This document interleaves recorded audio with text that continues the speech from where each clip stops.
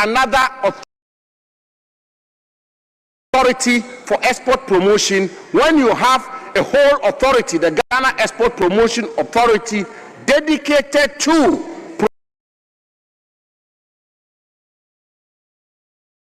promoting exports. Mr. Speaker, we have the Free Zones Board, we have the Ghana Investment Promotion Center, which is responsible for promoting investment, and that will create jobs. So the first point I'd like to make is that this authority, this proposed authority, complete duplication. Mr. Speaker, it is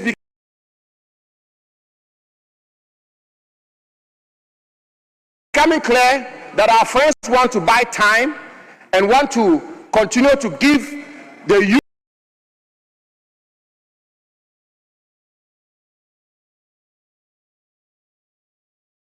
of our country some false hope that some 24-hour economy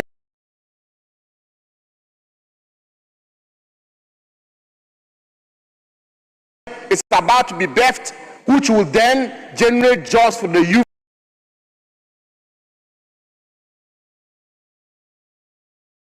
of our country. Mr. Speaker, I began by saying candor and honesty in politics and governance is absolutely important.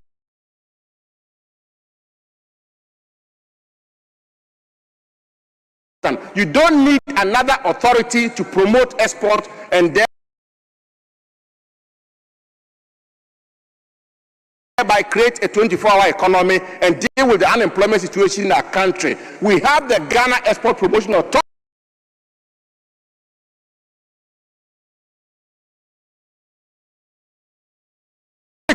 already. Mr. Speaker, let me refer the House again to page 7 of the report.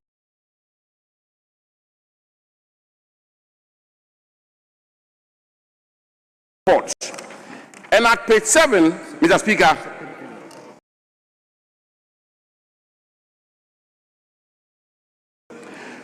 at page 7, when you look at the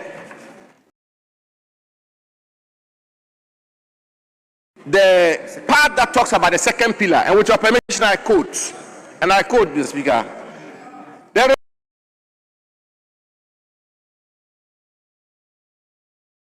report says the second pillar centers on the development of supply chain and market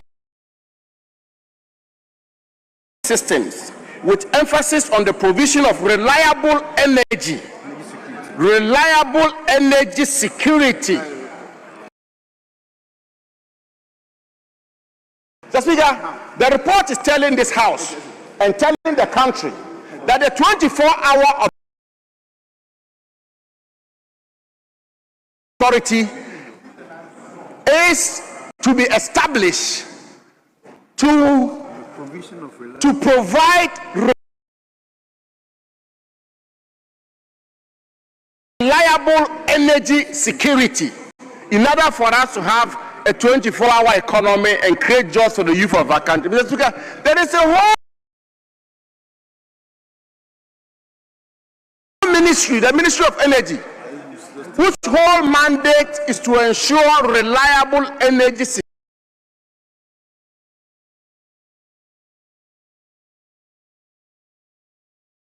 security. So, Mr. Speaker, the question again that the Ghanaian people will ask, that the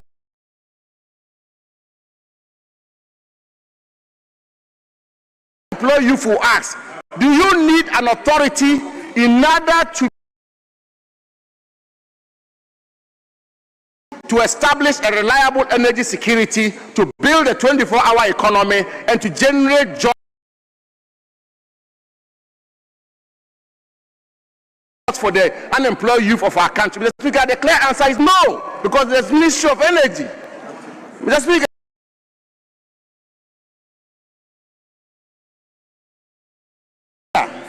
let us also, as I say, be fair to the facts.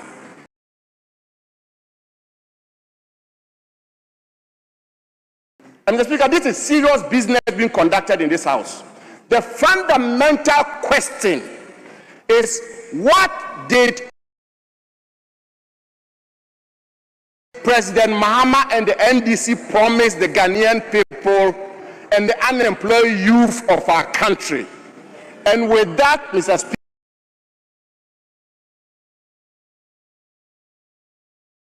Speaker, let me refer the House to the NDC manifesto, their own manifesto, specifically page 22 of the NDC manifesto. And Mr. Speaker, with your permission, I quote, "This is what they promised the country. This is what they promised the unemployed youth of our country. This is what, indeed, Mr. Speaker, they campaigned on, Mr. Speaker, and indeed, they put out multiple adverts on this promise. And Mr. Speaker, the whole campaign of the NDC in the 2024 election was anchored on this promise. And I quote, Mr. Speaker, this is what they told the Ghanaian youth. The 24-hour economy is a deliberate policy intervention by the incoming NDC administration to stimulate economic growth by creating an enabling environment in 3 shifts of 8 hours. In 3 shifts of 8 hours. Mr. Speaker, they go further to indicate that DVLA will operate 24 hours. Customs will operate 24 hours. Ports and harbors will operate 24 hours. Passport office will operate 24 hours. And so if DVLA was operating 24 hours today, it will mean that the unemployed Ghanaian youth can work in 3 shifts at DVLA, 8-hour shift. They can do that today, Mr. Speaker. With the greatest of respect, I want to submit that you do not need an authority to fulfill your promise of ensuring that DVLA, customs, ports and harbors, passport office, and all these public tell us that they need $400 million United States dollars to operate the 24-hour economy. Because look at their flagship program, they dedicated 7% of the $400 million. They've even not been able to fulfill the 7% that they committed, the 7% of the $400 million United States dollars. Mr. Speaker, let me conclude, Mr. Speaker, by indicating that it's taking them 1 whole year to put together a policy document, Mr. Speaker, and indeed, when they themselves committed 7% of the $400 million required to operationalize a 24-hour economy, even the 7%, they've not fulfilled it. Mr. Speaker, I want to conclude by saying that jobs for the men he hasn't found jobs for, he would then find jobs for them, buy a few Land Cruisers for them, give them salaries, give them allowances. This authority will not affect the suffering unemployed youth. It will not affect the unemployed youth in Bolgatanga, to Keta, to Sumatra, to across the length and breadth of our country. It will not. That's what I want to conclude by submitting. And I do so forcefully. That 11 months into the NDC administration, that is 24-hour today, that has 3 people doing their job, is the office of the Speaker of Parliament. Why are you trying to speak for 24 hours? Mr. Speaker, you see only your job, that is 133. It's the only job that is 133. The office, the job of Speaker of Parliament is the job where you have Right Honorable Abin Babin do 1 shift, and you yourself, Mr. Speaker, Right Honorable First Deputy Speaker, do the 2nd shift, and the 2nd Deputy Speaker does the 3rd shift. The only job in Ghana that is 133 is the job of the Speaker of Parliament. But no, that is not 24 hours, and that is not 8-hourly shift. You don't do 8-hourly shift, Mr. Speaker. This is another gimmickry. This is another deception. This is just to buy time. This is just to give false hope to the unemployed. You promise them employment, you promise them 24-hour economy, you promise them 133, 11 miles down the road, you have failed to deliver. Ghanaians are tired of talk. They want action. Implement it, and implement it now. I thank you, Mr. Speaker.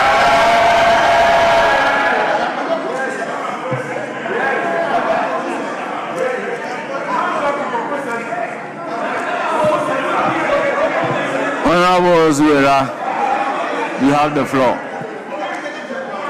Thank you. Thank you very much, Mr. Speaker. Mr. Speaker, as we consider the report of the 24-hour Economy Authority, Mr. Speaker, I am very, very, very dumbfounded that my colleagues on the other side are trying to suggest, that we should not have an authority for the 24-hour economy. Mr. Speaker, we were all in this chamber in the 8th Parliament. Our friends on the other side touted the senior high school free SHS. And for 4 years, we sat here. In fact, Mr. Speaker, one day they made us sit here. And they said the bill was on its way. We should wait. It was coming. Mr. Speaker, we sat here from Anopa to Anajo. From the Safe to the Dere. The bill never came. Up to today, these people. This is what they did with the free senior high school. Mr. Speaker, and I am very surprised that my learned brother who is running away from the chamber made reference to the free senior high school and suggesting that within 3 months, the MPP government had implemented it. Mr. Speaker, you and I know the story of the free senior high school very well. Look, it was chaotic, chas, strikes, no food, gari and palm oil. We saw it all. And this is what happens when you implement a program without a policy, without thinking through it. Mr. Speaker, running a country, fashioning out policy and programs to run a country is not a 3 months business. And they should not be proud of that record. Mr. Speaker, since the NDC government came into power, 7 January 2025, have you heard of a single strike from any senior high school complaining about no feeding? Have we heard about any strike actions? Any demonstrations? School children complaining that they haven't been fed? This is what you get when you provide good governance. This is what you get when you provide governance that invests time in fashioning out policies that will have enduring practicality, not just coming to do propaganda and sacrificing the future of our children. Mr. Speaker, export promotion and export development are two distinct things. They are never the same. And that is why the 24-hour economy says it is productivity, competitiveness, and inclusive growth. And if you read the preface to the 24-hour economy, and His Excellency President Mahama said, we are going to consume what we produce. And when we export with value.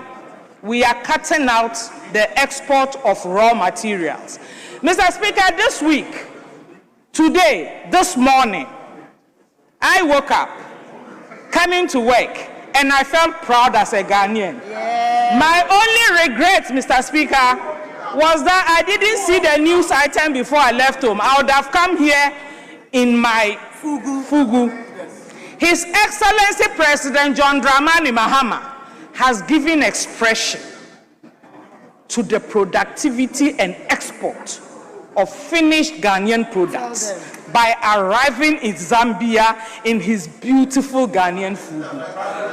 Mr. Speaker, to imagine that Zambians decide that based on that, they are going to wear our fugu. That is export of developed products, export of finished products, 24-hour economy markets. Imagine each market has a processing or a fugu developing plant. The number of fugu that we will produce and export to Zambia and other places in the world. This is what we mean when we talk about the 24-hour economy. We are not talking about export promotion. We are talking about export development. We will develop the products, we will develop what we have and export it so that we gain value on our produce. Mr. Speaker, I heard my brother questioning the 24-hour economy shift program. He is not aware. Maybe he should have asked me. Yes. He is not aware that the Minister of Transport and the DVLA are building DVLA offices in every district in this country, including my own good Salaga South. And those officers are going to employ the youth and the Ghanaians who are looking for jobs. And if at the end of the day, we employ them and they require 24-hour shift service, 8-hour shift service, that is exactly what we will provide. We never will run away from that campaign promise. Mr. Speaker, today, I'm having to work in my municipal hospital, and I'm asking for quarry dust from the Upper East region. And I'm told that the dust has to travel throughout the night, because when they travel during the day, because of the heat, the weather, it affects the tires. That is what 24 hours means. Yeah. That enough security will be provided so that our trucks, goods and services can be conveyed 24 hours across the country safely. Mr. Speaker, at Salaga, in a community in my constituency called Bunkwa, we produce the best yam in the country.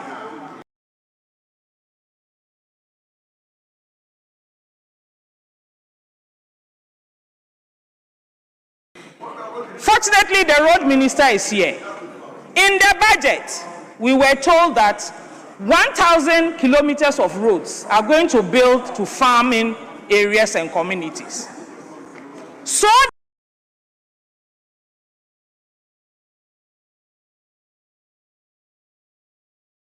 that goods, farm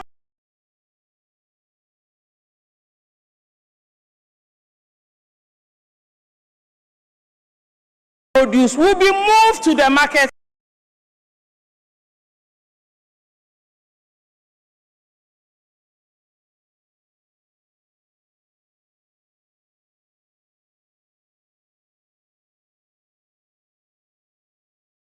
centers. So if a 24-hour economy exists in Salaga, and we bring all the yam there, and all the importers come to Salaga and buy the yam around the clock, Mr. Speaker, that's vibrant economy for the people of Salaga. You know.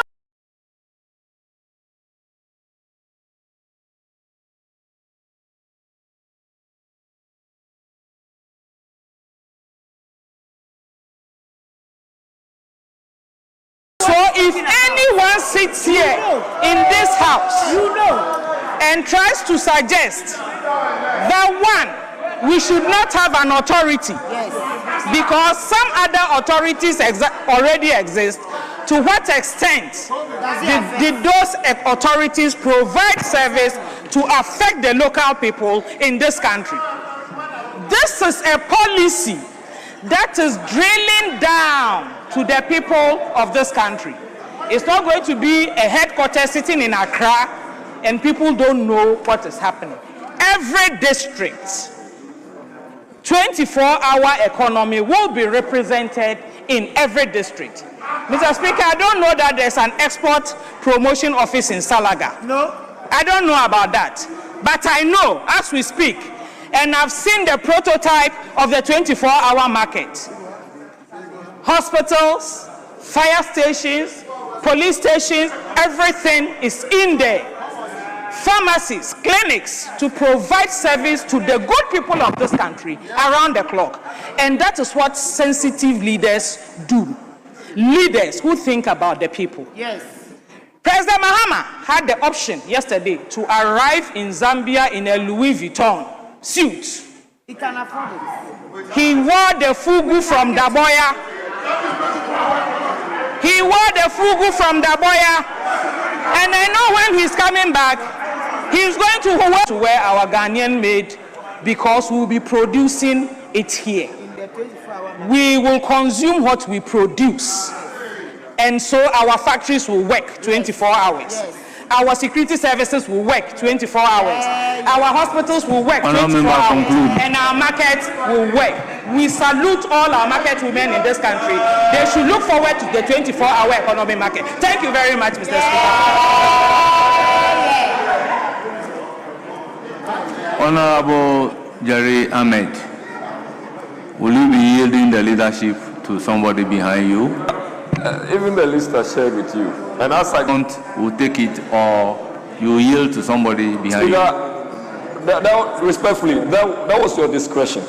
We had agreed here that it was going to be Kabiru, then Honorable Kojo Nkrumah. We only agreed on the number. Yes, and it was supposed to be 3-3 and 1 at leadership. The list that you gave me has Jinapo, Kabiru, and leadership. It's on his feet. My hands are tied. So will you yield to Honorable Kabiru? Yes?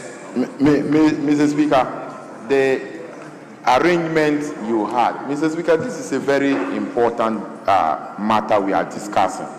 Honorable Kojo Nkrumah is the ranking on the economy. Dr. Kabiru, when he was making the list, as you see, you could see that our senior colleague, Honorable Anyimedu, was not included. But we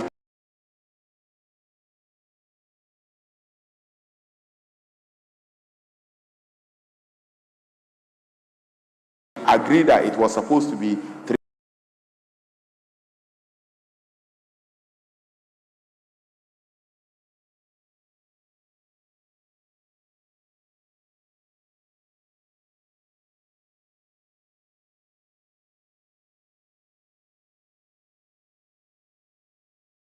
And leadership, and like your own wisdom concluded, he's senior on his feet. So what I'm saying that, Mr. Speaker, but that doesn't change the number 3-3. Mr. Speaker, we have Dr. Kabiru on the list, and Kojo Nkrumah, who is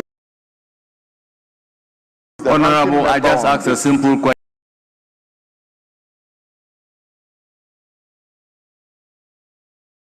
On this note, would the leadership yield to Dr. Kabiru? No, Mr. Speaker, Dr. Kabiru will speak. And leadership of the minority, you have the floor. Leadership of the minority, you have the floor. Mr. Speaker, thank you for the opportunity to contribute to this report that has been laid before the House. I first want to lay a proviso before I discuss about 4 issues from this side of the House. First, Mr. Speaker, is the fact that this bill that was brought, the authority bill, is supposed to be based on the 24-hour economy policy. Mr. Speaker, at the time this bill was brought to this House, the policy document was not before this House. In fact, it was yesterday, on the 4th of January 2026, that the policy document itself was brought. On that earlier that you are building the first floor before the foundation. Mr. Speaker, today we will cooperate and work with our colleagues, and we mentioned to them that we are not opposed to this bill. But we would like to implore them that going forward, the remaining policy documents must come to this House before the bills come, so that the consideration is done in tandem. Mr. Speaker, let me deal with the 4 substantive issues that we want to raise on this side of the House. First is the fact that we are of the view, respectfully, that a 24-hour economy authority is totally unnecessary for the purposes of delivering a 24-hour economy. And we say this with great respect. We don't mean this in a disrespectful way. Mr. Speaker, 6 of the biggest cities that operate 24-hour economies, New York, Tokyo, London, Bangkok, Dubai, Berlin, none of them started off with a 24-hour economy authority. In fact, it's only London that has a commission years after the fact to attempt to support the functioning of a 24-hour economy. What this bill does, contrary to what it advertises to the youth in this country, that the government promised a 24-hour economy, and they've brought the law for the 24-hour economy. What this law actually does is that it sets up a bureaucracy, an authority with a chief executive, an internal auditor, hundreds of staff, board. They're going to ask for a budget and spend, but with the greatest of respect, this authority does not deliver a 24-hour economy in any way. And so, Mr. Speaker, if anybody is under the illusion that what the government has done is to bring a bill that will give life to the 24-hour economy, we would like to serve notice, and notice is hereby served. This bill does not deliver a 24-hour economy. It only sets up an authority, a new bureaucracy, which will not deliver a 24-hour economy. Mr. Speaker, if it is about the accelerated export development, that has been mentioned by my colleagues, there's already GEPA, fully funded, working, opening trade houses in other parts of the world. This is not the body that will accelerate export development. In fact, this ends up being a duplication. We don't want to say it's just going to create jobs for the boys, for those who have not been appointed in government so far. We won't say that. But this is just a duplication. If it's about export, accelerated export development, it's just a duplication. It is neither going to create a 24-hour economy nor accelerate exports. Now, Mr. Speaker, some of the earlier colleagues on the other side claimed that they were shocked that we were suggesting we haven't seen what they promised reflected in this bill. And we are shocked that they are shocked. Because, Mr. Speaker, when they advertised the 24-hour economy, they had a very clear, unambiguous definition for the millions of Ghanaian youth to hear. They said they were going to introduce a system that will allow people to work around the clock, 133. We remember the launch of your manifesto when His Excellency the President, then candidate, had the clock behind him. 133. One job, 3 staff, 3 shifts. Mr. Speaker, we have read this bill from clause 1 to clause 28. There is no mention whatsoever from clause 1 to 28. There is no mention of an around-the-clock working cycle. There is no mention of it here.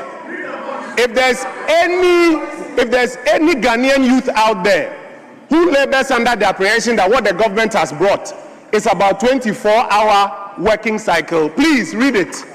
It's not in it. Honorable Adongo attempted to give us a variation that 24-hour could mean 133 or 122 or something. Whichever way you keep it, Mr. Speaker, it is not in this bill. So again, the claim that this bill is going to enable people work around the clock, increase productivity and create more jobs, this bill does not respond to that. It's a fallacy. Mr. Speaker, now let me go to the issue of agencies. In their manifesto, they actually listed agencies that they were going to have work for 24 hours, DVLA, customs, etc., as has been mentioned. None of these agencies is mentioned in this. Not one. Not one. AG. Not one of these agencies is mentioned in this. But if indeed this bill is to compel government agencies to work around the clock, you should be listing them here. None of it is here. In fact, Mr. Speaker, if you read the functions of the authority that they have listed, please permit me to read the functions. Section 3.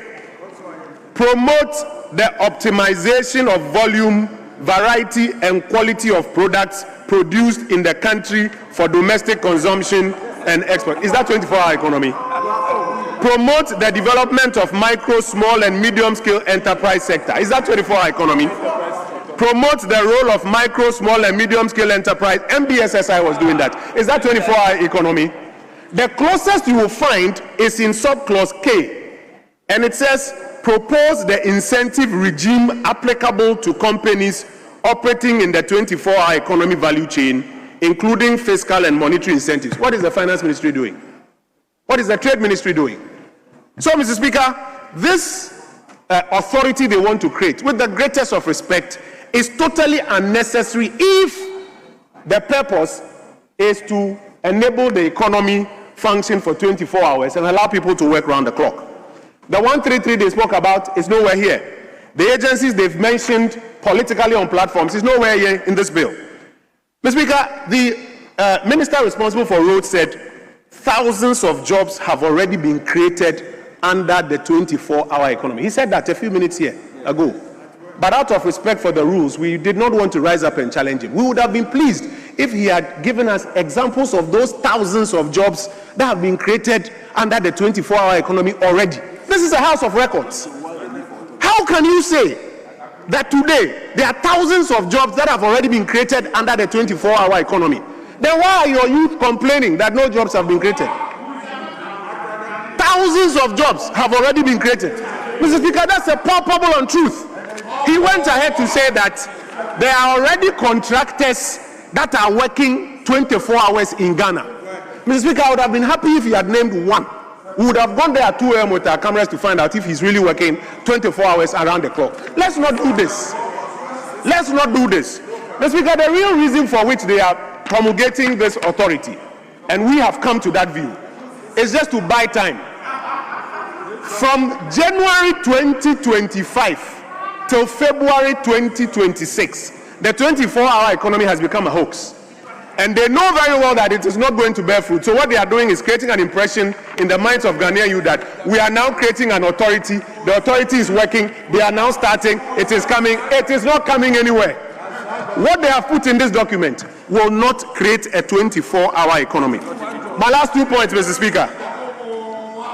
I was shocked that after all the criticism of the 1D, 1F policy, that policy was not coherent because it was relying on the private sector. I was shocked to read in paragraph 4, page 2 of the memo to this bill. Mr. Speaker, line 8 says, furthermore, the program is delivered by the direct entrepreneurial efforts of organized private citizens acting through their as well as community-based organizations, acting through their collectives, cooperatives, companies, and other industry associations, as well as community-based organizations, rather than the public servants. Mr. Speaker, what they are actually saying is that if you are hoping that the public sector is what will deliver 24-hour economy, forget. They are waiting for the private sector. Because the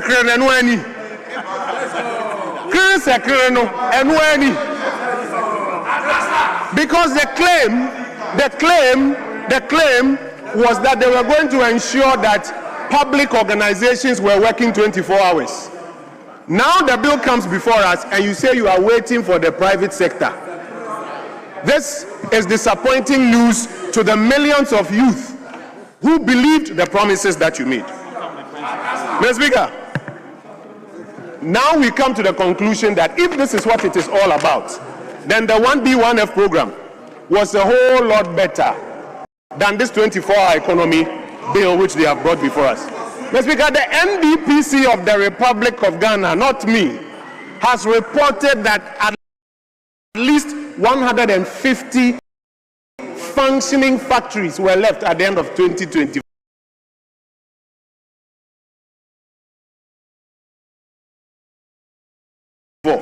Not me, the NDPC reports it. It's in the annual progress report of the NDPC. You may want to quarrel with them, not me. They didn't require an authority to do this. The same ministries that were functioning were the ones providing the incentives. If all that we are going to do is to create this bureaucracy, pay all these monies, and now wait for the private sector to come, then, Mr. Speaker, we are doing ourselves a big disservice. It is their policy.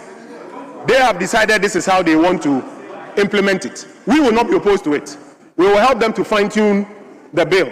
But, Mr. Speaker, we caution them in good faith that if this is what they hope will deliver a 24-hour economy, this will not.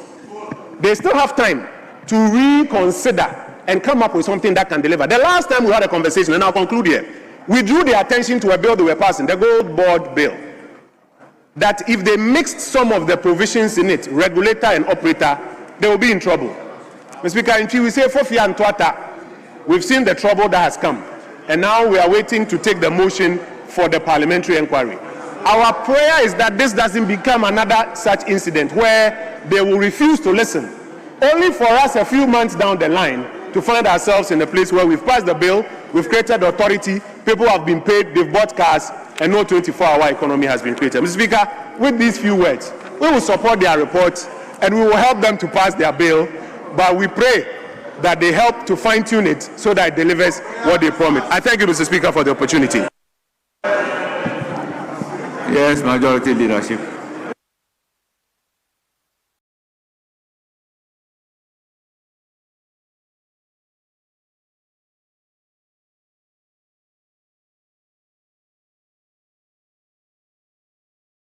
Majority Leader, you have the floor. We'll apply for you. Thank you very much, Mr. Speaker. Mr. Speaker, I think a lot has been said about the policy to create a 24-hour economy in our country. Mr. Speaker, I think in the arguments of both sides of the House, we can at least agree on a number of things. The first is that our economy needs major transformation. That, I think, there is agreement. We are confronted with the crisis of unemployment, especially among our youth. That, I think, there's also some consensus. And that we must do something radical to give hope to the youth, to give hope to the population, and to enable the private sector to accomplish the hope that has been created. Mr. Speaker, the 24-hour economy and the authority that is being established to implement it is not the vehicle that will create a 24-hour economy. It is a coordinating secretariat that will coordinate the activities of all the other sectors who, when they function and function properly,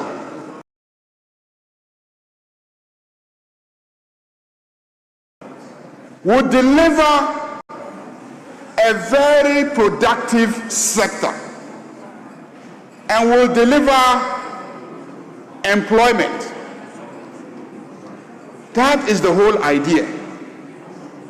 That is why it says that the whole 24-hour economy is founded on 3 pillars. One is production systems development transformation. Production systems development transformation. Let's take just this one pillar and try to understand what it means when you say production systems development transformation. Let's take the agricultural sector. The NPP introduced some agricultural policies. What happened? We did not see transformation of the agricultural sector. What accounts for it? We're trying to develop the agricultural sector through peasant farmers, smallholder farmers, without irrigation, without the requisite machinery, without effectively establishing the link between input financing and then also off-taker markets. Now, we looked at it and we decided that you need to transform the entire production system. So, for instance, in the agricultural sector, what has succeeded in most economies in this day is large-scale commercial agriculture.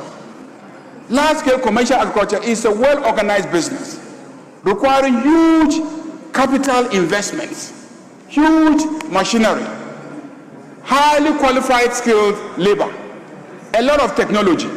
So they produce without transforming the production system. The NPP attempted. What did we see?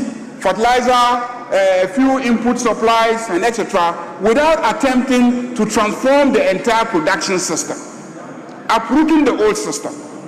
That is why a production system development transformation is crucial. And this applies.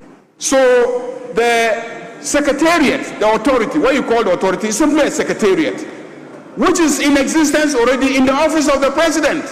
There is a secretariat. But the reason why we want to invest with the authority status is because this is a secretariat that is going to superintend and work with ministers and sector ministries. And so you cannot have a simple secretary of a secretariat trying to, superintend over ministers. That's why it is being invested with the authority of an authority. That is the whole idea.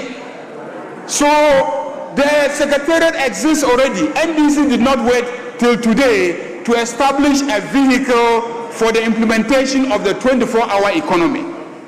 The institution exists. We are changing its legal character in order to give it the relevant powers that will be needed for it to be able to achieve its objectives. And the policy document is not just coming to Parliament. The policy document was inaugurated on the 2nd of July 2024. The policy document was inaugurated on the 2nd of July 2025. Mr. Speaker, a policy document must not necessarily come to Parliament. No. Where in this country, in the governance history of this country, has it become compulsory that when a minister develops his policy document, he should bring it to Parliament? But you requested for it, and that is why I took the pains to bring a copy to be laid and then to make copies available to you. But it is out there. You have been copiously making reference to NDPC reports. You've been copiously making references. A lot of the reports that they have been writing are not documents of this Parliament. They are lying there. We all go and buy the documents and we read them. They are in libraries.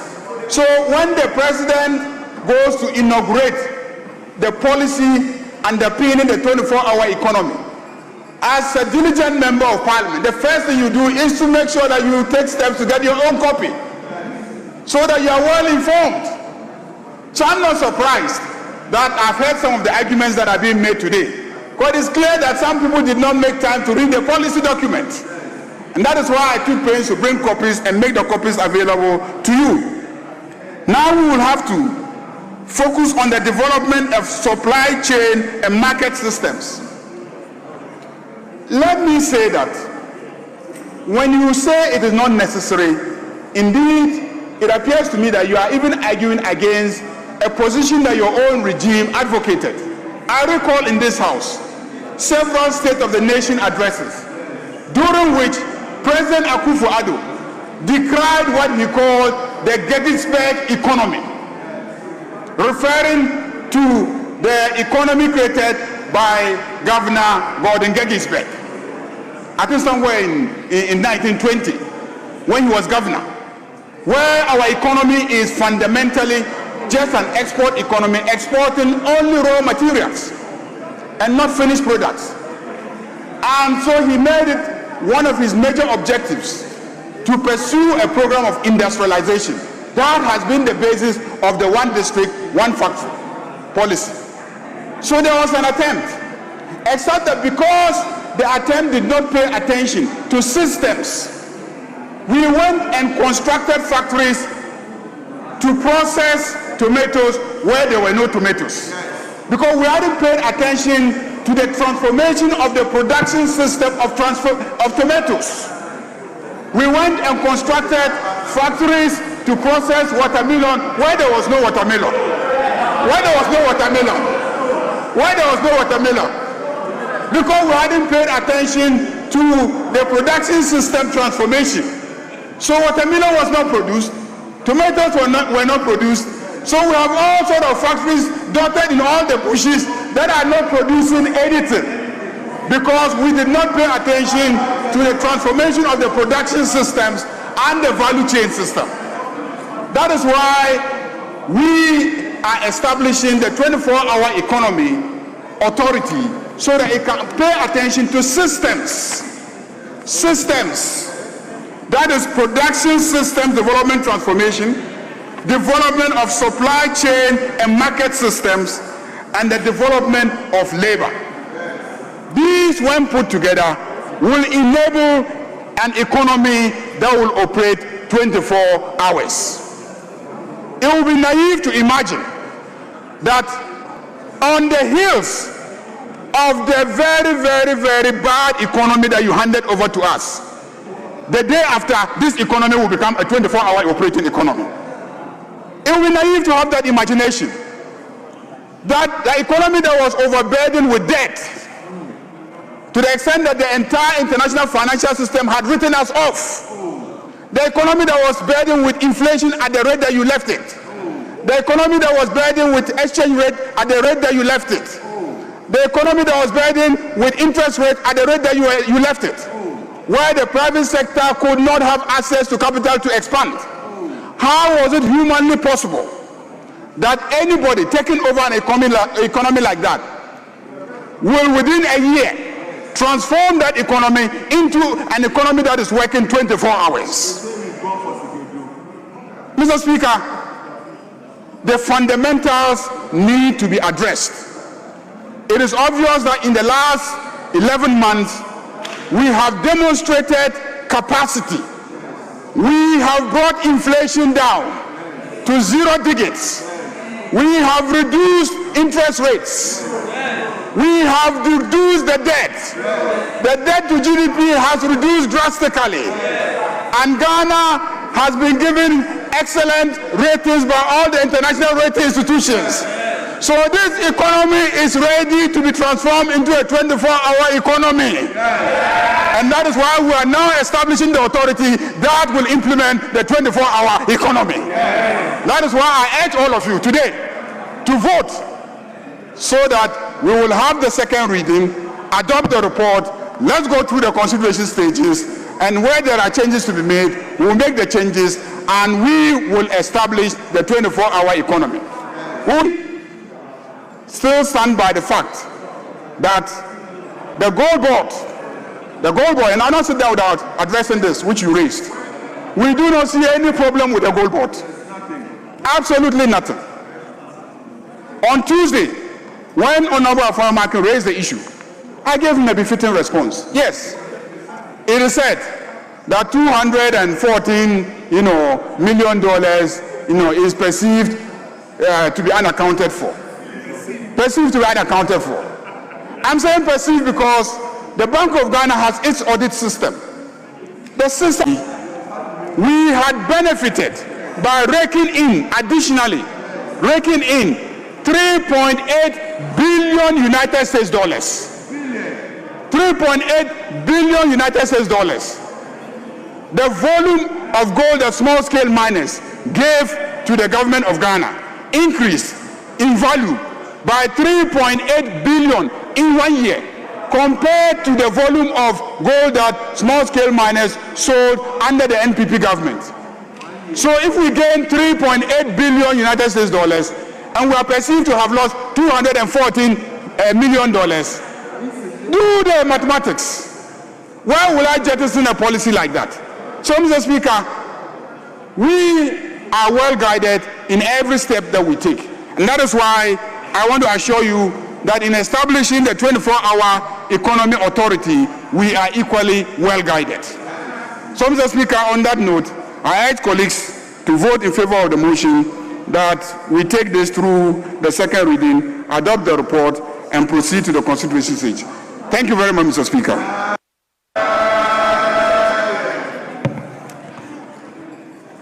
Honourable members, at the conclusion of the debate, I'll put a question. All those in favor of the motion say aye. Aye. Those against say no. Honourable members, the ayes have it. The motion is adopted. An act to establish the 24-hour economy authority to implement the 24-hour economy and accelerated export development program and provide for related matters. Honourable members, the 24-hour economy authority bill 2025 is duly read for the second time. Yes, Majority Leader, any indication?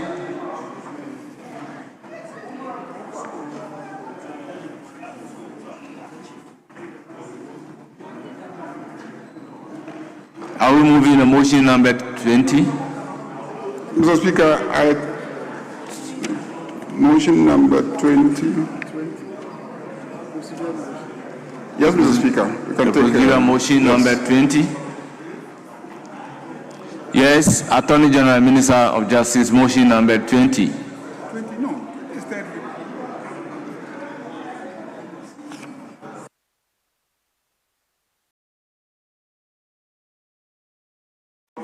Right Honourable Speaker, 20. I rise to move that notwithstanding the provision of Order 1691 of the Standing Orders, which requires that when a bill has been read a second time, the bill shall pass through a consideration stage, which shall not be taken until at least 2 sitting days have elapsed. The consideration stage of the 24-hour Economy Authority Bill 2025 may be taken today. I so move, Mr. Speaker.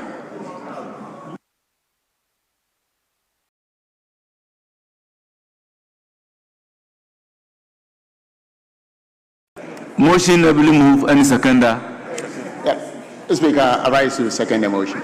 Honourable members, motion moved and seconded. It is for the consideration of the House. Honourable members, this is a procedural motion. The question is, as many as are in favor of the motion say aye. Aye. Those against say no.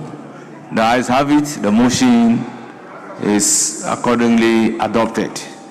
Now, the 24-hour Economy Authority Bill 2025 at consideration stage.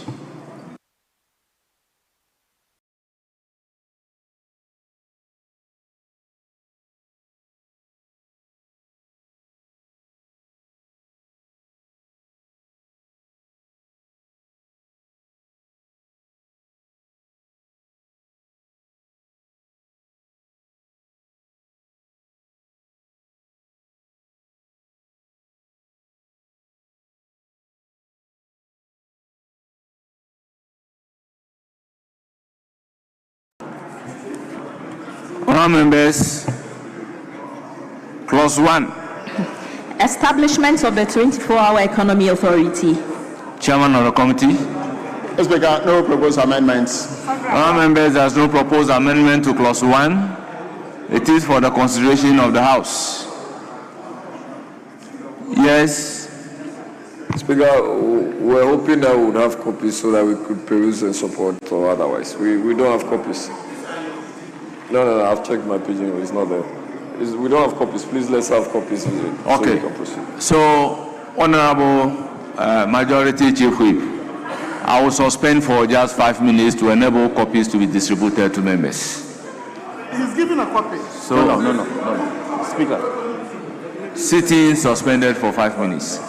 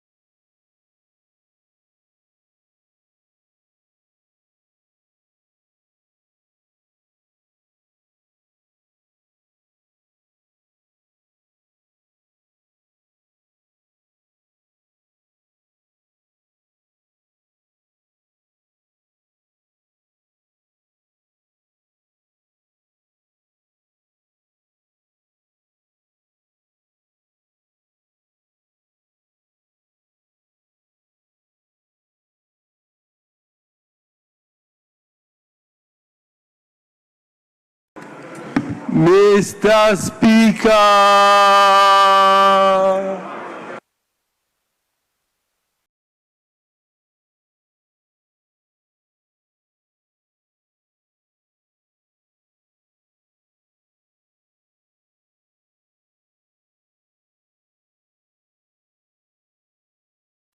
Honourable members, kindly resume your seat.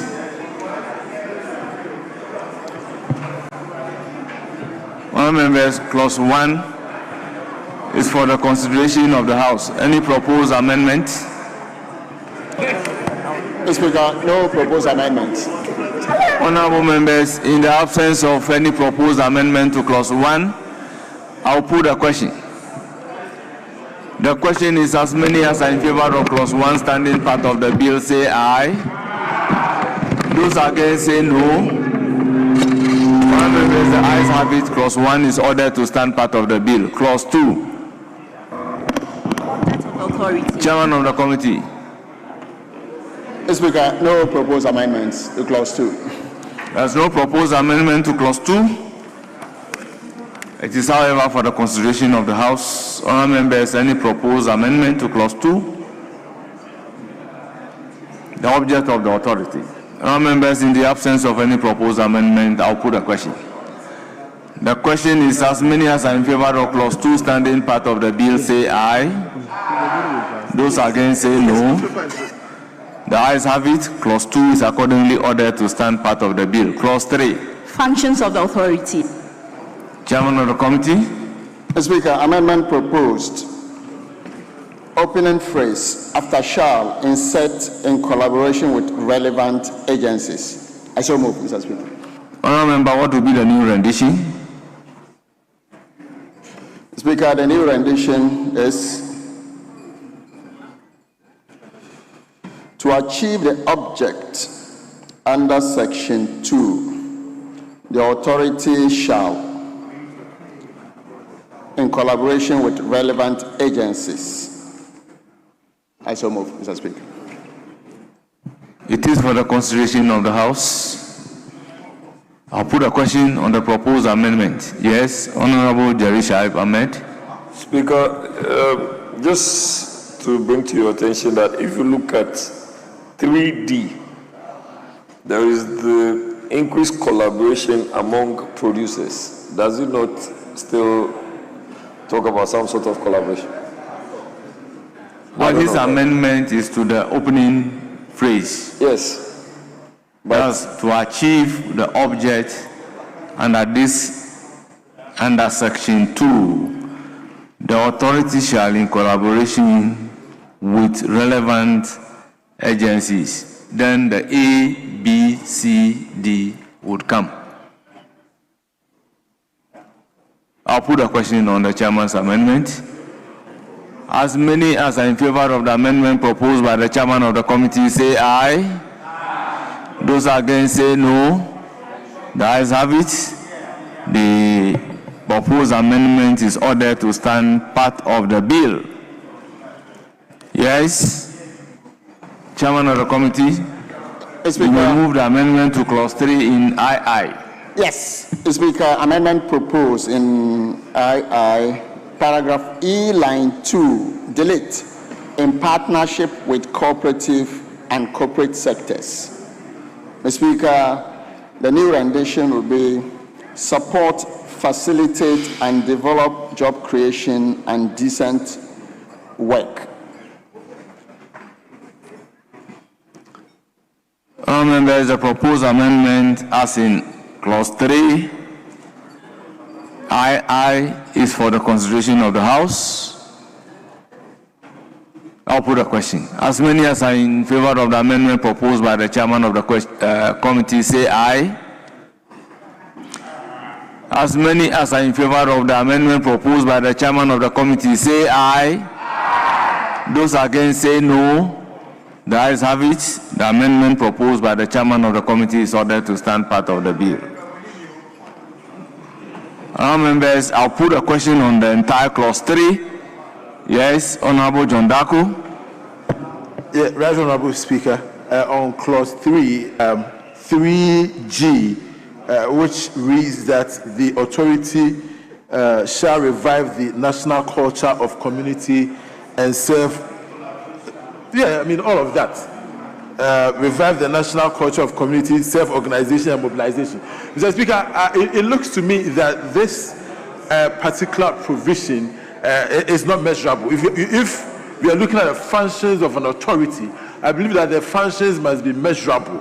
And looking at this particular provision, how is the authority going to revive national culture of community, self-organization and mobilization? So, Mr. Speaker, I suggest that this is taken out so that the new rendition will take away the subclause G. So your proposal is to delete G? Yes, Mr. Speaker. Then do so that I can put a question. So I propose that clause 3G is removed, Mr. Speaker. It is for the consideration of the House. Yes, Chairman of the Committee. Mr. Speaker, I will urge my good friend to abandon his amendment. Indeed, if he's a student of ordinary level, he would note that in the early 80s, there was this program called the National Mobilization Program. This was a program that galvanized everybody in this nation. It was about nation building, it was about self-help, and it was about, everything about it was about the nation. That is that revival we are talking about.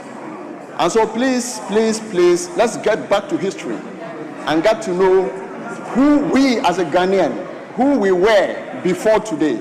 And that is that culture we want to inculcate in the people. We want to revive that culture of self-help, of self-mobilization, and improvement in our well-being. That is why this clause ought to stay. Mr. Speaker.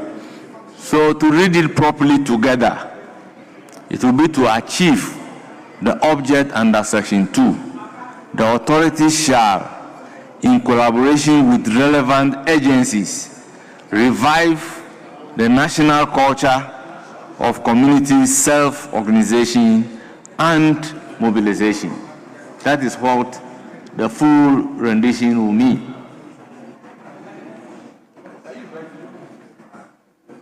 Yes, if you insist, I'll put a question on your amendment. Yes, Mr. Speaker, I insist because, the explanation given by my colleague on the other side actually, gives me more reason why this should be removed. So, that honorable members, our economy authority. I am putting the question. Supposed to revive a 1980 policy. What are you talking about? Honorable members, I'll be putting the question. Yes, Majority Chief Whip. Speaker, I disagree with the proposal to have 3G deleted. I see your difficulty. It's about the revival. Community self-organization and mobilization is not dead. So instead of revival, we could say facilitate, because communities to engage in self-help projects, in communal labor, in self-mobilization to undertake even constructional projects. So the essence of what we are doing here is to say that this authority will facilitate, would encourage people to self-mobilize. So, Mr. Speaker, my proposal will be we delay revive and insert facilitate. So it will read, to achieve the object under this section, the authority shall, in collaboration with relevant agencies, facilitate the national culture of community self-organization and mobilization.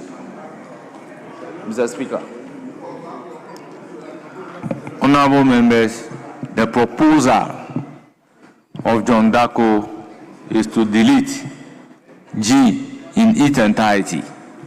And that is what I want to put a question on. So we can only come to the amendment of the Majority Chief Whip if this provision is allowed to stay. Then there can be a further amendment to it. Unless Honorable John Darko wants to abandon his amendment. If he insists, I'll have to put a question. Mr. Speaker, with respect, please let's put it to a vote so that posterity will see what they did to this bill. Honourable members, I'll put a question on the amendment proposed by John Darko. Those in favor say aye. Those against say no. Honorable members, it's obvious. The proposed amendment of John Darko has been defeated. Now, clause 3G will stand part of the bill. Yes? Speaker, my humble proposal is to delete the word revive, beginning G, and insert facilitate. Speaker, revivers is suggesting that the community mobilization spirit is dead. It is not. It is not. So my proposal is that it will facilitate. The facilitation means any community that will be willing to engage in mobilization, community engagement, the authority will be ready to facilitate. Chairman of the committee, the proposal is to delete revive and substitute it with facilitate. Mr. Speaker, that's not fatal. Very well. I'll put a question on the amendment proposed by the majority chief whip. Those in favor say aye. Those against say no. The ayes have it. The proposed amendment by the chief whip to delete revive in clause G of clause 3G and substitute facilitate, so that the new rendition will read: to achieve the object under section 2, the agency shall, in collaboration with relevant agencies, facilitate the national culture of community self-organization and mobilization. It's ordered to stand part of the bill. I'll put a question on the entire clause 3. Yes, Honorable Dr. Kabiru. Mr. Speaker, I'm proposing that we delete in B, 3B, sector. So we delete sector from the current rendition, so that the new rendition. Current rendition in. Promote the development in of the. Which clause? 3B. 3B, Mr. Speaker. Okay. The current rendition is that to achieve the object under section 2, the authority shall, in collaboration with relevant stakeholders, promote the development of the micro, small, and medium-scale enterprise sector. And I'm proposing that we delete sector and then add S to the enterprise, so that the new rendition will be to promote the development of micro, small, and medium-scale enterprises. Mr. Speaker, in drafting singular means plural, so S. that's okay. So just to delete and leave it at enterprise. So, honourable members, the proposal is to delete sector from clause 3B. That's at the end of the clause, sector be deleted. Chairman of the committee.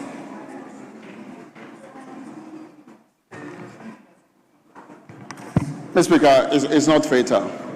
Very well. I'll put a question on the proposed amendment by Kabiru. Those in favor say aye. Those against say no. The ayes have it. The proposed amendment by Honorable Dr. Kabiru is ordered to stand part of the bill. Honorable members, yes, Dr. Kabiru.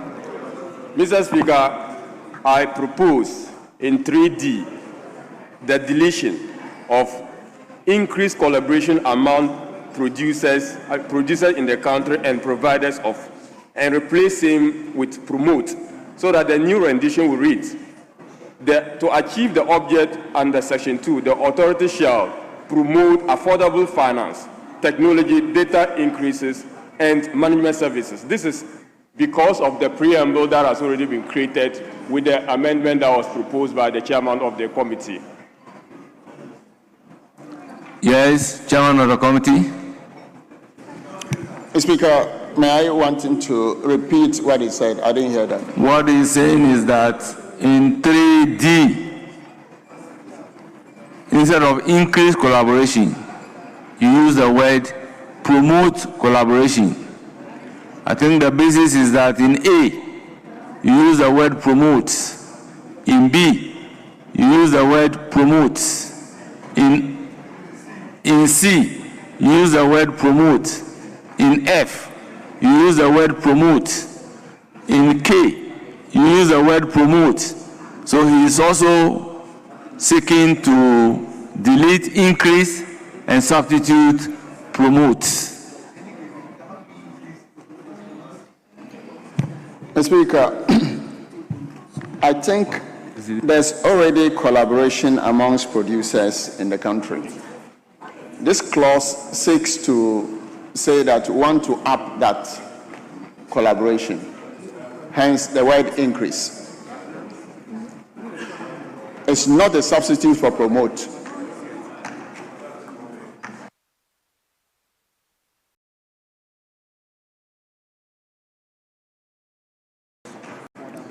Yes, Honorable Dr. Kabiru. Mr. Speaker, I get the spirit of the proposal by the chairman of the committee, and I get the sense that he's trying to convey.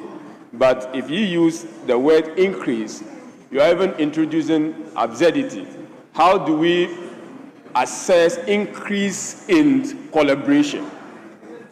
And even if you want, you could say enhance, because you admit that collaboration is already ongoing, but you want to intensify that collaboration. You want to, strengthen that collaboration. And I think that those words could come up than the word increase. To use the word increase in that context is going to be a bit problematic in terms of even trying to evaluate what you want to do in the context of what the authority or the bill seeks to do. The authority seeks to do. And that's the reason why I'm urging that we can have a re-look at the word increase collaboration in this context and use a better substitute. Promote is a good word, enhance is another word, but increase is certainly problematic, Mr. Speaker. Yes, Chairman of the committee. Mr. Speaker, I'm amenable to using the word enhance. Very well. Come out with a new rendition. I'll put a question. Mr. Speaker, so the new rendition will read, to achieve the object under Section 2, the authority shall, in collaboration with relevant stakeholders, what was the word? enhance collaboration among producers in the country and providers of affordable finance, technology, data services, and management resources. I so move, Mr. Speaker. I'll put a question. Yes. Mr. Speaker, thank you very much. Honorable Dr. Rashid Pepo. Thank you very much, Mr. Speaker. Mr. Speaker, from the sense I'm getting out of the chairman's pronouncement, I think the promote is a better substitution to increase than enhance. Enhance means an existing situation that you want to make sure you keep. It might not be increased. But I really do not see the difference between enhance and increase. Yeah, but enhance cannot be the good. So I agree with you. Yes. The appropriate terminology is to promote. Yes. Promotion should have been the right, Chairman of the committee, promotion should have been the right word. Well, I'm not to take part in the debate. Mr. Speaker, I'm amenable to using the word promote. Yes, Honorable Kabiru. Mr. Speaker, I think the answer, anyway, so the new rendition would then be to achieve the object under Section 2, the authority shall, in collaboration with relevant stakeholders, promote collaboration among producers in the country and providers of affordable finance, technology, data service, and management resources. I so move, Mr. Speaker. Honourable members, the proposal is to delete increase and substitute promote. Yes. Speaker, promotion is not conveying the sense of this clause. We speak of two levels of collaboration here. In the preamble, it is interagency collaboration. Then, in the subclause, we speak of the stakeholder collaboration, which is already in existence. So it's not about promotion. We want to broaden it. That's the sense. You see, it's to broaden the stakeholder collaboration. So instead of promote, we can actually use broaden. You see, Honorable Majority Chief Whip, you know the consistency rules in drafting. If you toe your line and your argument should hold, then we'll have problem with the use of the word promote in A. We'll have problem with the use of the word promote in B. We'll have problem with the use of the word promote in C. We have problem with the use of the word promote in K.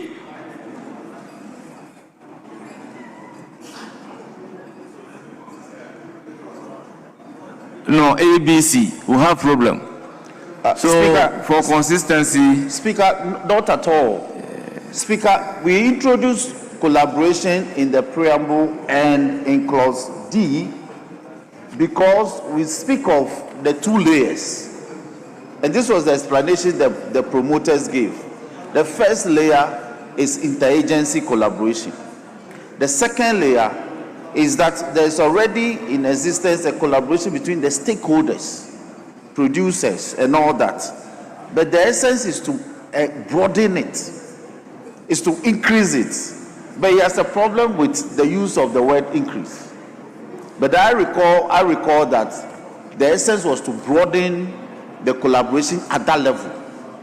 So if you have a problem with increase and the chairman is amenable, it has to be broadened. Speaker, because we haven't introduced in A, B, and C, we haven't introduced collaboration anywhere. So promotion conveys the sense of the house. But in D, to introduce increase, it's a problem. But to broaden the collaboration is what I gather from the discussion that they intended.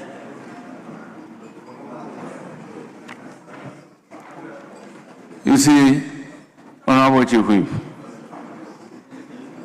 to achieve the object under Section 2, the authority shall, in collaboration with relevant agencies, that is the first collaboration, relevant agencies, and in doing that particular collaboration, you promote the collaboration among the producers.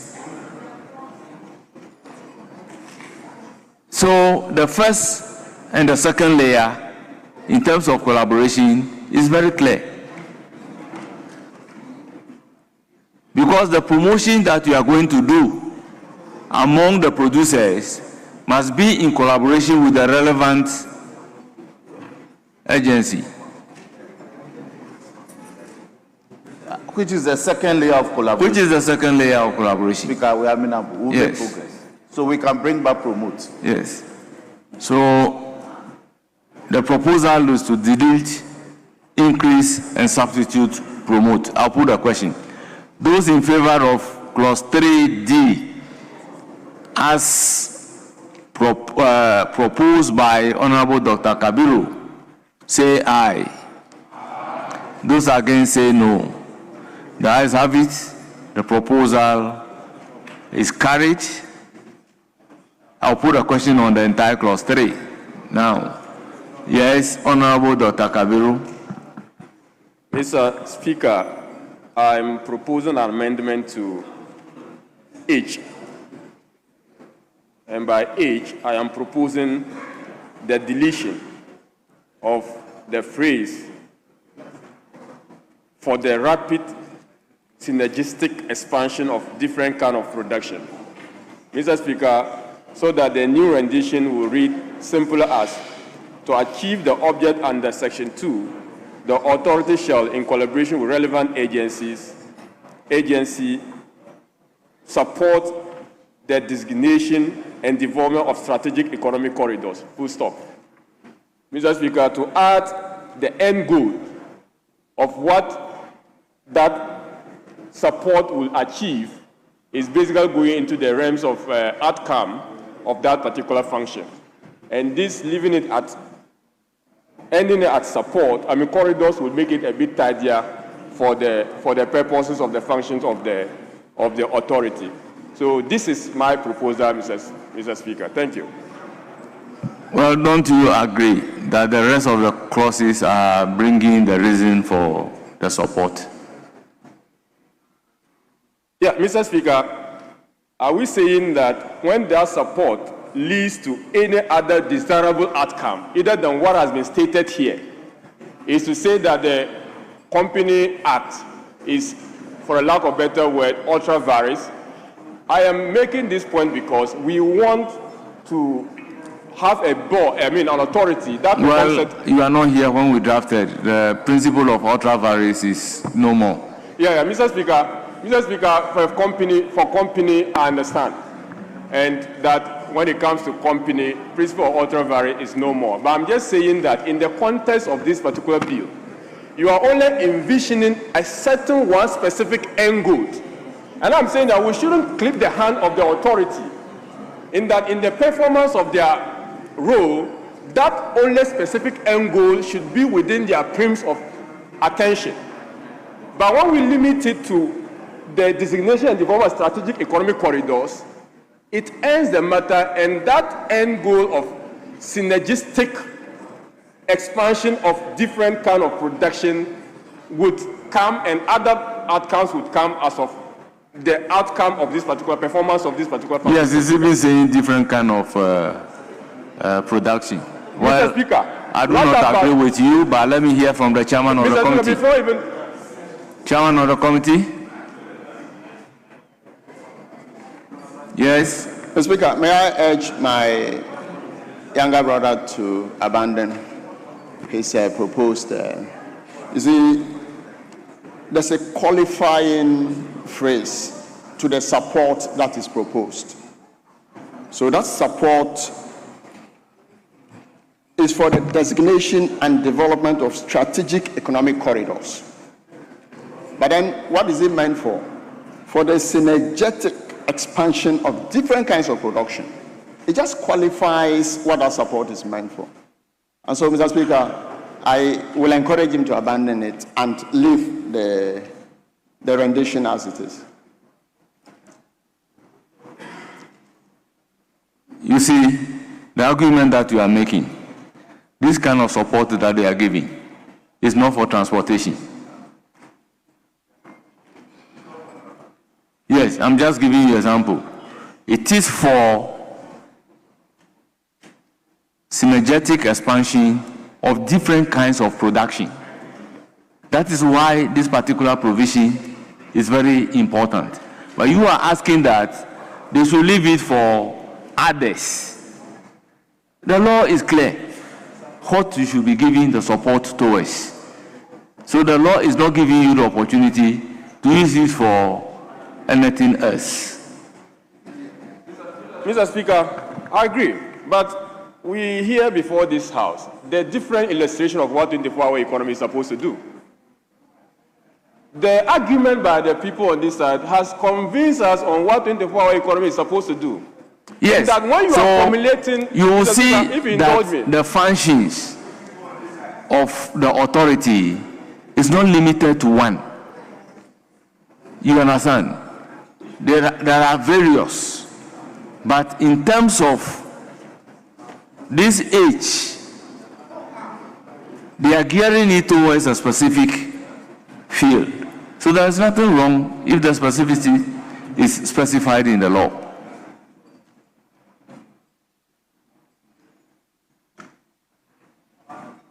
Mr. Speaker, I am not saying there is something wrong if they qualify it with one specific end goal. I'm not by that saying there's anything wrong with that.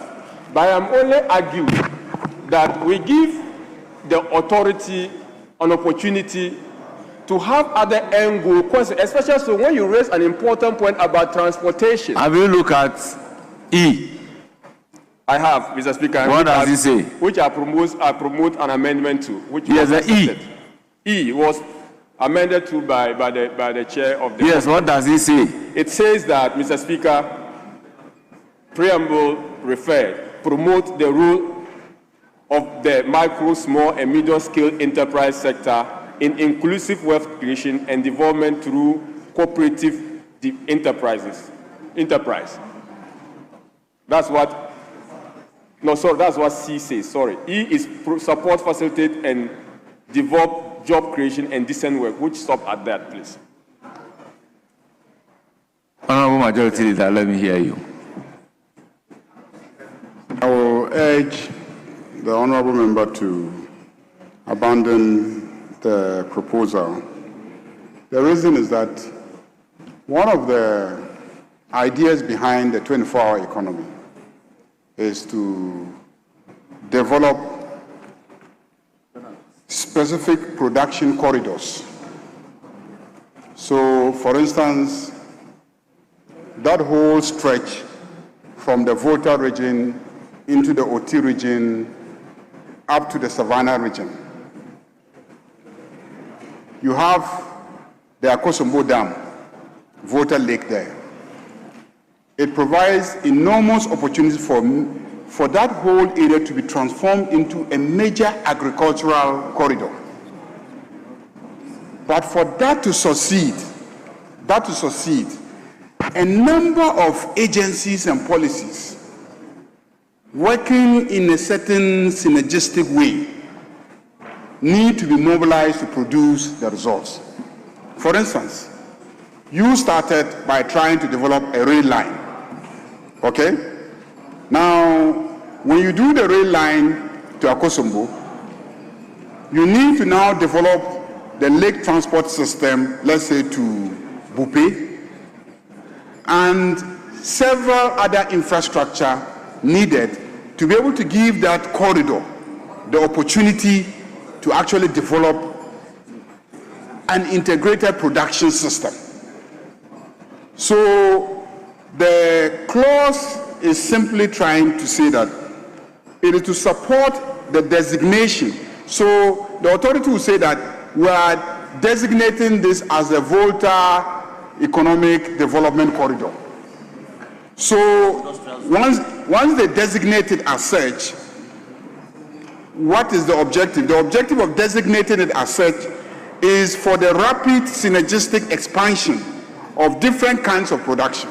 So the synergy, the mobilization of institutions and the systems that will enable the corridor to develop. So if you took out the second part of the clause, it might just be like you are simply designating a place. So if you designate, you go back and sit down, how do you achieve that objective? That's why I plead with you to abandon the proposal. Mr. Speaker, I abandon the proposal. We can make progress, please. Honourable members, I'll put a question on the entire clause 3. As many as are in favour of clause 3 standing part of the bill say aye. Clause 3. Those against say no. Clause 3 is ordered to stand part of the bill. Clause 4. They are not interested in working on their own bill.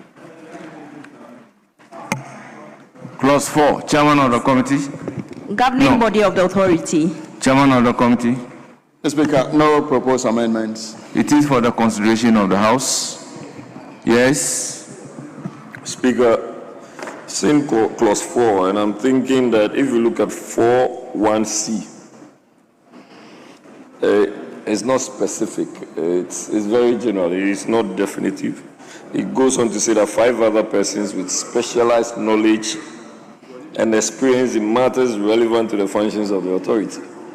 I think this is all over the place. Nominated by the president, at least 2 of whom are women. That's the only specific definition. But if you're saying matters relevant to the functions of the authority, that is, for me, vague. What is your proposal?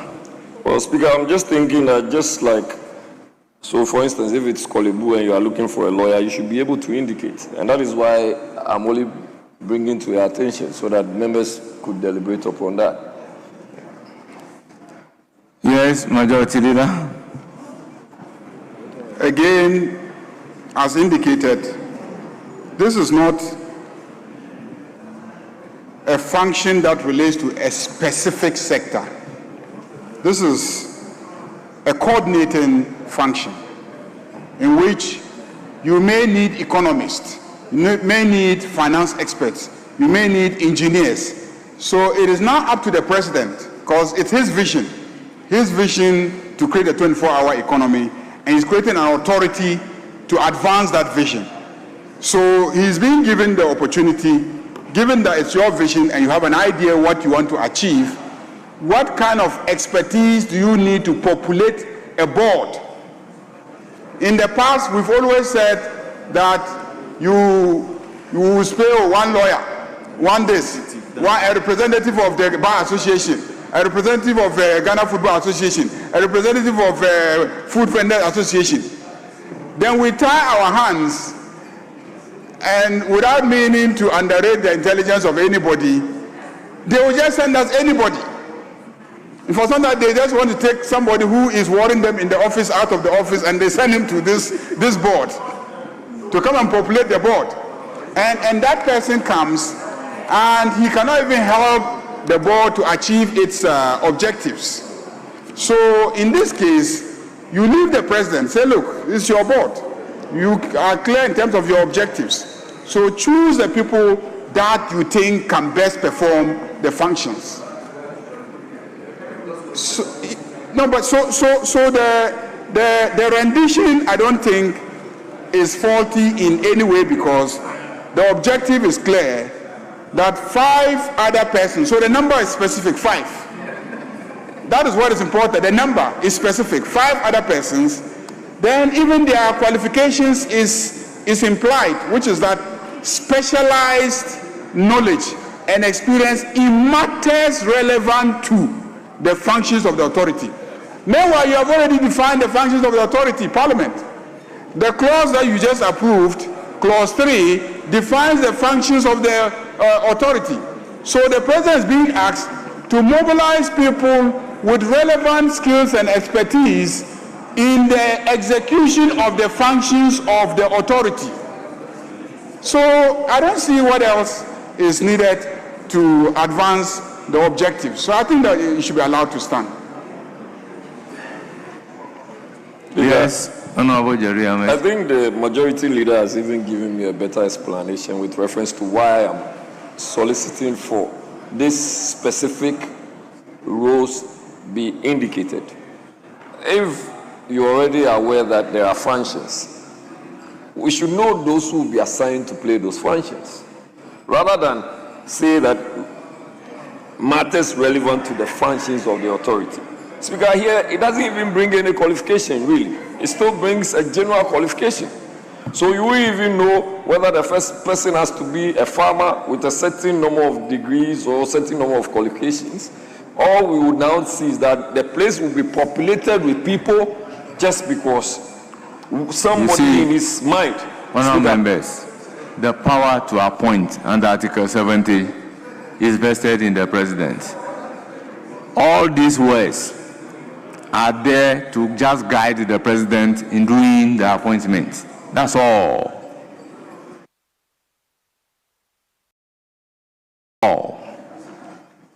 It's just a guide to the president in doing the appointment. Speaker, I am very minded on this matter, against the backdrop that we all know that the president has the powers to appoint. Yes. But the president will not go and appoint people that do not have the requisite qualification for a certain function. Yes, so that is why we are guiding. And that is why it is always the case that those responsibilities or functions are given specific details that it has to be. Speaker, for instance. So what is your proposed rendition? Speaker, I am only making a general... well, we don't make a law like that. If you don't have a proposed rendition, I'll put a question on clause 4. As many as are in favor of clause 4 standing part of the bill say aye. Those against say no. The ayes have it. Clause 4 is ordered to stand part of the bill. Honourable members, in the legislative process, we are supposed to propose amendment, deletion, or addition. Clause 5. Functions of the board. Chairman of the committee. Mr. Speaker, no proposed amendments. It is for the consideration of the House. Honourable members, any proposed amendment to clause 5? Honourable members, in the absence of any proposed amendment to clause 5, the question is as many as are in favor of clause 5 standing part of the bill say aye. Those against say no. The ayes have it. Clause 5 is ordered to stand part of the bill. Clause 6. Duties and liabilities of a member of the board. Chairman of the committee, you may move the third amendment. Mr. Speaker, proposed amendment, subclause 2, paragraph C, delete to avoid making use of and insert not to use. Mr. Speaker, the new rendition will be not to use information acquired by virtue of the position of that member so as to benefit that member or to the detriment of the authority without authorization. And I so move, Mr. Speaker. Honourable members, the proposal is to delete to avoid making and substitute not to. Honourable members, I'll put a question on the proposed amendment by the chairman of the committee. Those in favour say aye. Those against say no. The ayes have it. The proposed amendment by the chairman of the committee is ordered to stand part of the bill. Honourable members, does it mean we cannot even vote?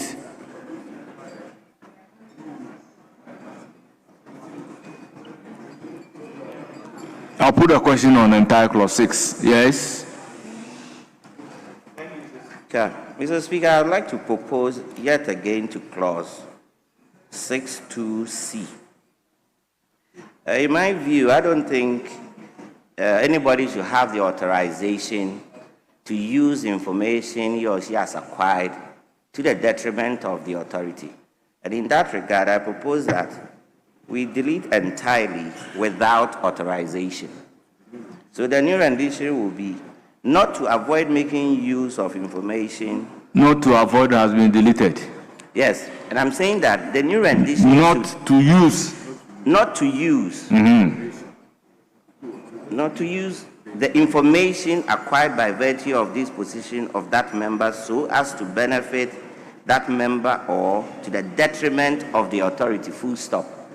You shouldn't have the situation where you can actually There are lawful situations where you have to use the information. That is why without authorization but is to the important. detriment, the issue is to the detriment of the authority. Yes. So you shouldn't be permitted yes, to use if the law information allows. to do something to cure. Yes, if the law allows. To the detriment of the authority. Even if the law allows. But why should we allow that? But why should we permit the law to harm us? The law is there to protect us, Mr. Speaker. The word here is a very strong word. So therefore, if I use it today and you question me tomorrow, I will tell you that I have the authorization to use the information to the detriment of the authority. You see, there are instances where you can lawfully use the information even if it will be to the detriment. Yes, but to the detriment here. So in that case, you are authorized so to do.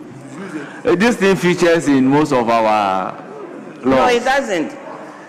No, Mr. Speaker, let's look at it carefully. So what do you want to be the rendition? The rendition should take away the without authorization, but this is purposeful.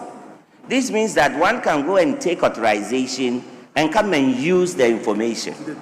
To the detriment of the, if you are caught in it, it's fine. But if you are saying that you can go and take authorization and come and use the information, albeit to the detriment of the authority, then you are creating an avenue. Honorable John Darko, you are a practitioner. I'm a practitioner myself. So, okay, as a practitioner. Yes. They have filed a notice to produce. Yes. And the law says don't produce. The law says don't produce. You would have to go to court to justify that within the meaning of the law, you are not supposed to produce. But then you the judge, let me finish. When the speaker is speaking, you listen in silence. And the judge, having listened to you and having looked at the law, says that the information must be produced. What do? I'm sorry, I didn't get your analogy, if it can be repeated. The analogy is that there is a matter pending, and you have the information which you are not supposed to disclose, but they have filed a notice to produce, served on you. You have to go to court with the law that based on these circumstances, I am not supposed to produce the information. You understand? The judge, having listened to you and still indicated that there is the need for you to produce, so you are hereby ordered to produce the information. That is entirely different scenario, and I will tell you why. Because a pronouncement of the court is different from what is contained in a statute. The law is there for the court to interpret. So if you say that it is the court that has ordered you to produce, you are not producing because you have an authorization. You are producing because you have been so ordered by the court. So who do you think will have to give that authorization to you to produce? No, you shouldn't give it to me to produce. It's the court that should order me to produce. Where there are circumstances where you will be authorized to give the information. But what is happening is that without authorization, you cannot. But when in the circumstances you are authorized to produce the information, you must go and produce the information. Let's take this parliament as an institution. You have an information in parliament as the clerk of parliament. Now there is a matter pending based on which you have to be authorized by the speaker to go and give out that information, and you are so authorized by the speaker to do. Then in that case, you can give the information based on that authorization. So without the authorization, you cannot give the information. That is the purpose without authorization is serving here. But if you delete it, it means that on no occasion can you be authorized to give the information. Mr. Speaker, I'm talking about this act is talking about something entirely different from your position. And with the greatest respect, what this is saying to say is that give the information to the detriment of Parliament. I'll use the Parliament scenario. We are here, we are creating an authority from inception. And we have the opportunity to put in laws that will protect the establishment. And then in putting out the law, we are arguing that we are saying that we are giving you a situation where you have the authorization to give information to our detriment. The word is the detriment, the qualification. This is to your detriment. So we are saying that the information is to your detriment, and you can have a situation where you have authorization to go and kill yourself or to go and do something that will harm yourself. But we are the authors of the law, so we shouldn't give that opportunity to, from the inception, that you can go and seek authorization and go and use information that will come and harm the authority that you are creating. So I think with the qualification that to the detriment of the authority, there should be no situation where you have authorization, where it is to the detriment of the authority. But if it is in general, I will agree with you. But if it is to the detriment, you know, this is going to be detrimental to the authority. So then it means that if you say they should delete without authorization, then you just go and say that giving you this information is to my detriment, so I won't give it. But there's a remedy to cure that, Mr. Speaker. There's a remedy to cure that. That is why the RTI is there. That is why the court is there. That you can be actually be compelled to now give that information that will be detrimental to the authority. So I don't see the oh no, anyway. You see, we are talking about the same thing, that there are circumstances where you will be compelled to go and give the information. You understand? So what circumstances will compel you to go and give the information? It means that in those circumstances, you are being authorized by the circumstances to go and give the information. Let me hear Honorable Dr. Kabiru. Mr. Speaker, I want us to look at his concern from the point that the information that we are talking about is for the private benefit of the person. It's very important because in that particular provision, we are saying that using the information for the private benefit of the person to the detriment of the company or the authority.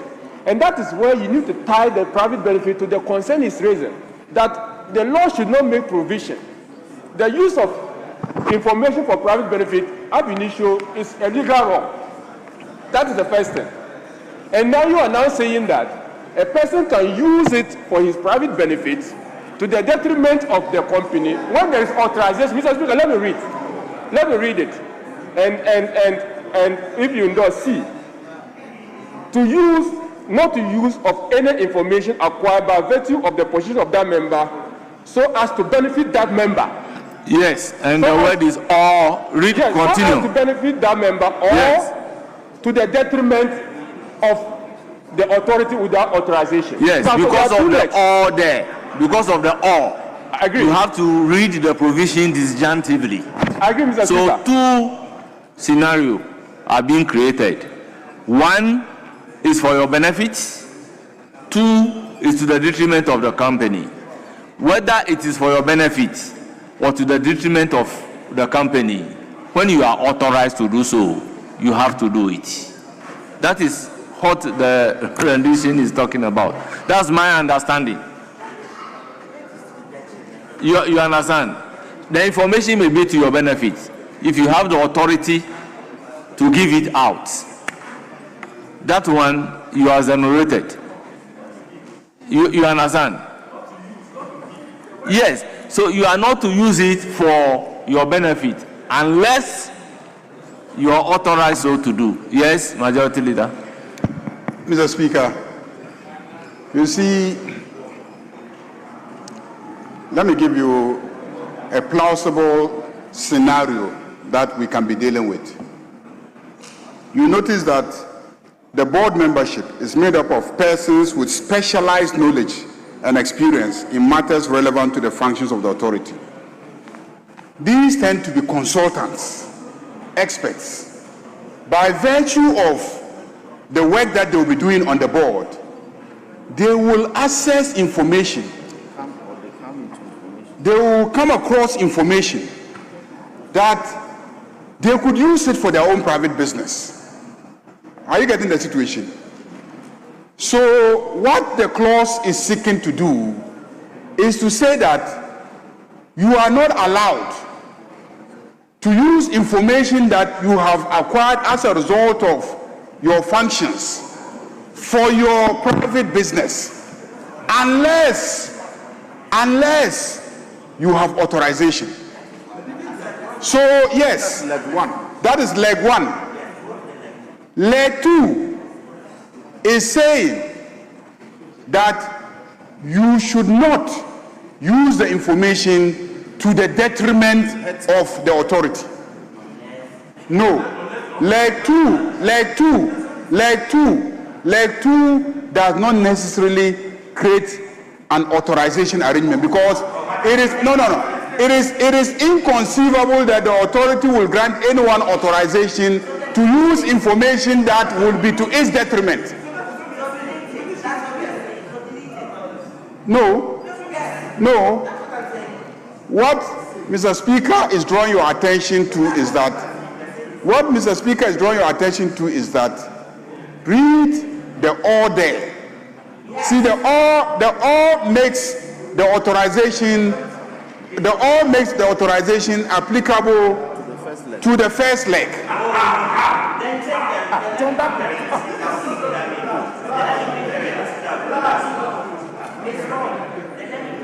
So what you are suggesting is that we relocate the expression without authorization.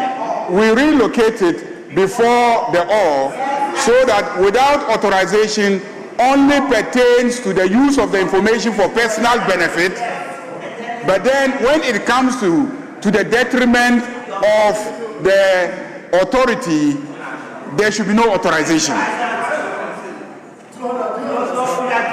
For once, I will agree with you. No, leader. No. Tidier. Is that okay? If that's honorable members, they will understand it. Honorable members, if you make it sacrosanct, it therefore means that on no account can you be asked to give information, because all you need to do is that giving you that information is to the detriment of the institution. So I am not going to give it at all. If you talk about authorization may not be voluntary.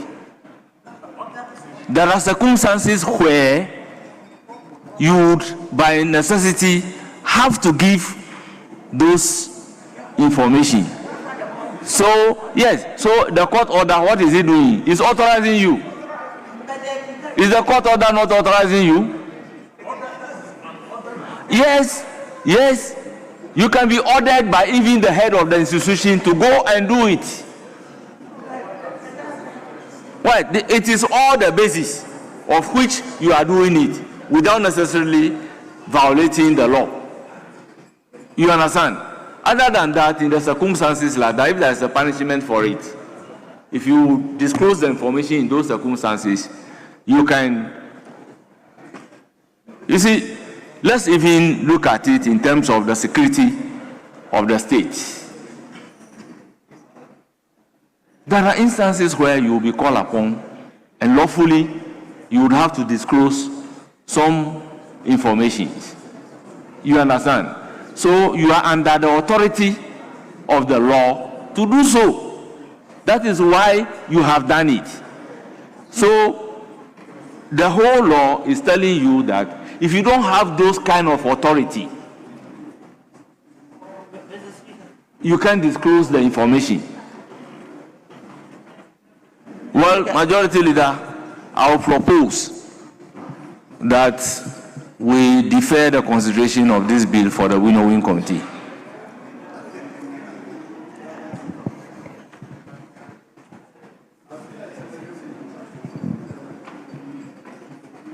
So far, we have done only 2 amendments, and we are at clause 5. Okay, Mr. Speaker. Mr. Speaker, if you counsel that we should refer to Winnowing Committee, I will have no objection. We can refer to Winnowing Committee, and by tomorrow we'll bring back a report that incorporates the issues. But as you can see, these are all amendments by the chairman of the committee. Which is the committee's work. I really don't know what Winnowing Committee will do about a recommendation by a colleague committee. Well, usually Honorable Leader, the way that it is going. So yes, that I would direct that everybody should take a look at the bill. All those who have concerns should go and address their concern at the Winnowing Committee. No, Mr. Speaker, let me just say that I think that he is raising an issue about how he understands it, given the way that it has been rendered. He wants it rendered in such a way that it says clearly that you cannot use it for your personal benefit without authorization. And also, he wants it also indicated clearly that you cannot give out the information to the detriment of the authority. Mr. Speaker, your analogy relating to court orders compel all of us. In fact, court orders compel the authority to provide the information. So, if there's a court order, then there's no issue of authorization. It is compelling because the Constitution says that we must all obey court orders.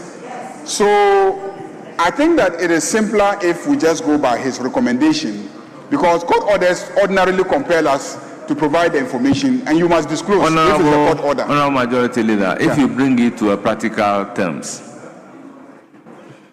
you will realize that, let's say you are the Majority Leader, the court order is directed on you, leader of government business, but the information is within the domain of Honorable Hotoje.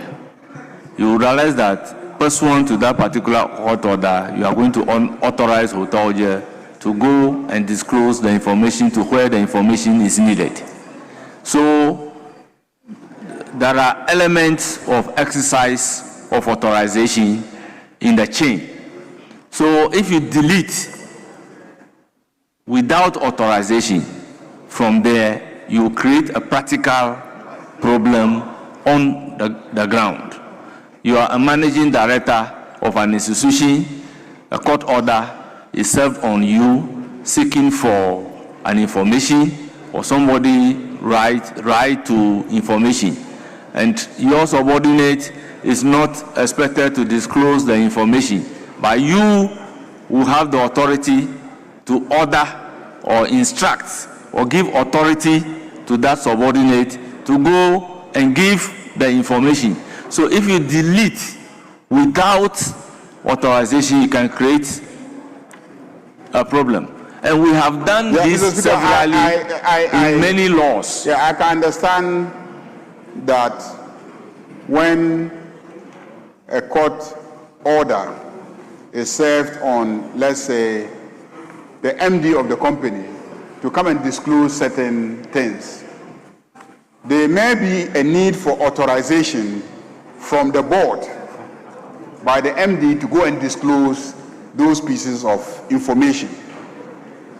That is as an internal matter.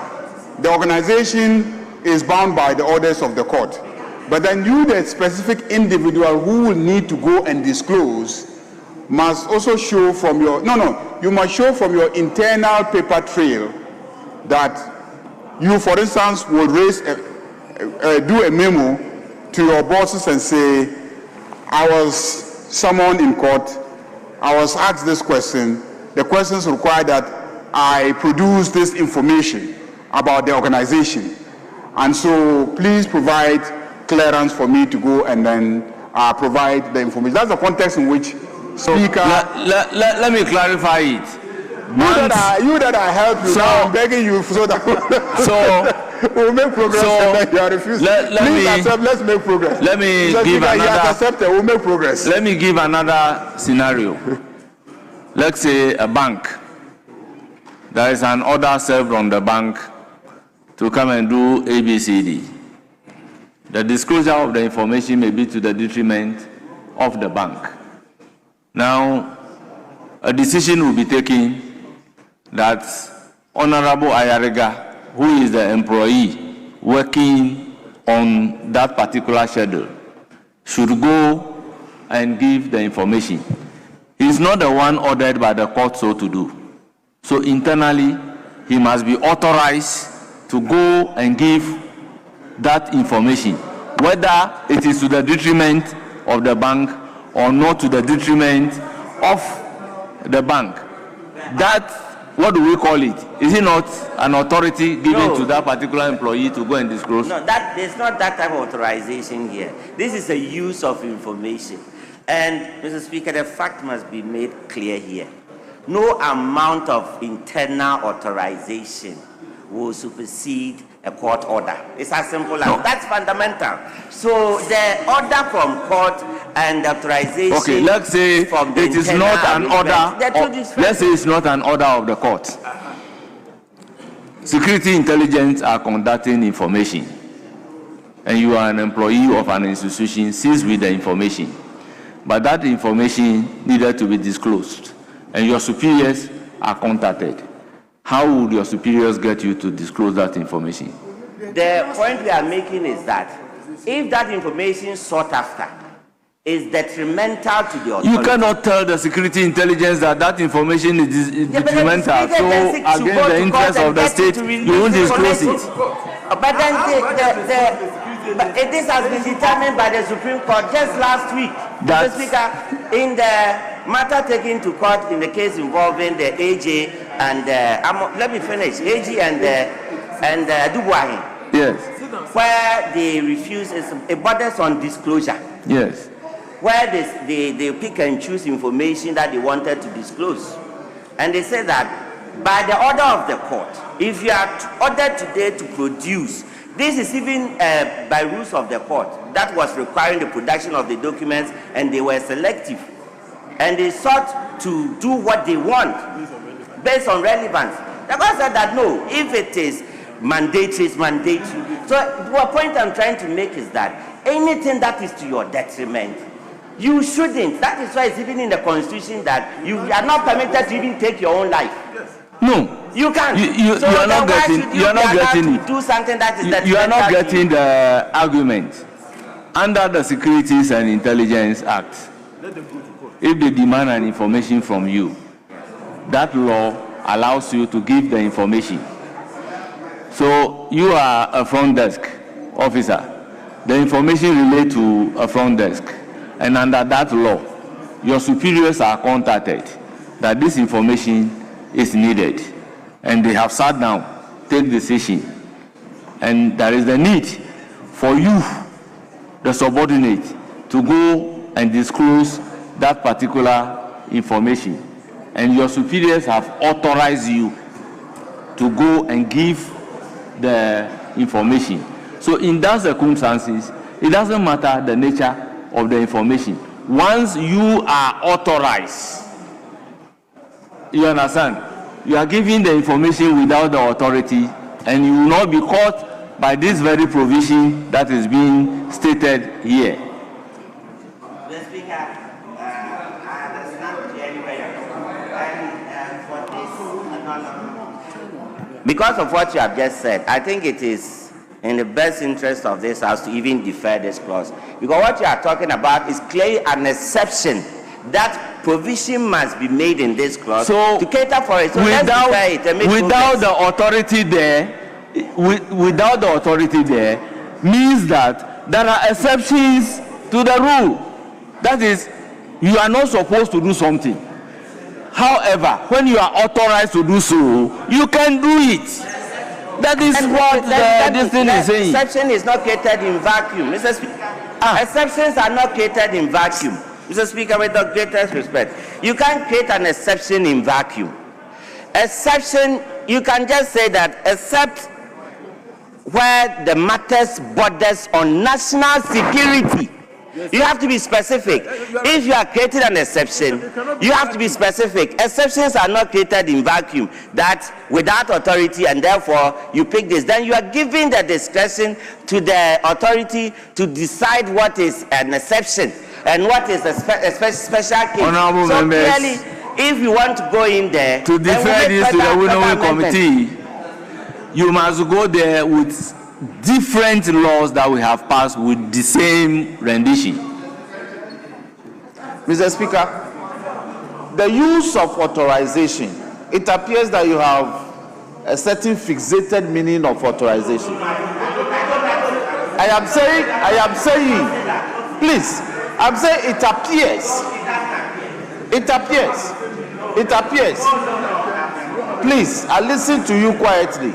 Without authorization simply means without permission. Now, if you look at some court orders, it is couched as follows: by the order of this court, you are hereby authorized. You see that? Yes. By the order of this court, you are hereby ordered or directed.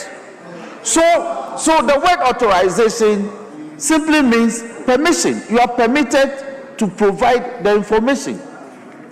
Now, so there's a very enlarged meaning placed on authorization.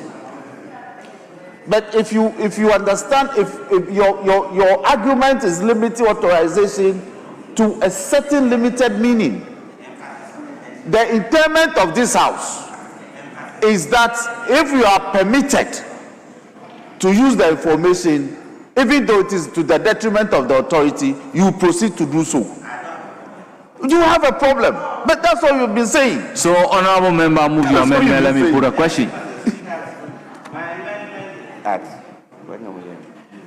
Not to use information, not to use information acquired by virtue of the position of that member so as to benefit that member without authorization or to the detriment of the authority. Is the arrangement? Honourable members, I'll put a question to his amendment. All those in favor say aye. That's why you don't understand. Honourable members, I am putting the question on the amendment proposed by the honourable member. I'll put a question again. All those in favor, honourable members, can we have some order? Honourable members, Honorable members, it is my duty to clarify the issue for you. I am putting the question on the amendment proposed by the honorable member that we should change the position. Those in favor say aye. Aye. Those against say no. Honorable members, the amendment is not carried. I'll put a question on the entire clause 6. Yes, Honorable Speaker. Speaker, clause 6, subclause 2C, second line, after member, I'm proposing that we delete so as, so that it reads, not to use information acquired by virtue of the position of that member to benefit that member, or the so as, it sounds cliche, Mr. Speaker. That sounds good. I'll put a question on the amendment proposed by the majority chief whip. Those in favor say aye. Aye. Those against say no. No. The ayes have it. The amendment proposed by the chief whip is ordered to stand part of the bill. Honourable members, I'll put a question on the entire clause 6. All those in favor of clause 6 standing part of the bill say aye. Aye. Those against say no. The ayes have it. Clause 6 is ordered to stand part of the bill. Honourable members, clause 7. Tenure of office of members of the board. Chairman of the committee. Mr. Speaker, no proposed amendment. It is for the consideration of the House. Honourable members, any proposed amendment? Yes.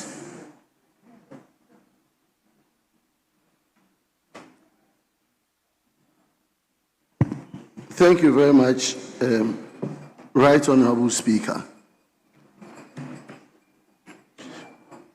I'm looking at 7.4. It says that a member of the board, other than the chief executive officer, who is absent from 3 consecutive meetings of the board without sufficient cause, ceases to be a member of the board. Mr. Speaker, I propose that we delete other than the chief executive officer to read a member of the board who is absent from 3 consecutive meetings of the board without sufficient cause, ceases to be a member. Mr. Speaker, I make that proposal because whether the chief executive officer is a member, is already a member of the board, and anytime he is absent, he would have given a cause for his absence. And so I'm of the please. Honourable members, honourable members, with all due respect, sometimes in the legislative process, it's sometimes advisable to put alongside yourself other legislations passed by this House. And when you read the Hansard, you realize the purpose for which the legislation is the way it is. This is clearly a repetition from other legislations.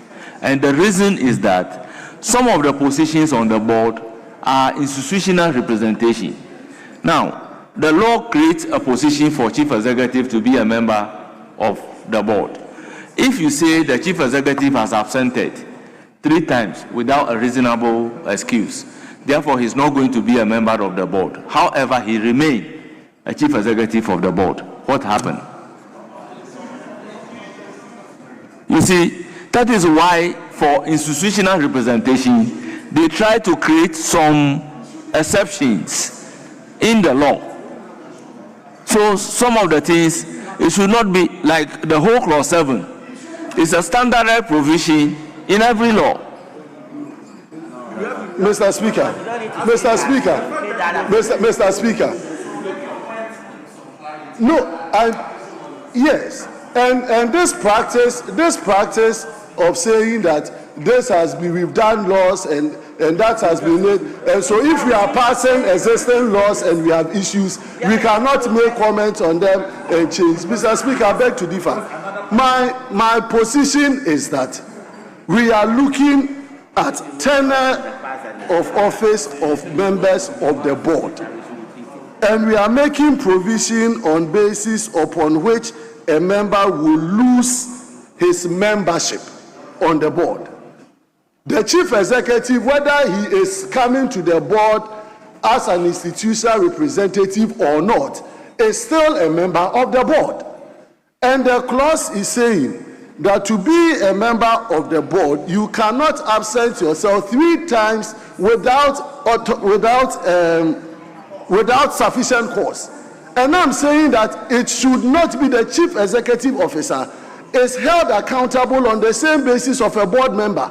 And the chief executive officer cannot absent himself without sufficient cause for 3 times. And so this rendition to exempt the chief executive officer from here, you are suggesting that the chief executive officer can absent himself for 3 consecutive times without just cause and still be a member of the board. That for me is erroneous. That's exactly what the law is saying. That's exactly what the law is saying. And the reason for the law saying what it is saying is that let's take it, let's reduce it. It has happened in a particular district. You are a member of the district assembly by virtue of you being a member of parliament. So let's say that there is a law.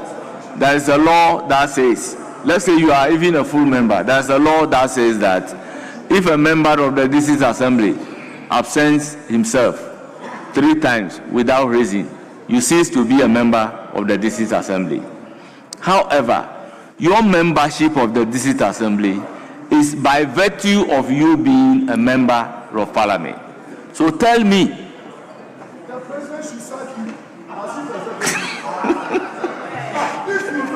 board meetings for 3 times without sufficient cause, what is your use as chief executive officer? It means that you lose it and the president should sack you from office. Board members should take meetings of board serious. Exactly. So, Speaker, this is a House of Parliament and we are passing the law. And we cannot give exceptions to chief executives to absent themselves without due cause. And then we, Parliament, we are creating that exception for them to abuse it. I disagree.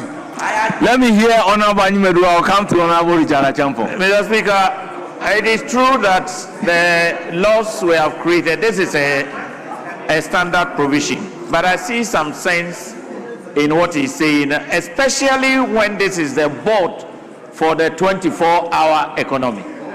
And a chief executive sits somewhere and doesn't attend meetings for 3 consecutive times. Mr. Speaker, something needs to be done. I think I agree with him that he has no business staying at the office. The president must sack him. So, Honorable Animedu, what happened if the president is not sacked and he continues to be a chief executive of the board? Mr. Speaker, I think the next provision will make provision that the president should sack the person. If you choose not to attend a meeting for 3 consecutive terms, then you need to be punished. This is 24-hour economy bill. So are you saying because it is 24-hour economy bill, what is happening in other laws should not happen here? No, Mr. Speaker, this is a flagship program for the government. And I don't see how a chief executive should be playing with the 24-hour economy. Richard Achampong, can I hear you? Mr. Speaker, thank you very much for the opportunity. Mr. Speaker, on the face of it, my good friend is making a very good point. But the issue is, the chief executive officer is there by virtue of his office. And he's there to provide technical support to the board. So, assuming he's taken off from the board, and like you're saying, he's not sacked, who provides that technical support to the board? Are you going to nominate another person as a board member or what? And even if he calls for the meeting, he's always there. There's no way a CEO, the board chairman, but he is there to provide technical support. So it's impossible to have a CEO who will absent him or herself 3 consecutive times for not attending a meeting. He will not even do that. He will not do that.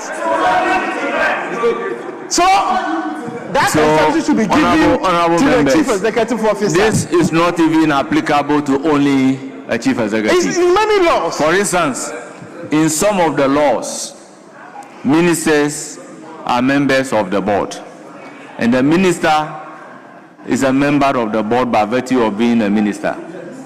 When the person is removed as a minister, automatically he's not a member of the board. The person who is appointed as a minister will continue to be a minister of the board. Now, in this situation, you do not have control of who should be a minister. That is entirely in a different hand. So we refer to all those people as institutional representation. So therefore, if the institution is asking that you should represent, it is that institution that can remove. That is why we normally put a proviso that this particular clause should not affect people who are there by virtue of the position that they clarify. But if after all this explanation you still insist, propose your amendment and let me put a question on it. Speaker, by God's grace, some of us have had opportunities of being chief executives. And we also know that there can be boardroom wars. And you're also very well versed about the fact that board meetings are called by the board chair. And when they call the meetings, they do not actually need the concurrence of the chief executive to call the meeting. It's true. And in cases where the board chair perhaps is even having an issue with the chief executive, this can bring a whole lot of issues. What is the big deal? Why are we trying to protect the chief executive? No, that is why at every board meeting, the chief executive is giving notice of the meeting. So the chief executive now cannot come and say that I was not giving notice of the meeting, and that is why I absented myself. For you to absent yourself 3 times, what does it mean? Is it the dereliction of duty, or it's because it's 24-hour economy authority? So you have 3 chief executives. One will come in the morning, the other will come in the afternoon, and the other will come in the evening. Honorable Ahmed, we have come to a conclusion that he should do his proposal, and let's take decision on it. Mr. Speaker, and honorable members on the other side, I think reflecting to each other, my senior brother Achampong agrees to a large extent with what we are proposing.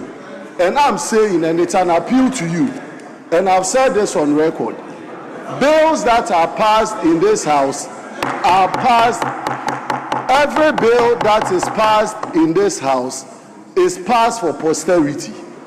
And we could pass laws and or have some different understanding. And when it comes to other laws, new ideas come every day. My proposal is just to the extent that a chief executive by law should not be given the opportunity to miss 3 consecutive board meetings without cause and still be protected by the law parliament we are passing and say that it is a good law. And so my proposal again, Mr. Speaker, under clause 7(4), is that a member of the board other than the chief executive officer should be deleted. The other than the chief executive officer should be deleted for it to read, a member of the board who is absent from 3 consecutive meetings of the board without sufficient cause ceases to be a member of the board, and that should include everyone. Mr. Speaker, I so move.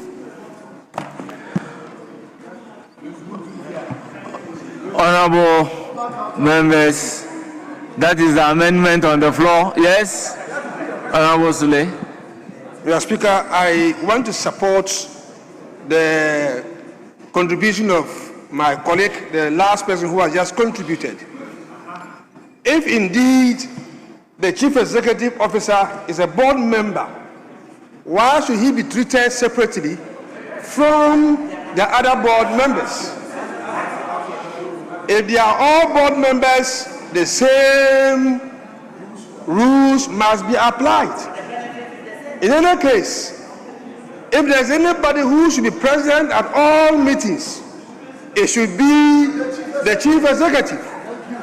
It is the Chief Executive, in most cases, who is even the secretary to the board, in some cases.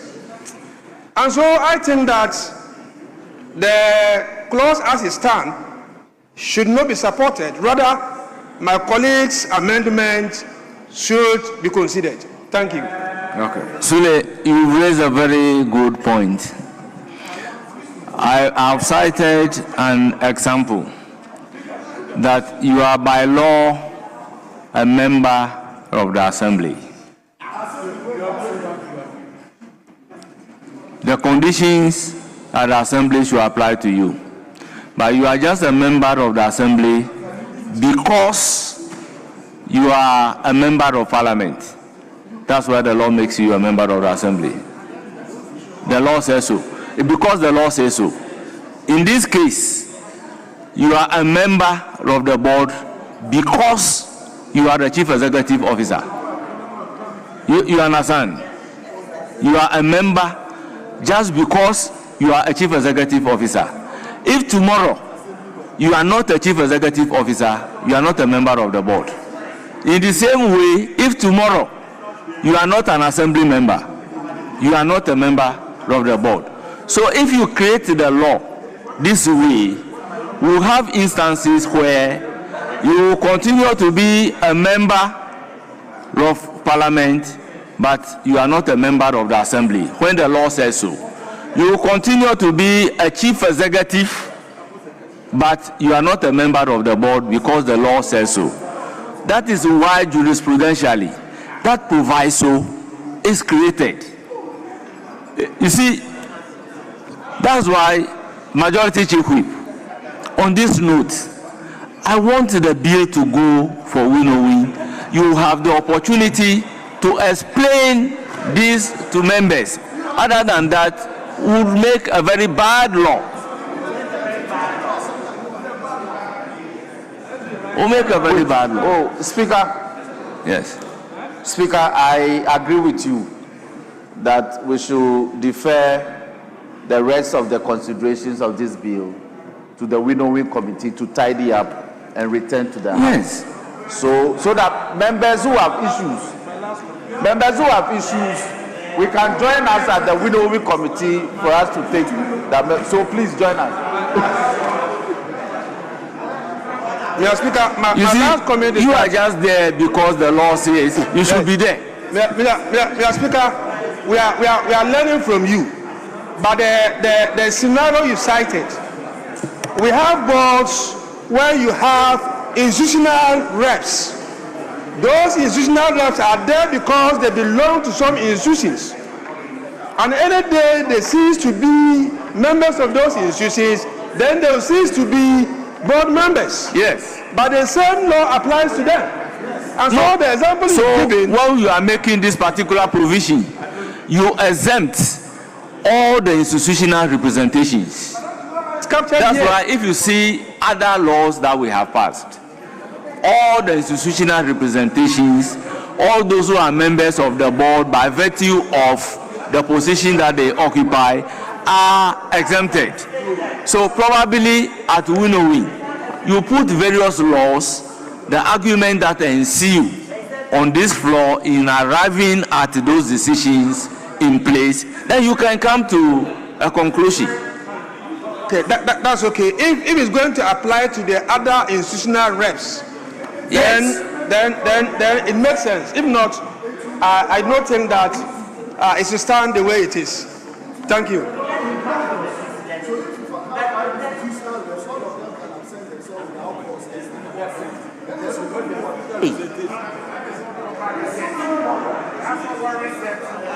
So, honorable members, there is a bill coming before us. That is a legal education reform bill. Now, if you look at the legal education reform bill, also clause 6 is talking about tenure of office. And then, if you look at clause 6.4, it says that a member of the board, other than the registrar, who is absent from 3 consecutive times of the board without sufficient cause, cease to be a member of the board. Why, honorable member, just listening. When I'm done and I recognize you, you can talk. I'm just giving you the perspective of another board, another bill that we have here, dealing with the same provisions. The meaning of this is that the registrar is just a member by virtue of occupying the registrar's position. So long as he remains a registrar, he will be a member of the board. That is why in this particular bill, he is also being exempted. So the registrar in this bill is coterminous to that of the chief executive. Now,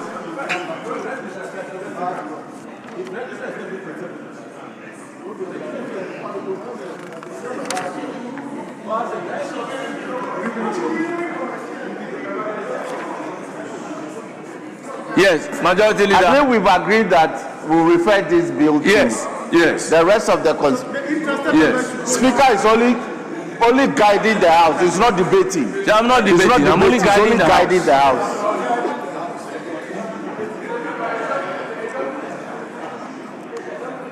You said, the example you gave is different from what we are dealing with, because in the case of the legal education bill, the registrar is not part of quorum. But in the case of this bill we are considering, you have made the CEO as a member of the board and part of quorum, that he must be present for quorum to be determined. And if you read clause 5, they are saying that, 4, the quorum for the meeting of the board is 5 members, including the chairperson and the chief executive officer. So at all times, he has to be at the board meeting. So then what you have to do is to make your point when we get to that particular provision. We're there. We're past there. We're past there. Yes, that is what you would have to do. Now, Mr. Speaker, I'm saying that what I'm making is already being considered, because we are dealing with. So, honorable members, if that is the way, I don't have a problem. I'll put a question. Yes. I'll put a question. Majority leader, you are on your feet. Speaker.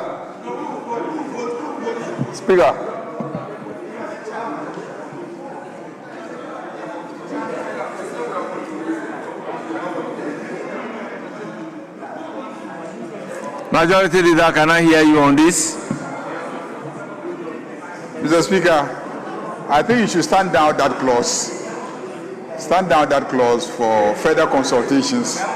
Then we can move to the other ones that are less controversial and then have them passed. Let's stand it down, that clause, so that we can engage. Let's stand it down. Honorable members, one rule that guides us is consistency. So, clause 6 of the bill, no, clause 7 is stood down. Then we go to clause 8. Meetings of the board. Chairman of the committee. Mr. Speaker,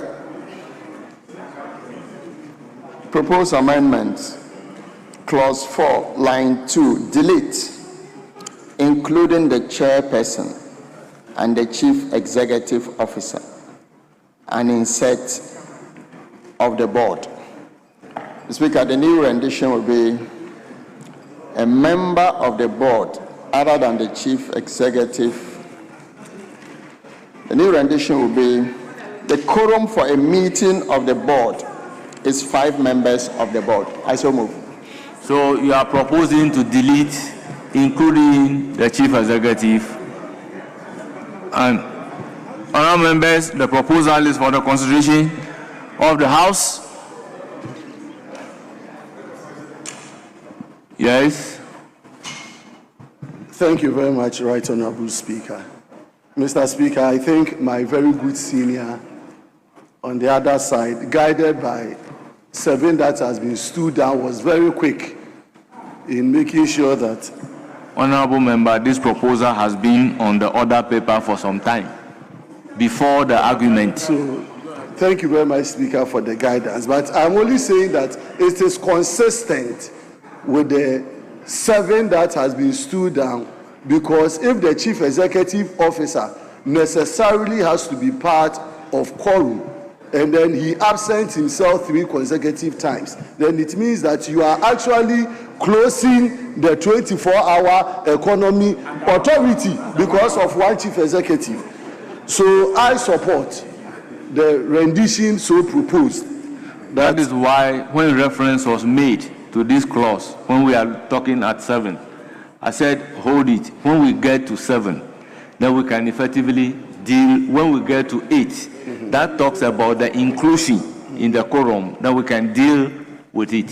Yes, but if you were, because you have stood the 7 down, I was going to make an argument relating it to say, but if you stood it down, so let me just concentrate on what is before us under clause 8. And I'm saying that I'm in all falls with the proposal made by my senior. Thank you. I'll put a question. All those in favor of the proposed amendment by the chairman of the committee say aye. Aye. Those against say no. The ayes have it. The amendment proposed by the chairman of the committee to clause 8 is ordered to stand part of the bill. So with this proposal, do we go back to 7? Because the reason is that it's compulsory member.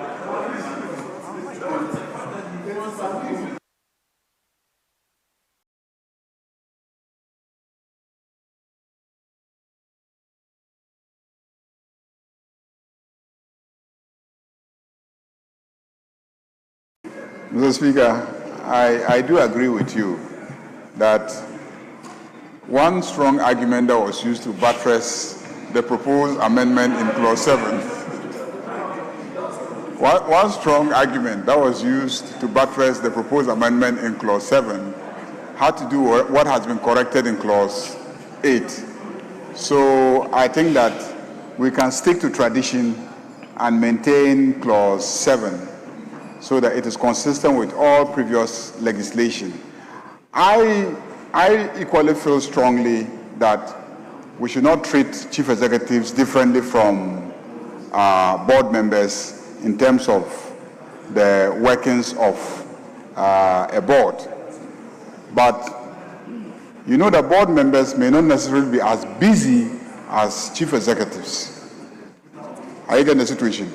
Chief executives, by virtue of the work that they do, they may not be available for, a lot of board meetings. And also, I don't think we should be so worried about this rendition, because without probable cause or without cause, I believe that a chief executive will always find cause to give to the board as to why he or she is absent. So let's maintain the rendition and then move on. Let's maintain it and move on. Oh, please, please, please, don't do that.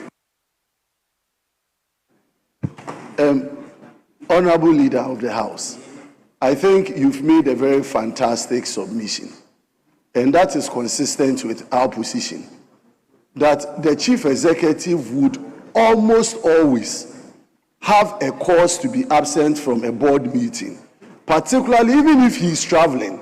By convention, he would have sought the approval of the board chairman. For any reason, if he is sick and cannot attend board meeting, he would have notified the board.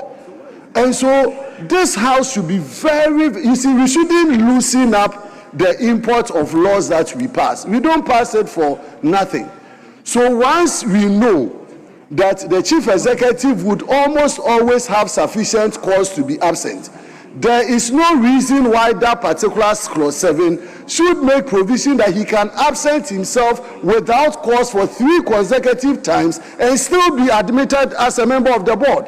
And that could even lead the board chairman to write to His Excellency the President who appointed him that he's not fit to become a chief executive of the organization. And so as Parliament, this is Parliament. Parliament should be guided, and as you said, that might have been our practice. I have read other laws which has been passed by this House that never had that provision. So it is a new, maybe, development that came through the 8th or the 9th part. I have not seen those laws. When I considered the bills for road fund and the rest, I didn't see those provisions in the... Honorable, on that note, with all due respect, I will beg to differ. From 2016, there is no law passed by this House on tenure of office that doesn't have that provision. Speaker, that is why I was careful in choosing my words that I have not seen. I never said it hasn't happened. I said I have not seen. And so if that is even so, that is why we as 9th Parliament, with this new development and the reason to make sure that chief executives, most importantly, take board meetings. You see, this is board meeting. The chief executive cannot, he should even be the one that should be always present to guide the board. You see, my brother, what Speaker, you are talking about and the law is different thing. On one breath, you said the board should recommend to the president to remove the chief executive. But this law is talking about automaticity. You automatically cease to be a member of the board. No, That's what the law is saying. I said that because if our concern is that the chief executive would lose his membership of the board and still be a chief executive, what then becomes of his inclusion or a representative of the institution on the board? And that is why I am saying that by the time he has shown such incompetence, because if he absent himself 3 times without cause, I don't think that person deserves, even if board members, serious board members, external people who are supposed to come and guide in policy and direction, we are imposing a responsibility on them that if they lose 3 board meetings without cause, they should lose their position. A higher duty is supposed to be brought to bear on the chief executive. And so the chief executive class should be struck harder than ordinary board members. And so I only made that reference, that incompetent chief executive, by the time he absents himself 3 times from the board, a board chairman or the board would have even moved a resolution or made a recommendation to the president that the chief executive is not fit for purpose. And so let's just stay in this when it comes to 7. In this context, Speaker, you are guiding us that has been the position of our laws over time. But today, we are reviewing that particular provision as a House to see if certain amendments can be made to that particular provision so that we raise the bar. It is raising the bar of duty for chief executive officers, not to cover them for their incompetence. And now we are talking about the 24-hour economy, which is supposed to be the flagship program of His Excellency the President.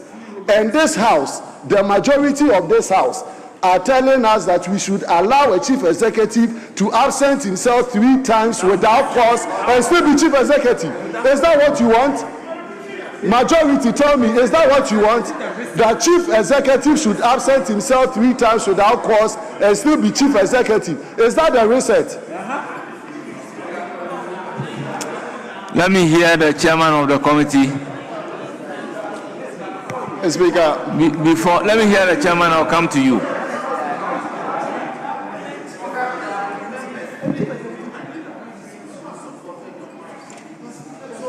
Totally needless for you to say that majority. Is that what you want? Please. I am saying that when we come to consideration, we even have I'm saying my majority leader agrees with the proposition you are making. So don't create the impression that the majority is against what you are saying. Don't do that, please.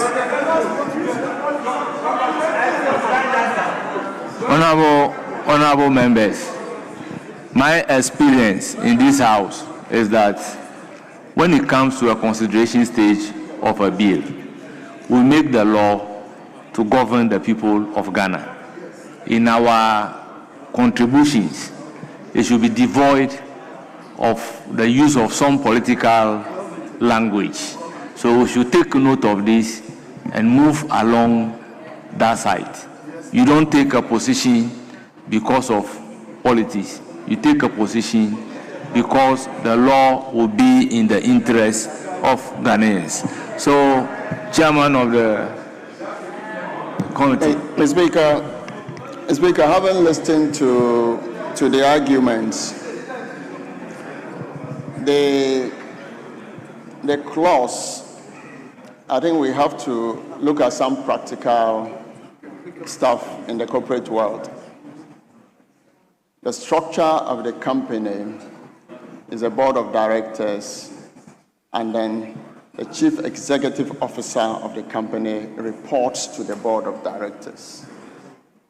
The reason we had argued many times before settling on this is the fact that until the chief executive officer is taken away from that position, it is not the number of meetings he has attended that would debar him from attending and reporting to the board. So he is a functional director who reports to the board. It's not any ordinary member who reports directly to the board. That is why that position of a chief executive officer of a company remains a member, but with or without attending a meeting of the board. That does not debar him from being a member of the board. These reasons were canvassed many years ago until we settled on the fact that the chief executive officer remains. You see, the clause is not to say that when you don't attend 3 times, but it's just to say that until the president removes him, until he ceases to become a chief executive officer, he remains a member of the board. So whether he does not attend 5 meetings without cause, does not take him away, because he is the one who will report to the board anyway. It is not an accountant. It is not a production manager who will report to the board. That is the structure of a corporate world we have. And these were some of the reasons why we found it necessary to say that except the chief executive officer, who by virtue and until his position, he's taken off that position, remains a member of the board. So the number of meetings of non-attendance notwithstanding, he remains there.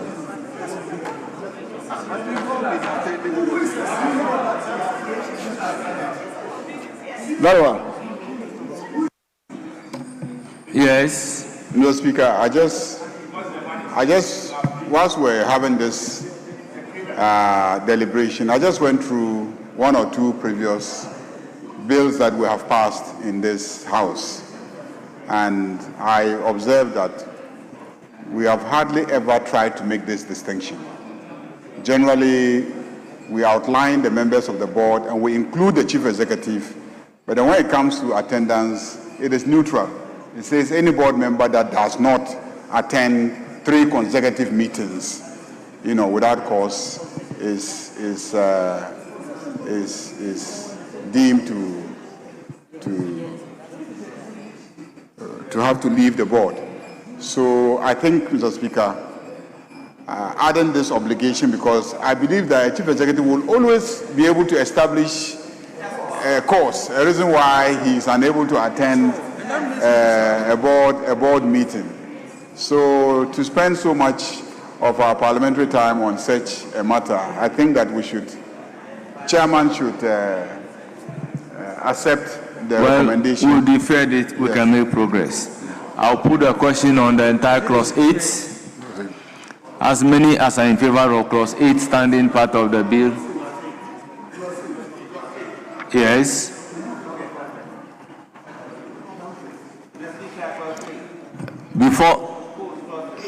Before then, permit me to recognize visitors in the public gallery.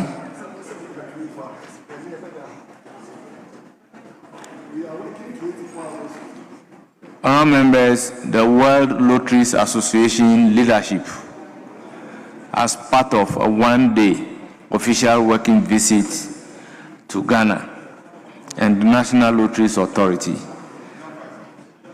they also decided to pay a visit to Parliament to observe proceedings. The delegation is made up of Mr. Andreas Kote, World Lottery Association President, Mr. Lucas Espicito, Executive Director, World Lotteries Association, Mr. Francois Petro, Event Coordinator. Honour members, on your behalf, I welcome all of them to Parliament of Ghana. Please, may you have a fruitful visit to Parliament. Yes, clause 8. Second Deputy Speaker should get ready to take the chair.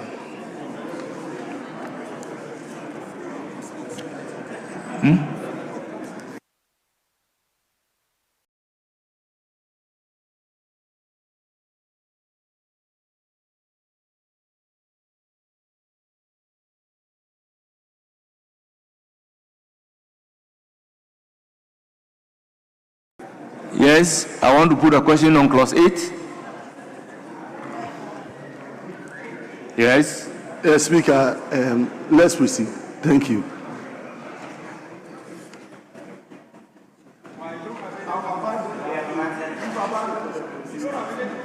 Honourable members, I am observing something. I don't want to believe that is true. All those in favor of clause 8 standing part of the bill say aye. Those against say no. The ayes have it. Clause 8 is ordered to stand part of the bill. Clause 9. Disclosure of interest. Speaker, no advertised amendment for clause 9. It is for the consideration of the House. Yes, you have the floor. Yes, Speaker, thank you very much. Speaker, if you look at 9(1)(b), if you read the whole sentence, I believe that the S should be deleted. So it reads that a member of the board who has an interest in a matter for consideration shall probably be disqualified. Be disqualified, not is disqualified. You can say shall S. So you can instead of S, we should replace it with B. Be disqualified from being present at or participating in the deliberation of the board in respect of that matter.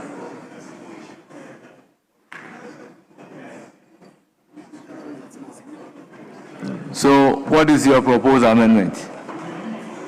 Mr. Speaker, I mentioned that we delete S and insert in the present. We don't draft him because it looks like he's not listening. Then he will ask me again to propose. Yes, now that I have your attention, Mr. Speaker. Yes. My rendition is to delete S and replace it with B. That is 9(1)(b), and so it will read shall be disqualified from being present at. But we have since departed from the use of shall be. So because shall be is futuristic and we always draft in the present. That's right. That's the drafting rules. If you like, I can defer it to the drafters. This one, I will not argue with you. I will defer it to the drafters to use the appropriate drafting language. Well, if it's going to go to the drafters, then we admit that there's something wrong with it because obviously we cannot say shall S disqualified, Mr. Speaker. Oh, there's some. You have to read it from the top. The top. That's how you read law. You read it from the top. 9(1) says a member of the board who has an interest in a matter for consideration. A. shall disclose in writing the nature of the interest, and the disclosure shall form part of the record of the consideration of the matter, and is disqualified from being present at or participating in the deliberations of the board in respect of that matter. Where are you saying shall? Mr. Speaker, unless we are reading from two different documents, because we have this that was given to me by the clerk to Parliament. They gave it to me, and then this was also given. And so I'm reading from this document. This document has a shall. So are you holding two bills? It was given to us, but is it?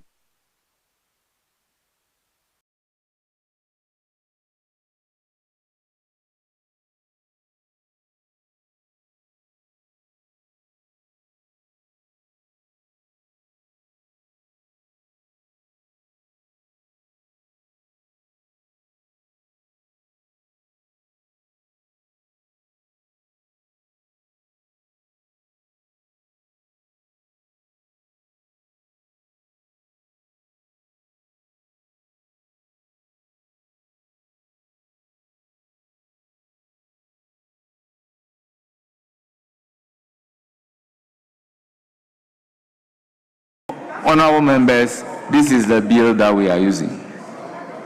This is the bill. Speaker. Do you have a copy? Speaker. I'm just asking John Dako, this is the bill. Do you have a copy? Yes. Mr. Speaker, when we came here, a simple question. If you don't have a copy, get a copy of this. You gave it to us. No, Mr. Speaker, this is what the table office gave to us. Honorable members, sometimes we don't do this. So are you replacing them now? We don't do this for the record. So then correct them. Because Mr. Speaker.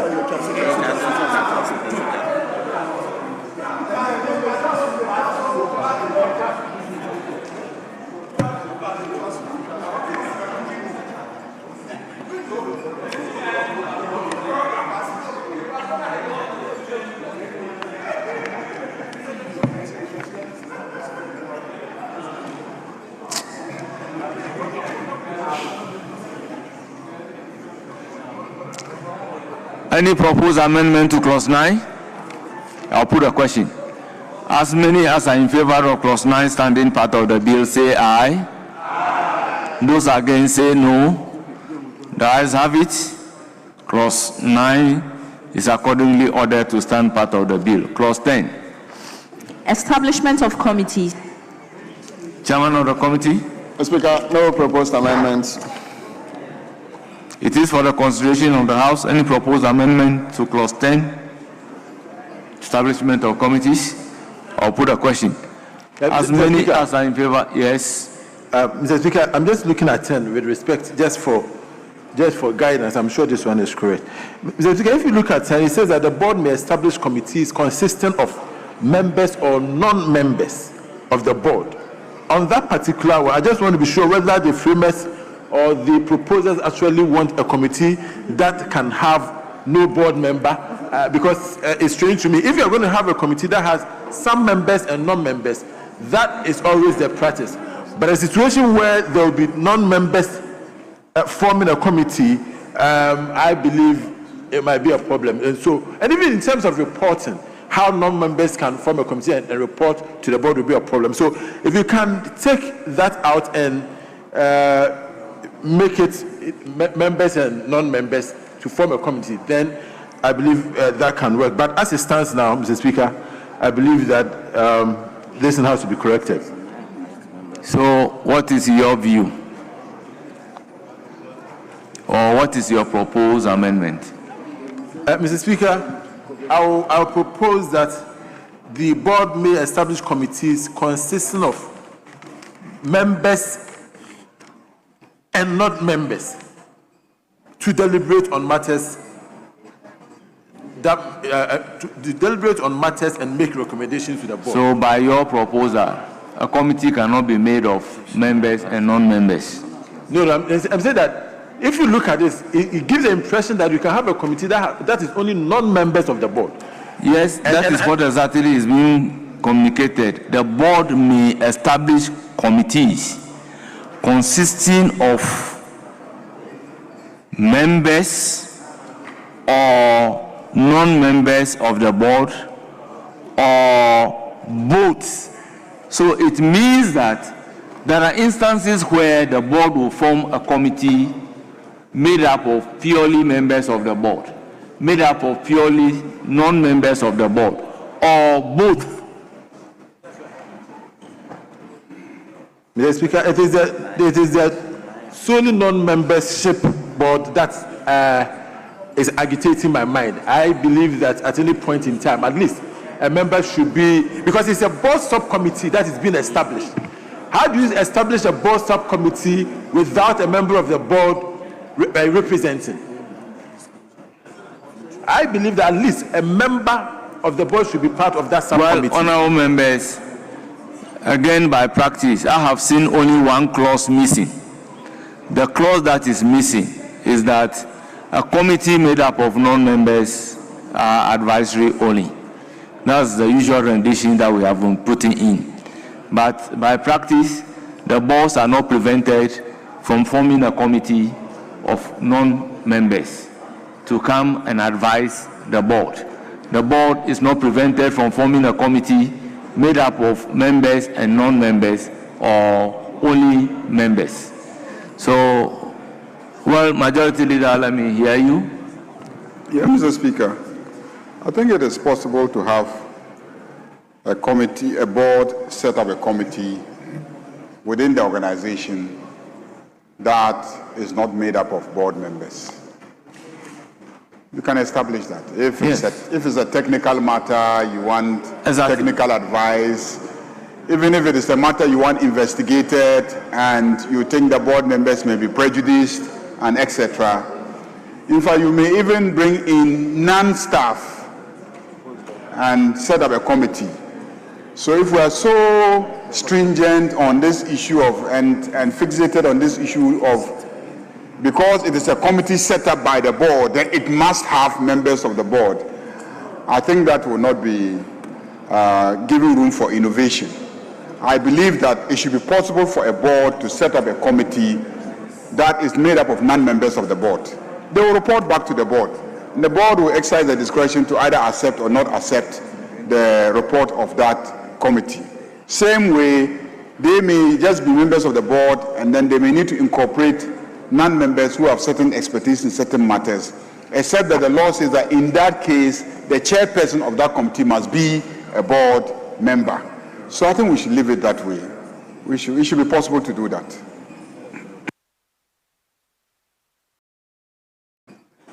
Yes. I want to see some clarification from leader in terms of what he submitted. Well, we are moving forward, and so it should be possible. Traditionally, every committee of a board, whether with members or non-members, you traditionally would need a member of a board to be part and chair. That has been traditional concept of constituting the board, because at the end of the day, that subcommittee should be, unless you are setting up an ad hoc committee.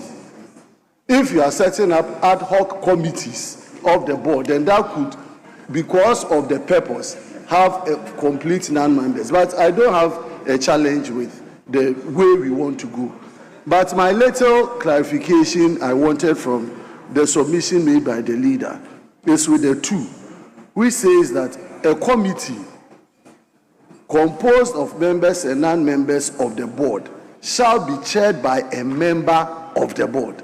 So in the event where the board is made up of all non-members, who chairs it? You see, Honorable Boma. Yes, that's why I'm coming. You see, we have a committee made up purely of members of the board. They didn't talk about the chairmanship because whoever will chair will be member of the board. Now we have a committee made up of non-members of the board. Non-member of the board is there. they didn't talk about the chairmanship because the chairperson can only be one of them who will not be a member of the board. It is only where it is made up of members and non-members that the law is telling you it must be chaired by a member of the board. So this thing is very, very clear and explicit. Or is it not clear?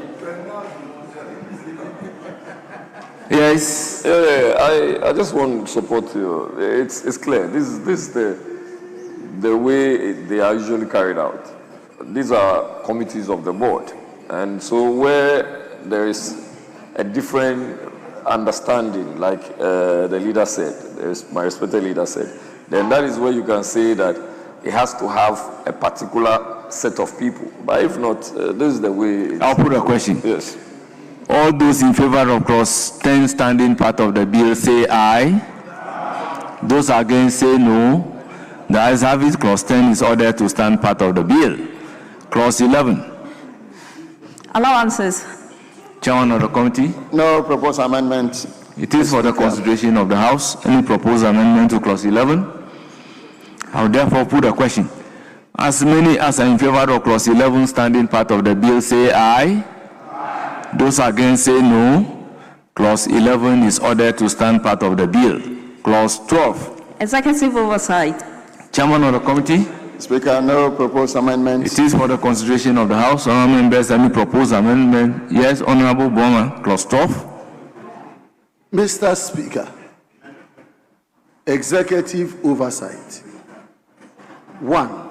The authority is responsible to the president. I don't even understand this particular provision. You have established a board. The board would have an authority that has been provided. And then we are saying that the authority is responsible to the president. That rendition, I'm having difficulty. So I would seek clarification from the chairman of the committee. What does it mean to say the authority is responsible to the president? If he could explain before I make my further. Thank you. Yes, Chairman of the committee. Speaker, is it the English language that he doesn't understand? Or the legal language? The authority. John. Please, you have the floor. The authority is responsible to the president. Before this authority, the Secretariat of the 24-hour economy was responsible to the president. That is the same way. This law being created, now called authority, is responsible to the president. I'll give you. Yes. Mr. Speaker, I guess what he's just said, when you go to the memorandum to this bill at page IV, the clause 12 provides for executive oversight. If I may read, under the clause, the authority is responsible to the president, who may in writing designate a minister or any other person to perform functions assigned by the president. The minister or the person designated is required to carry out the directive of the president, which is what the chairman to the committee is saying is so different from what this provision is, the provision is stating. So you have to be clear. Is it to do with the secretariat that you are explaining what, or what you have provided in the memorandum so that we get the understanding? Because you provided a memorandum to this bill that we are considering. And then when we ask for clarification, you get up by first asking us whether we understand English. And then in your explanation, help the House to agree with you. You can refer to the specific provision in the memo and then relate it. Then you carry the entire House along. Thank you, Mr. Speaker. So, Mr. Speaker, I think if we go with the memorandum, the clause 12, how it is explained, then we don't have any challenge. We will agree clause 12 of the memorandum, which is on page IV, page 4.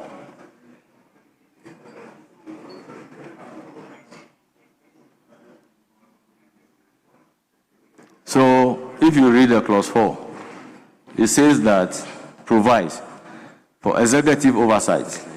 Under the clause, the authority is responsible to the president, who may, in writing, designate a minister or any other person to perform functions assigned by the president. The minister or the person designated is required to carry out the directives of the president. That's what you are talking about is saying. And now let's go back to clause 12. Let's go back to clause 12 and address your concern. The Speaker, the clause 12, which is clause 12, for which my colleague raised, that the authority is responsible to the president. And then we asked the chairman to the committee to provide a clarity. And in the clarity that was provided, it's a he totally departed from the memorandum. And then we had it's on record, and this is House of Records. So I want to find out if we should take his explanation or what clarity the memorandum has he provided? He said that it is the 24-hour economy has already created to the secretariat, and the secretariat is responsible to the president. But here, when you read the clause 12, it is clear that the authority itself is directly responsible to the president, and in the president exercising that function, well, now there's a provision there for the minister to be the appointed minister or designated minister to carry out the functions on and on. So we want to see, or we want to hear from him, whether his explanation is what he truly we want to take, or what the memorandum provides. Because the memorandum doesn't talk about anything secretariat. So do you have a problem with what is contained in the memorandum and the clause? No. You only have a problem with the explanation of the chairman of the committee? Yes. Yes. Okay, clearly when you are making a law, if you have a problem with the provisions of the law,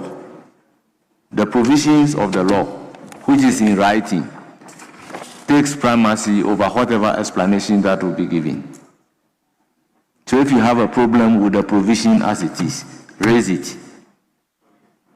Mr. Speaker, I asked the question because this is a law we are passing. And for every executive oversight, the president in coming to this house should clearly know which minister or ministry you want the 24-hour economy to drive it.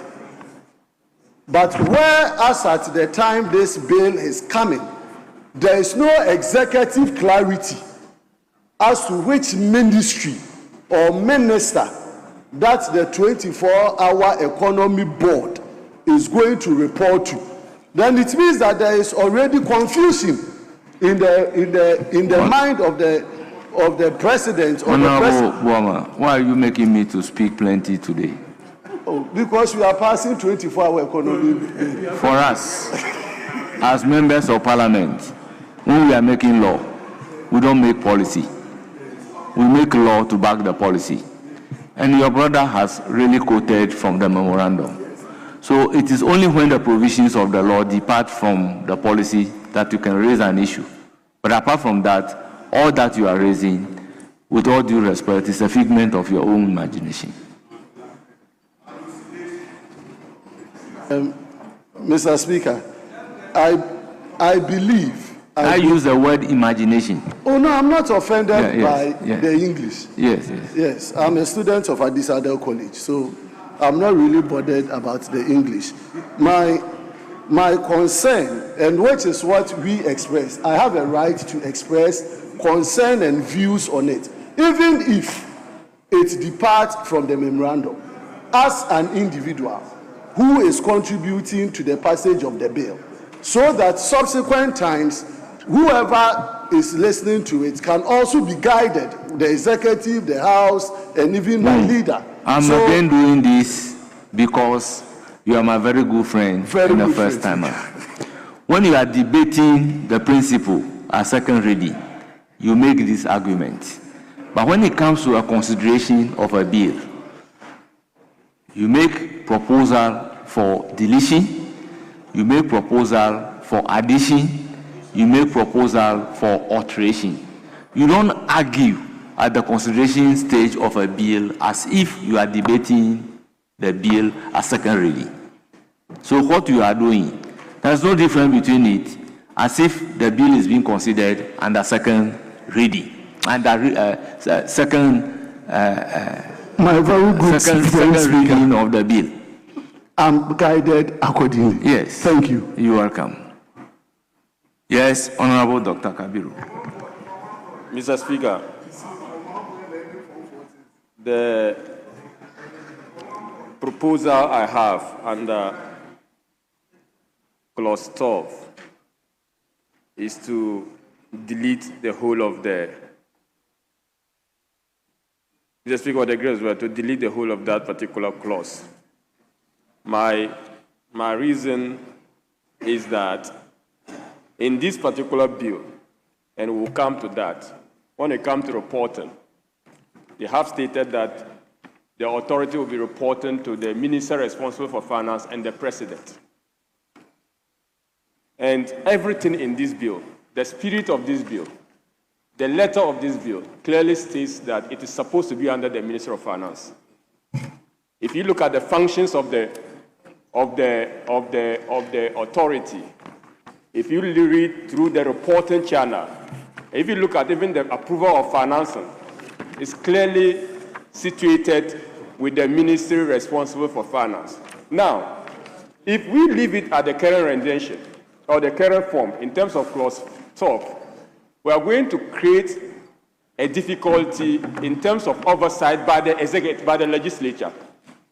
The difficulty is going to be that whilst there's going to be under the office of the president, we'll be wondering whether or not the minister responsible for finance or the minister that may be appointed by the president, different from the minister for finance, is going to be reporting to us on the matter of the authority. And if we don't synchronize this inconsistency or what appears to be inconsistency, we will have a very difficult time having oversight of the legislature over this particular authority. And that's why I'm humbly submitting that we let this whole clause, or as you are directing at winnowing, if we are still going to go to winnowing, we'll probably consider that thoroughly. But the current rendition is more absurd and it creates confusion than it's supposed to bring clarity to the Honorable Dr. Kabiru, have you advented your mind to Article 83, 82, and 84 of the Constitution regarding which minister oversight national security?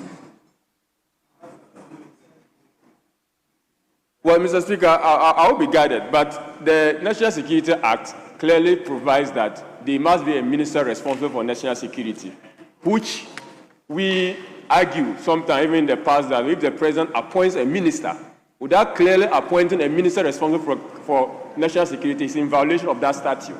So, in the current government, that is why it's been added to the minister responsible for interior. Is there any provision in the Constitution that says so? Mr. Speaker, I can't get any provision in the Constitution that says because there is no provision. The president is a chairperson for national security. The president may choose to designate a minister. He has the power. So when the president decides to designate the defense minister, so be it. Education minister, so be it. Interior minister, so be it.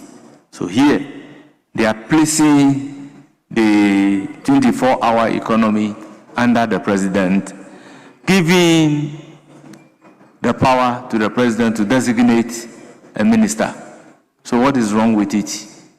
Mr. Speaker, the difficulty is that, as we shall get to know, we are asking the Minister responsible for Finance to report. And the reports, not the payment of allowance, read the act and the annual report. Read this particular bill and the annual report. So please, before you respond to the, read the whole bill. When you go to annual report, which is close. Yes. What does annual report says? It says, Mr. Speaker, 24. The board shall within 30 days after the receipt of the audit report submit an annual report to the President and the Minister responsible for Finance covering the activities and operation of the authority for the year in which the report shall relate. And it continues.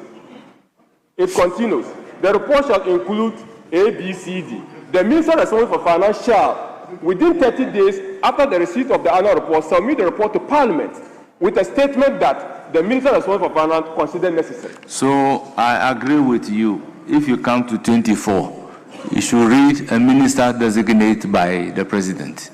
So I agree with you with 24. But to say that the 12 be deleted, I disagree. So 24, we can say a minister designated by the President. Yes? Mr. Speaker, we don't have an amendment before us. We don't have an amendment before us. So, Mr. Speaker, if you can just put the question, and then we can go.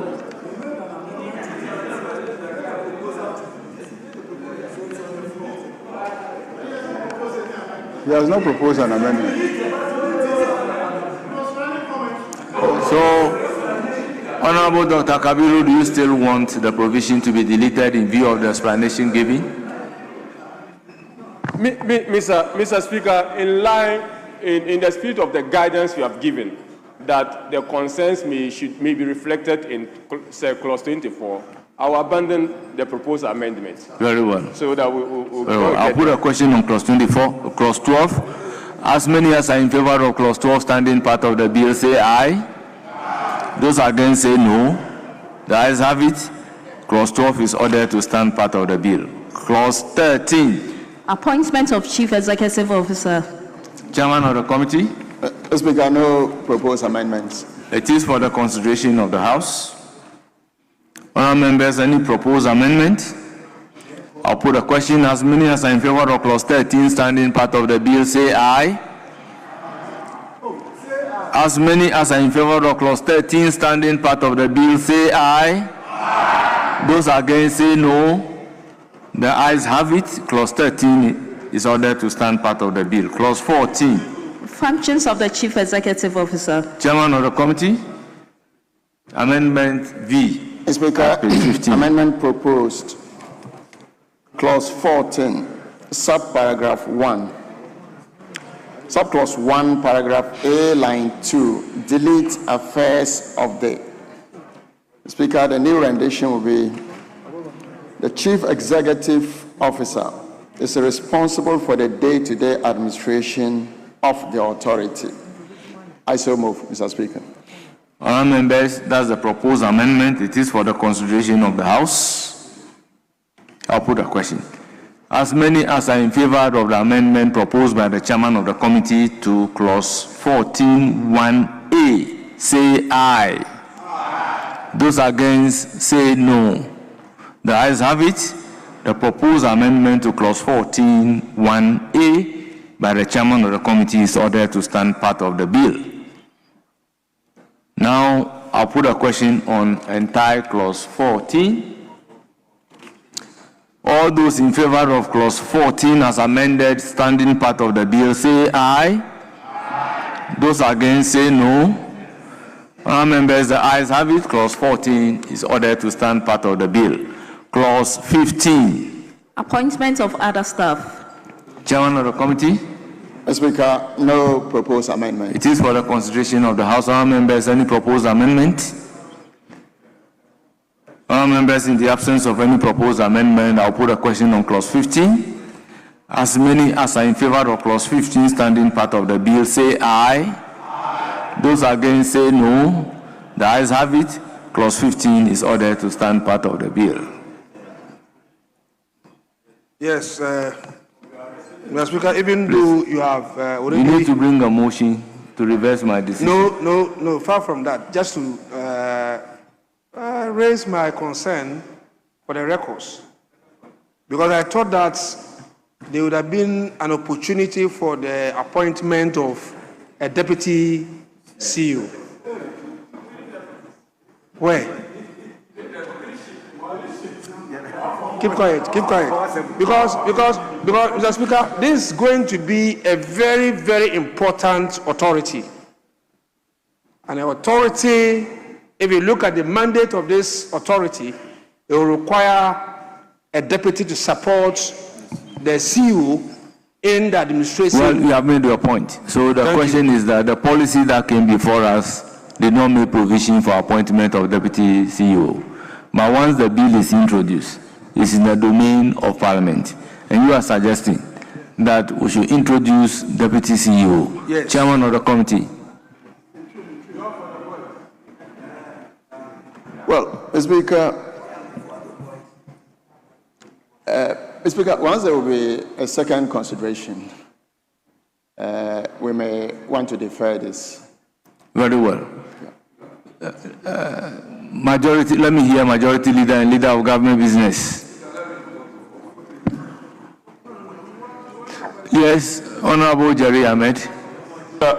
If you ask me, I'll tell you honestly, there should be no room for deputies.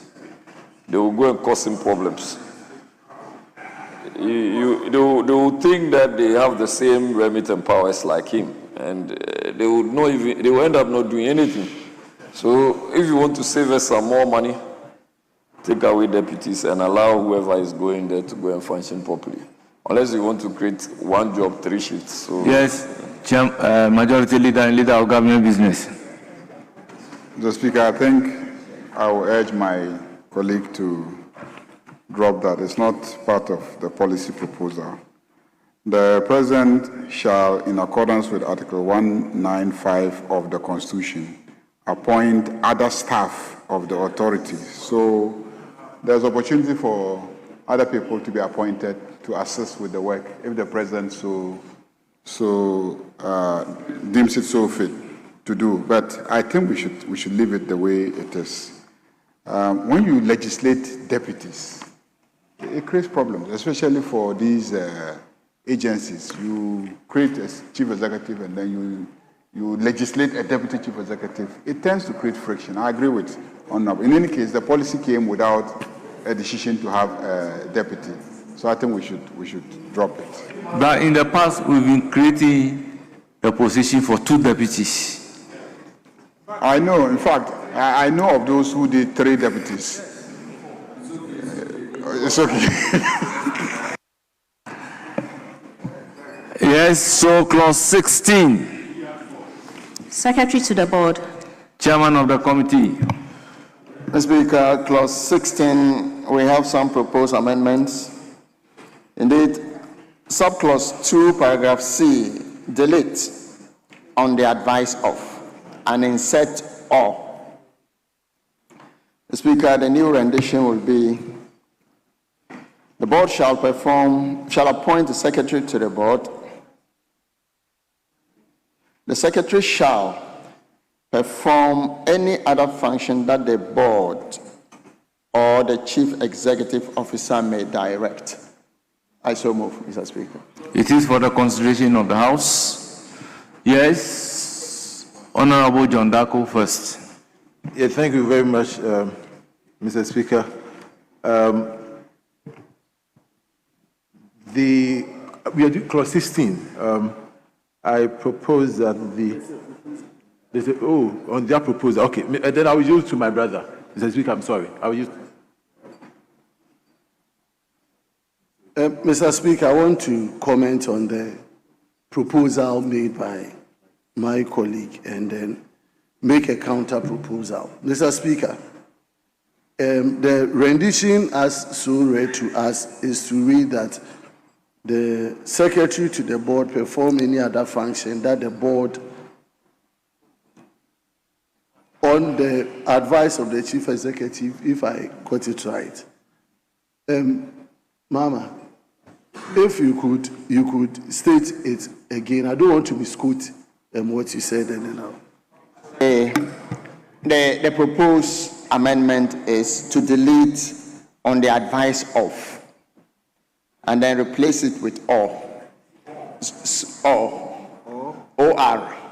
So the new rendition will be: the secretary shall perform any other function that the board or the chief executive officer may direct.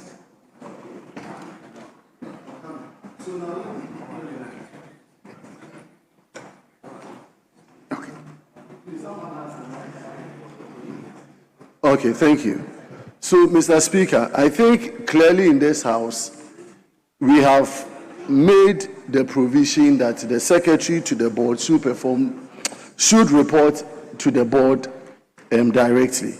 So this provision that is asking that perform any other function that the board or the chief executive officer may direct may lead to some absurdity, because in the event where the board give a directive to the secretary to the board and the chief executive also gives a contrary position or direction, what becomes the situation?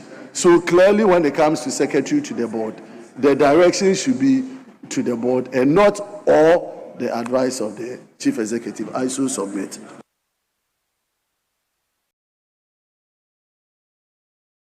Honorable available leader. Speaker, thank you very much. I agree with my colleague. And just to also say that the reporting line should be to the board chair. Rather than, yes. So, give us a rendition.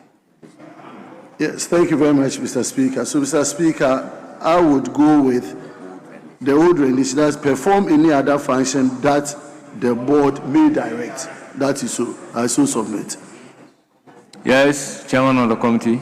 Mr. Speaker, I think I'm amenable to this. I'll put a question. So we take off the ambiguity. So, do the needful withdraw your amendment?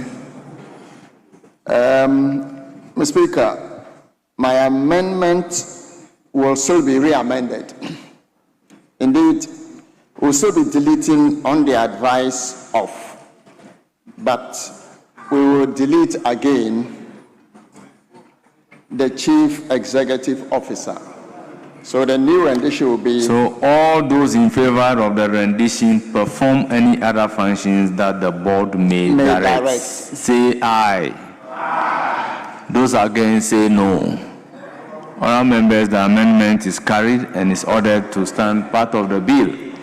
Now I'll put a question on the entire clause 16. Yes. Speaker, with respect, on clause 16.1, it says the board shall appoint the secretary to the board. I will propose, and Mr. Speaker, if you indulge me, that we include that the board shall, subject to the Companies Act 992, appoint a secretary to the board. Mr. Speaker, I'm saying this because if you look at the at 992 section 211, it lists the qualifications of a secretary, and then even goes ahead 212 lists the functions, so that if the secretary is appointed... Does the Companies Act applies to authority? Well, I mean, Mr. Speaker, I mean, you may want to direct me on that, but I believe that all secretaries to boards are subject to the Companies Act, but I'm subject to your direction. Yes. Speaker and leader, normally when it comes to appointment of secretary to the board, it's almost always the board appointing on the advice of the chief executive. Normally, when it comes to secretary to the board, because the chief executive would be working hand in hand with the secretary for the board. And so you may reference other acts, but I know on several fronts that the appointment of the company secretary is the board may appoint a secretary to the board on the advice of the chief executive officer. I so submit. Yes. Mr. Speaker, based on the question you asked, I'm also curious that if you are making a case that the authority is not subject to the Companies Act, is it to say that the qualifications as the law requires will not be applicable to a secretary appointed to serve? That cannot be the case. So I'm surprised that leader, you seem to suggest that the Act 992 doesn't apply here. Qualifications of secretaries to any board must be subject to the Act 992. And so can it be the case that, Mr. Speaker, that the board will appoint somebody who is not qualified per the Act 992? That's a question I believe you may want to respond. Yes, Honorable Majority Leader. I think the Speaker gave you some guidance. Speaker gave you some guidance. Now, an act which sets out how companies are to be set up, the boards, and then the secretary, and then it sets out the qualifications for secretaries. Here we are dealing with a statutory body, an authority being established by Parliament. It's not a company. So you cannot import the qualifications for a company secretary into the board of an authority that is being established. And that's the guidance that Mr. Speaker was given. You should understand that this authority is not going to be driven by private interest. Now, a company may end up listing at the stock exchange. And so regulators are interested in the quality of people who put themselves forward to try and run people's businesses and manage their money and their resources and etc. Here it is a political thing in the sense that it is the president who is setting out to achieve a certain objective, a governance objective, and that is why he is appointing his chief executive, and then he is appointing the board, and the board members are being told that you can also appoint a secretary to assist you, basically perform the functions of making sure that meetings are convened, keeping records of the meetings, and then communicating decisions of the board.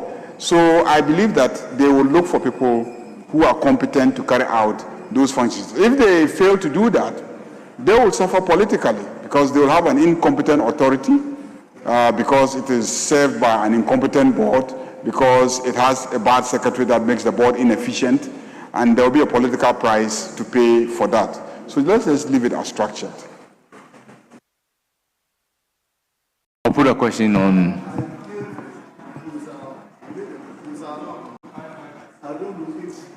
But that was the proposal I put a question on. That is 16C. No, that one we finished it. We finished 16C. Yes. I was commenting on 16.1, where I said the board shall appoint a secretary to the board on the advice of the chief executive.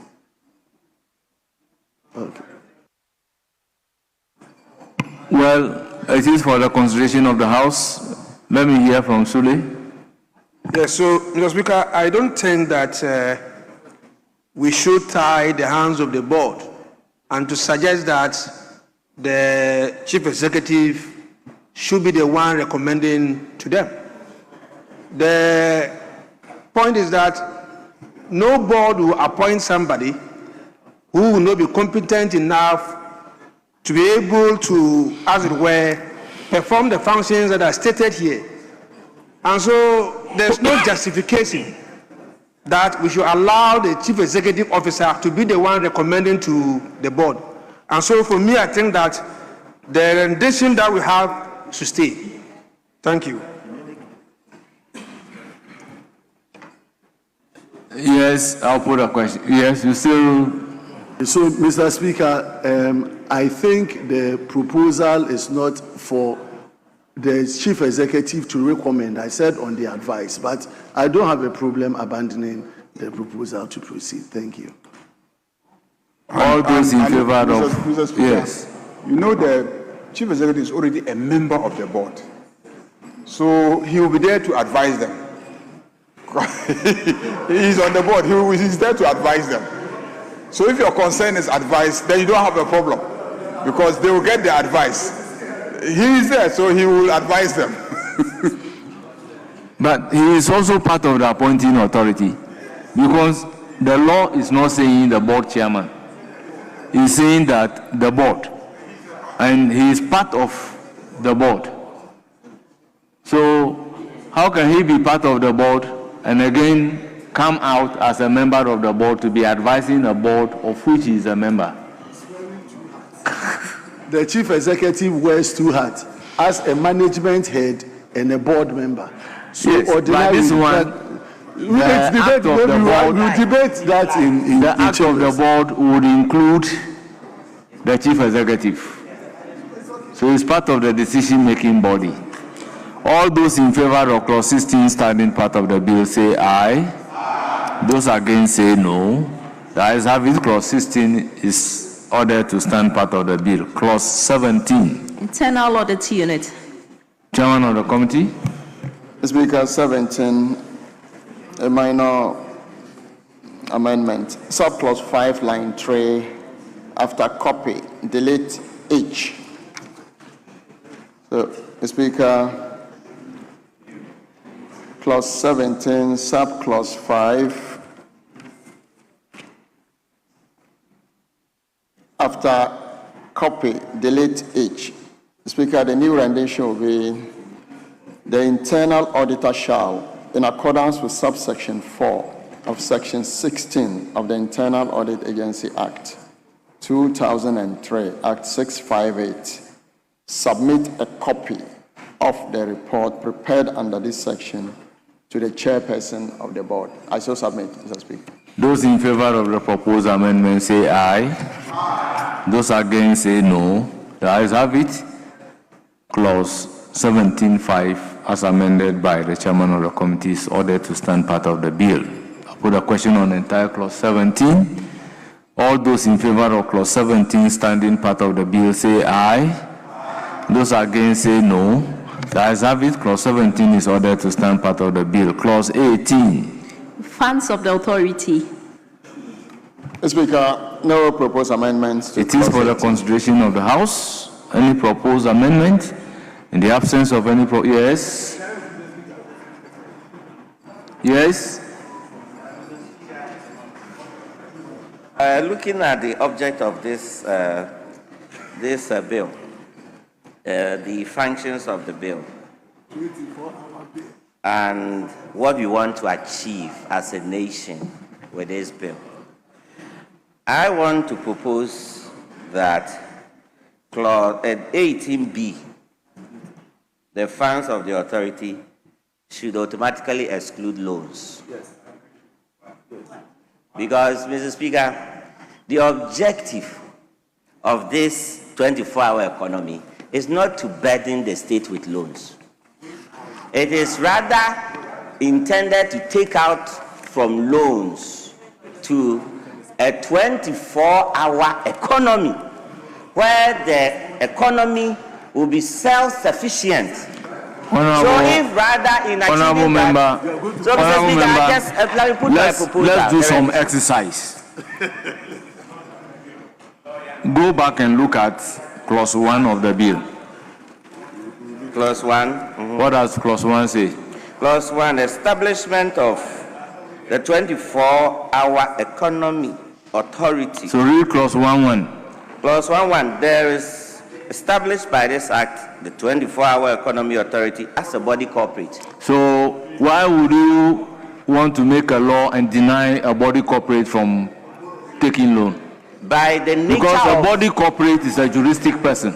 Yes, Mr. Speaker, I'm not denying it, but Mr. Speaker, let's my brother, on this occasion, in this occasion, you just want to be eternal litigant. Candidate, resume your seat. Not necessarily. Resume your seat. My proposal. Honorable member, resume your seat.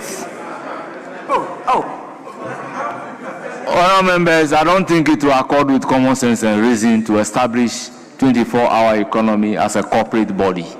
And when it comes to the sources of funding, we deny a corporate body, a juristic person that we are creating, the power to access loan. For me, it doesn't accord with common sense and reason. I'm doing this because you are a lawyer, and then I expect you to know the legal position of creating a corporate body, a legal position of creating a juristic person.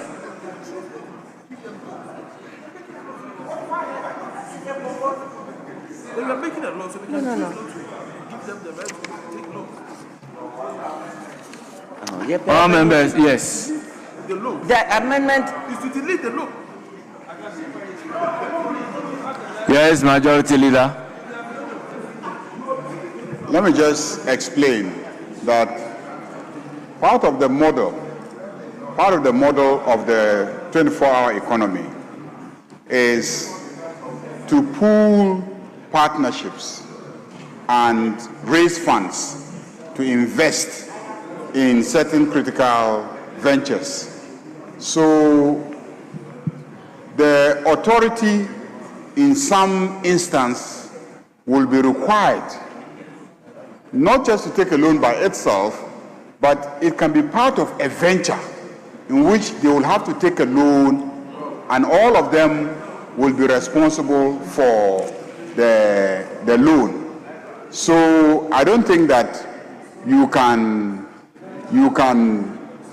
divorce the exercise that the authority is going to engage in from the taking of loans. It's not going to be possible. Let's take my earlier example about developing the Volta corridor, and it became necessary to develop the lake transport system. The 24-hour economy authority can raise loans to work with lake transport company to purchase a fleet of vessels that will ply that route in order to aid the agricultural activities that will be taking place along those routes to support evacuation and etc. So taking loans will be one of the activities, because you also are supposed to benefit from returns on investments. So if you haven't taken loans to invest, how are you going to benefit from the returns? Why are you not saying that we shouldn't allow the authority to benefit from returns on investment? No, listen. Monies approved by Parliament may not necessarily be loans. Listen, may not necessarily be loans.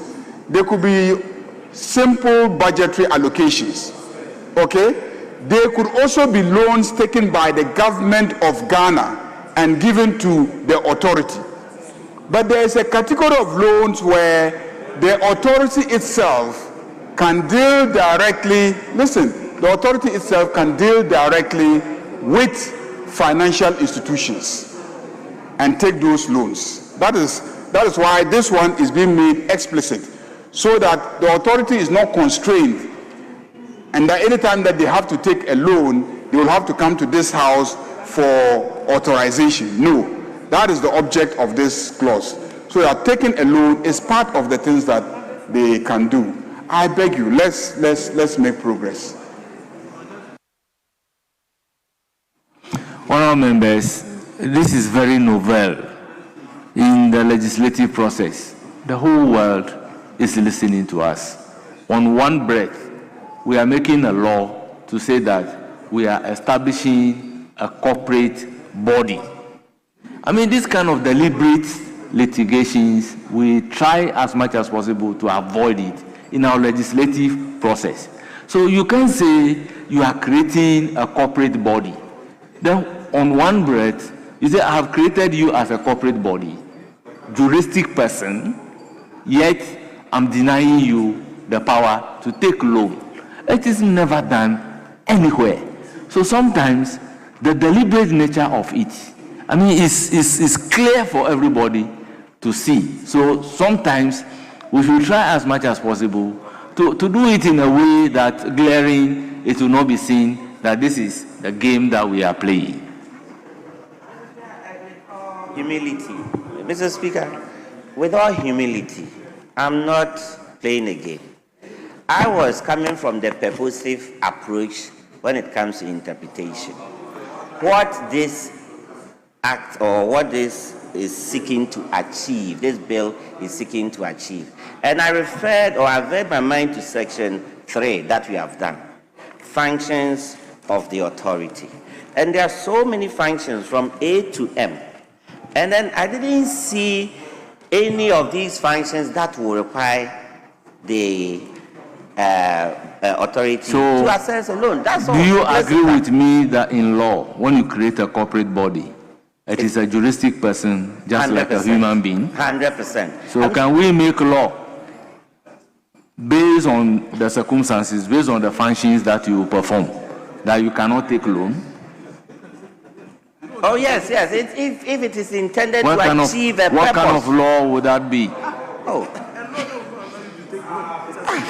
What kind of law would that be? Please, I think we have to make progress. I'll put a question on clause 18. There is nothing ambiguous about clause 18. All those in favor of clause 18 standing part of the bill say aye. Those against say no. The ayes have it. Clause 18 is ordered to stand part of the bill. Clause 19. Bank account of the authority. Chairman of the committee. Speaker, clause 19. Amendment proposed. Sub-clause 2, line 3. Delete republic and insert country. It is for the consideration of the House. Honourable members, I'll put a question. All those in favor of the amendment proposed by the chairman of the committee say aye. Those against say no. The ayes have it.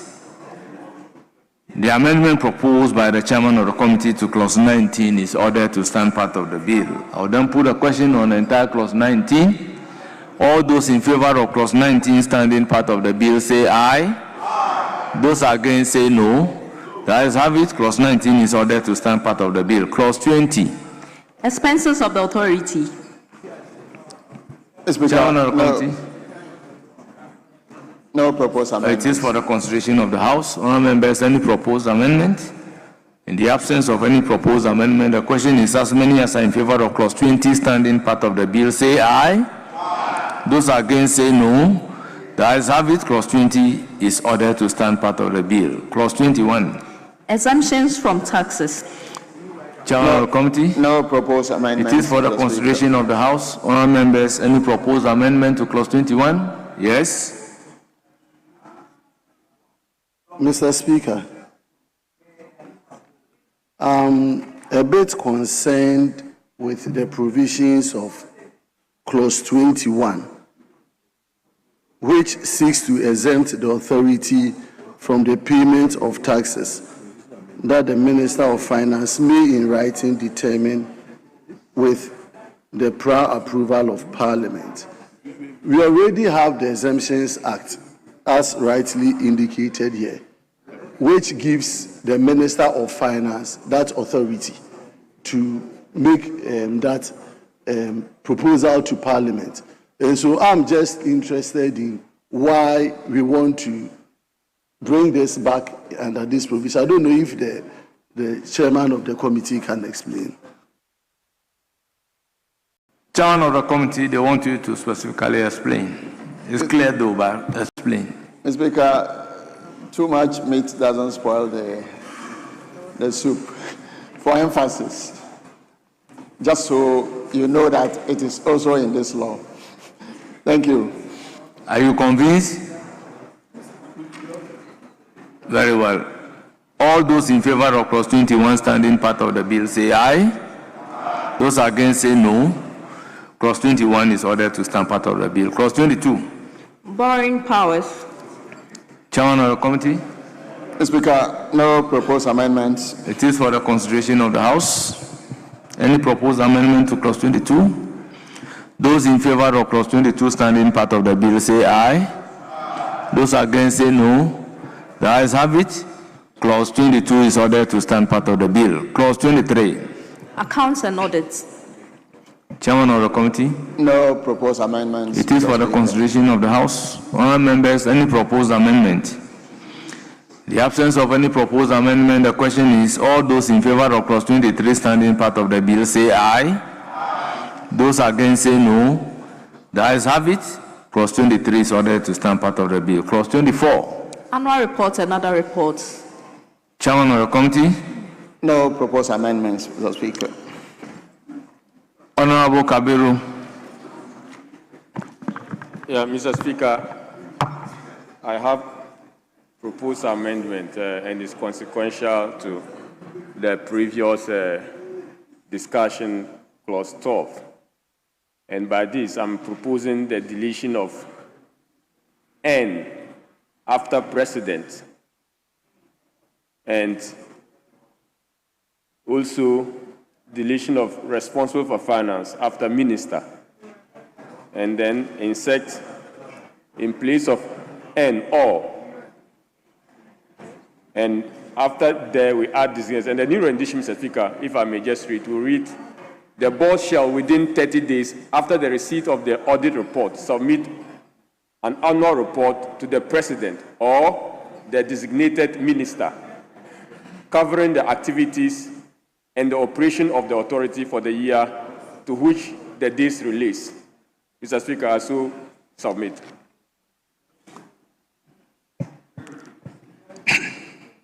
Well, that should be the position. But to say or provides an alternative that the president may not receive it. So we should maintain the and then say the minister and the minister designate. So we say the board shall within 30 days after the receipt of the audit report submit an annual report to the president and the minister designate covering the activities and the operations of the authority for the year to which the report relates. Mr. Speaker, I'm guided, so I move that the new rendition should read, the board shall within 30 days after the receipt of the audit report submit an annual report to the minister and the minister designate covering the activities and the operation of the authority for the year to which the report relates. Thank you very much. All those in favor of the proposed amendment say aye. Yes? Mr. Speaker, I want him to retake that. It reads, the board shall within 30 days after the receipt of the audit report submit an annual report to the president and the minister designate. So he said that the minister and the minister designates. So because Mr. Speaker, your rendition is now very well. That is what you are putting the question on. Yes. Mr. Speaker, I'm kind of confused here because from 23, the account and audit, the bill is saying that audit and accounts and forward a copy each of the audit report to the minister responsible for finance and the board. So if they're giving the audit what report, will happen is that consequentially, the minister for finance should read minister designate. So 23 because of clause 12. Okay. And because of the fact that minister has not been interpreted in the law. Yes. So you couldn't take it to be a minister for finance. No, but the sponsors of the bill, they are so specific. And they've mentioned the minister responsible for then finance. Then there is a problem with clause 12. Why do you want to change it? Then there is a problem with clause 12. Then we need to deal with it. Because clause 12 says minister designate by the president. So if it is the minister for finance, we should say minister and then go to the interpretation column to go and define the minister to mean minister responsible for finance. No, Mr. Speaker. Yes. Yes, Majority Leader. Mr. Speaker, there is no conflict between clause 12 and the clause that we are looking at. Now, clause 12(2) simply says the president may in writing designate a minister or any other person, so it could even be a non-minister, to perform functions assigned by the president. So the assumption that the president is delegating to a minister supervisory responsibility on the basis of the reading of clause 12 is not well founded. In the case of clause 24, we are dealing with just reporting. 23 talks about financial reporting and 24 talks about general reporting. So the idea is that the finance minister is a critical stakeholder in terms of financial accountability because he's going to be advancing money to the authority. So let him have your report. It is not a conferment of ministerial oversight in the finance minister. So again, we cannot conclude that by asking him to present a copy of a report, then we are, conferring on him responsibility. And that is why the clause says that the report should be given to the president, because from the beginning we said that the authority is answerable to the president. But then also the finance minister should also be a recipient of the report, simply because of the critical role that the finance minister plays in making money available to the authority. So I don't see contradictions in any of these arrangements that have been made. Honorable Majority Leader, within the meaning of clause 12(3), say the minister or any other person. Who is that minister?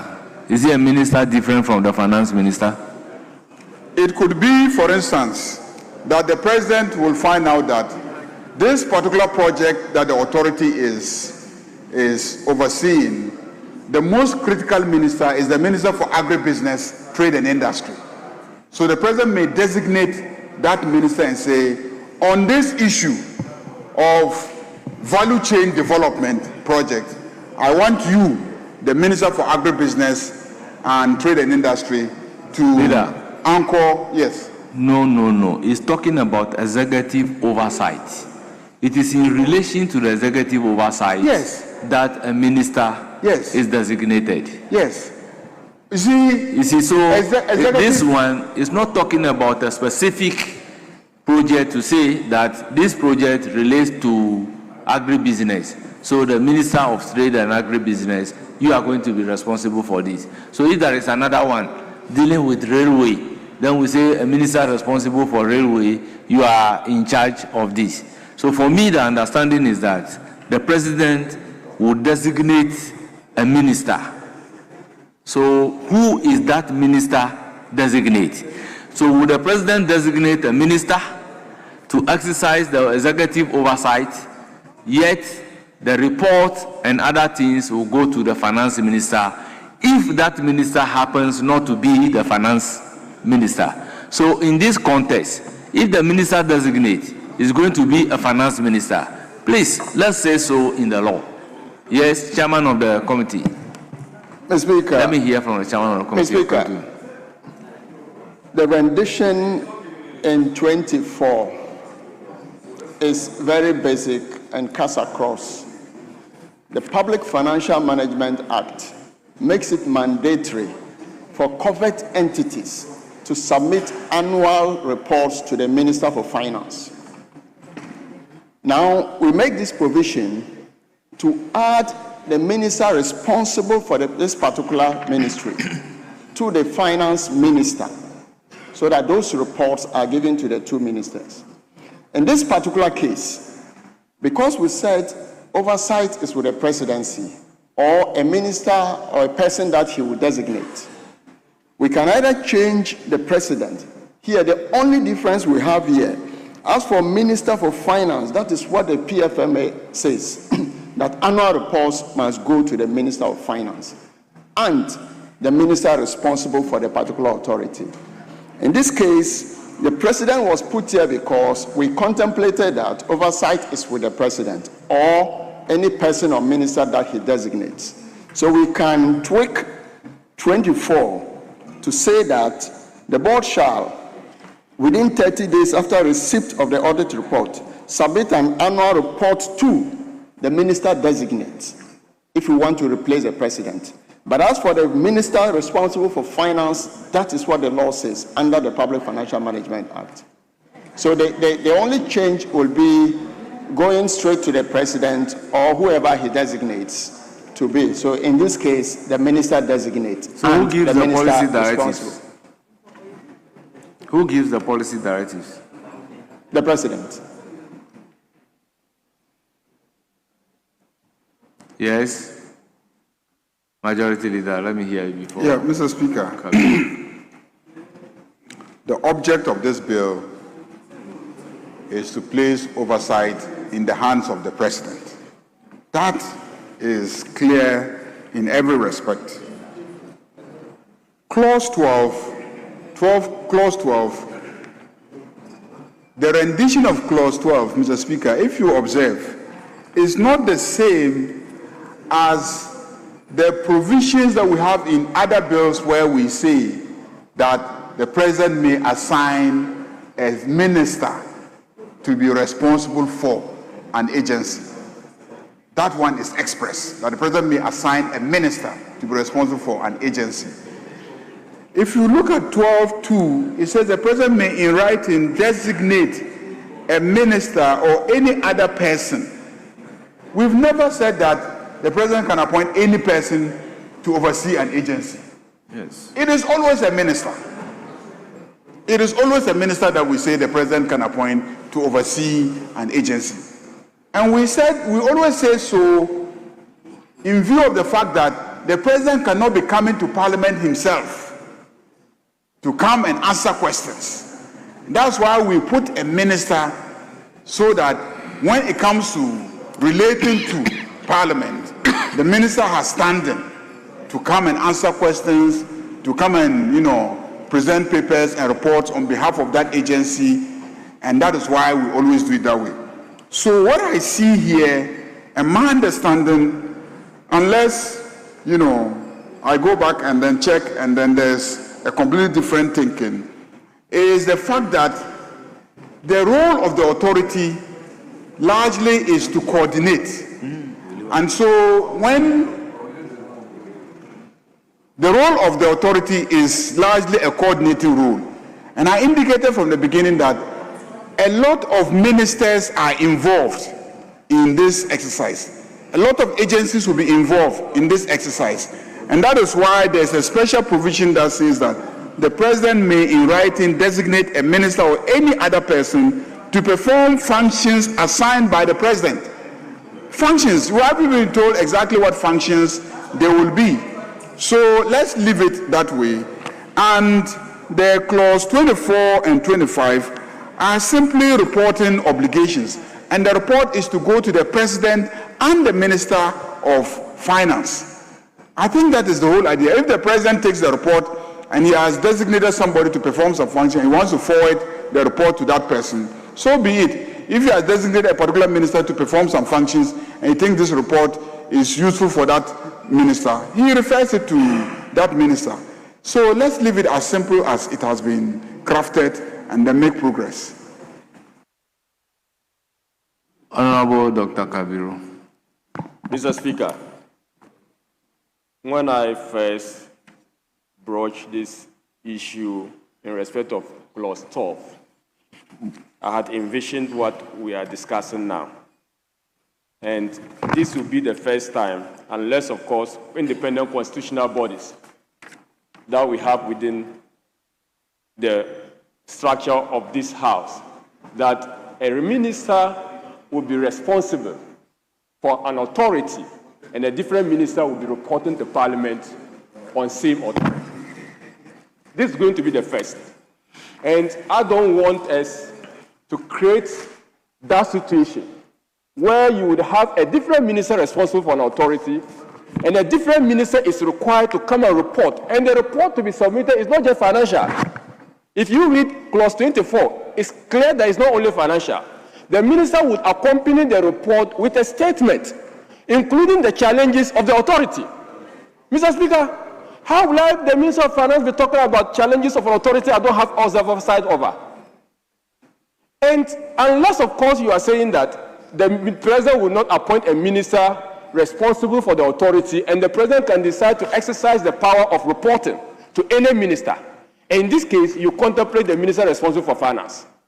Otherwise, if we don't tidy these things up, with the proposed amendment, we are creating confusion. And this is going to be the first, unless, of course, the chairman of the committee report to this House that there is any single bill or any single act that the minister who has oversight over that agency is different from the minister who is reporting to Parliament on same. And we shouldn't just create anything and go away as a member of Parliament. Mr. Speaker, with the greatest respect, we will need to tidy this thing up. If we are not sure, let's defer it to the winnow-win and tidy this thing up. Otherwise, it is going to create... Members, if you look at the marginal note, it says annual report and other reports. So because of other reports, it goes beyond just financial. And what Dr. Kabiru is saying is very true. If care is not taken, we have Minister of Finance playing a role in this bill, and we also have a minister designate by the President. So which of them will be responsible and answerable to this House? Is it the Finance Minister or the Minister designate? So I am inclined to also declare Clause 24 for winnowing. Defer Clause 24 for winnowing. Yes? I think that when it comes to the reporting rendition, I honestly don't see a problem. But I think that there's some case to revisit Clause 12. Yes.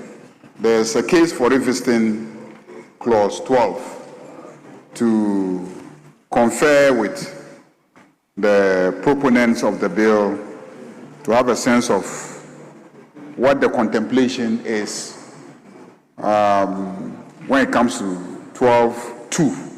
What really were they thinking when they crafted 12.2? Because reading it on its face, it doesn't confer ministerial oversight on a minister in relation to the authority. It doesn't. But Parliament is, in the way that it works, used to having a minister that comes to answer in relation to whatever that authority is doing. Yes. And it seems that there's a vacuum in that regard. There's a vacuum in that regard. And that's something that we ought to try and then address. So we can still take 24 and then contemplate some revision when it comes to second consideration. We would look at 12 and we'll speak to Attorney General and see if we can address that. So that if it will have impact on Clause 12, we'll do that. If it does, then we can also very take well. it in second then consideration. Accordingly, Clause 24 is deferred. Yes, Honorable Habib. Mr. Speaker. Yes. Well, my position is that clause 24 is not really a problem, but that if we go to second consideration stage, so I should put a question, 12, yeah, so and 12, and then we'll clause look at 12 it. changes, we can also take revisit clause 24. Mr. Speaker. You see, we have to defer consideration of clause 24, so that when it is adequately considered, at the point of considering it, whatever other provision that will have impact on clause 24, we'll look at it together. Yes, Honorable Habib.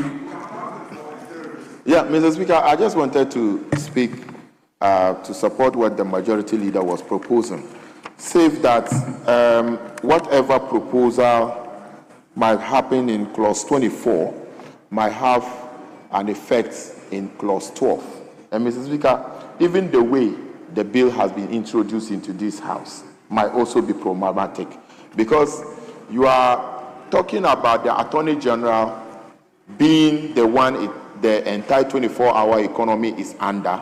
He moved the motions for the second reading. And if in the decision of the winnowing committee on clause 24, that had an effect on clause 12, inadvertently we are going to have a new introduction. If it is the case that it will be under Ministry of Finance, then it will be Finance that will take care of it. So, Mr. Speaker, I think that we should just suspend the entire bill at this stage and refer further deliberation. I completely disagree with Mr. you. Speaker, whatever clause that is to be deferred, we'll defer it. We are left with 2 or 3 clauses. Mr. Speaker. So, Honorable Habib. Mr. Speaker. With all due respect, today, give it to me. Mr. Speaker. Mr. Speaker. Mr. Speaker, with respect, no matter what we are going to do, we will definitely come back to second consideration, no matter what. So whether we are rushing it out or not, we'll bring the bill back to second consideration. So it's better. Let me ask you a simple question. Without completing consideration, can you come to second consideration? Mr. Speaker, by standing down clause 24, anything you do now will not get the bill complete today. Yes. So it is better we do the right thing. No, the other provisions are consequential provisions. Like, for instance, we are left with regulations. We are left with interpretation. Mr. Speaker, then we are done. Mr. Speaker, I'm aware that due to some of the issues on clause 12, members are ready to introduce new clauses to this matter. So as a whip, I'm drawing your attention to certain issues. So I think that... So when we get there, let them introduce it. So clause 24 deferred. Your attention clause 25. Clause 25. Regulations. Why? You want to speak to a deferred clause? Mr. Speaker, with the greatest of respect, I want to introduce a new clause, 25, before we go to regulation, if I have your permission. Mr. Speaker, we are passing, Buama. Speaker. Let me use the opportunity to again say that when you have a new clause to introduce, the new clauses are introduced at the end. Yes, that's the practice. Yes, yes, yes. So you bring in new provisions. Is that not new provision? That will direct the drafters to rearrange. If the new provision is carried out, then we direct the drafters to rearrange the numbering. Okay. Yes. So clause 25. Regulations. Chairman of the committee. Speaker, clause 25, subclause 1, line 3, after effective, insert and efficient. I so move, Mr. Speaker. It is for the consideration of the House. Honourable members, I'll put a question. Yes? Mr. Speaker, I'm just going to draw your attention for some guidance. Based on the matter Honourable Buama raised, under Standing Order 170F. Mr. Speaker, Standing Order 171F that the consideration of a schedule, the long title, shall follow the consideration of clauses, including new clauses, and the procedure prescribed in order shall be followed with the necessary. That is the correct position of the law. When the clauses are done, before you come to the long title of the bill, that is the stage that the new clauses are introduced. So you take the new clauses before you come to the long title of the bill. So what you have read is not different from what I've said. So, Mr. Speaker, in this case, you are of the view that he should stand down his new. That is what exactly I have said. That at the end. Oh, Mr. Speaker, we just want to get you clear. You see, we just want to get you clear. Honorable Habib, you've been in this house for some time. When we are doing a consideration of a bill, after the clauses are done, it is then that you come to the long title. So before coming to the long title, if there are new clauses in line with the provision that you have read, that is the point that you take the new clauses.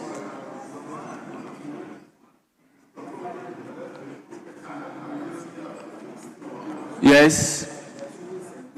Mr. Speaker, we've just started implementing 24-hour economy. Why are you in a hurry to go home? Why are you in a hurry to go home? Why are you in a hurry to go home? Speaker is ready to work. He's been sitting there for 12 hours. He just wants to do another 12 hours to add. So, Mr. Speaker, we're left with just two clauses. Mr. Speaker, let's just take the two clauses. Let's take the two clauses, because we'll definitely come back to certain consideration.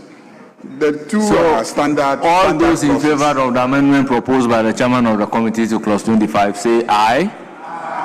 Those against say no. The ayes have it.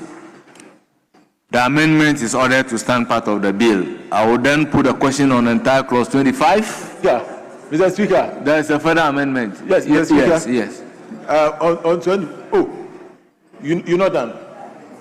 Oh, okay. Oh, there's a further amendment by the chairman of the committee. The chairman, okay. After you. That is X. So, chairman, you may do so. Mr. Speaker, there's a second amendment to 25, paragraph A, line 2, that's subclause 2.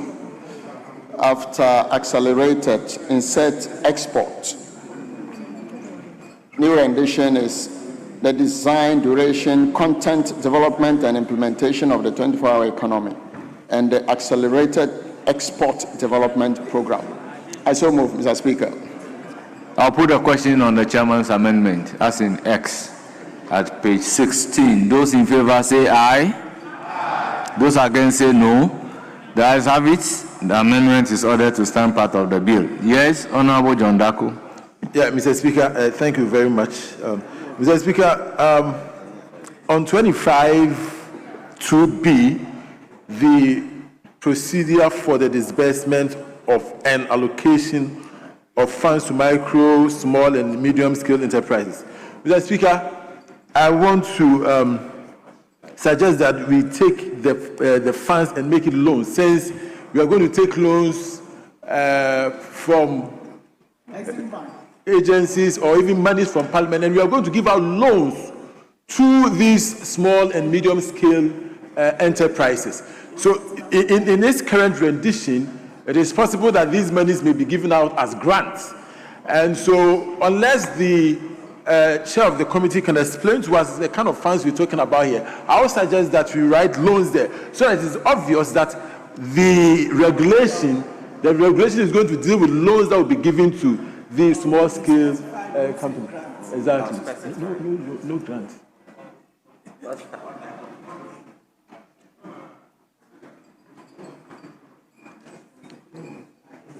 Yes, Honorable Habib. Mr. Speaker, if the chairman can try to assess the same clause, my colleague Honorable John Daku, to provide definition for other persons on the 25(2)(b), the procedure for the disbursement and allocation of funds to micro, small, and medium-scale enterprises and other persons. What's the definition of other persons? Well, the persons is defined in the Interpretation Act. So if you pick your Interpretation Act, you should be able. Interpretation Act, I'm not talking about the interpretation of the law. So you can get the definition there. So Honorable Habib, you do not have a problem. So I want to get John Dako clearly. Can this when it is different, then they will specify in the law. But when it is not specified, Mr. Speaker, then it means it's I not have different. checked the interpretation part of this bill, and there is nothing on that definition. And I know The the chairman very well. interpretation, Honorable Other Habib, persons could mean Honorable Habib, members of the Honorable Habib, constituency. I think you are trying to insult my intelligence in a way. Insult my intelligence because I am not referring to the interpretation of this law. I'm referring to Interpretation Act. And I ask that you should check from the Interpretation Act. So if you are saying you are looking at the interpretation column of the law, then you are not treating me fairly. This very bill is saying that if this bill is in conflict with anything, we should go with this bill. That's what the bill says. If you come to clause 26, is there any provision indicating? Is there any provision indicating that, with all due respect, is there any provision indicating that the word person is different from us using the interpretation?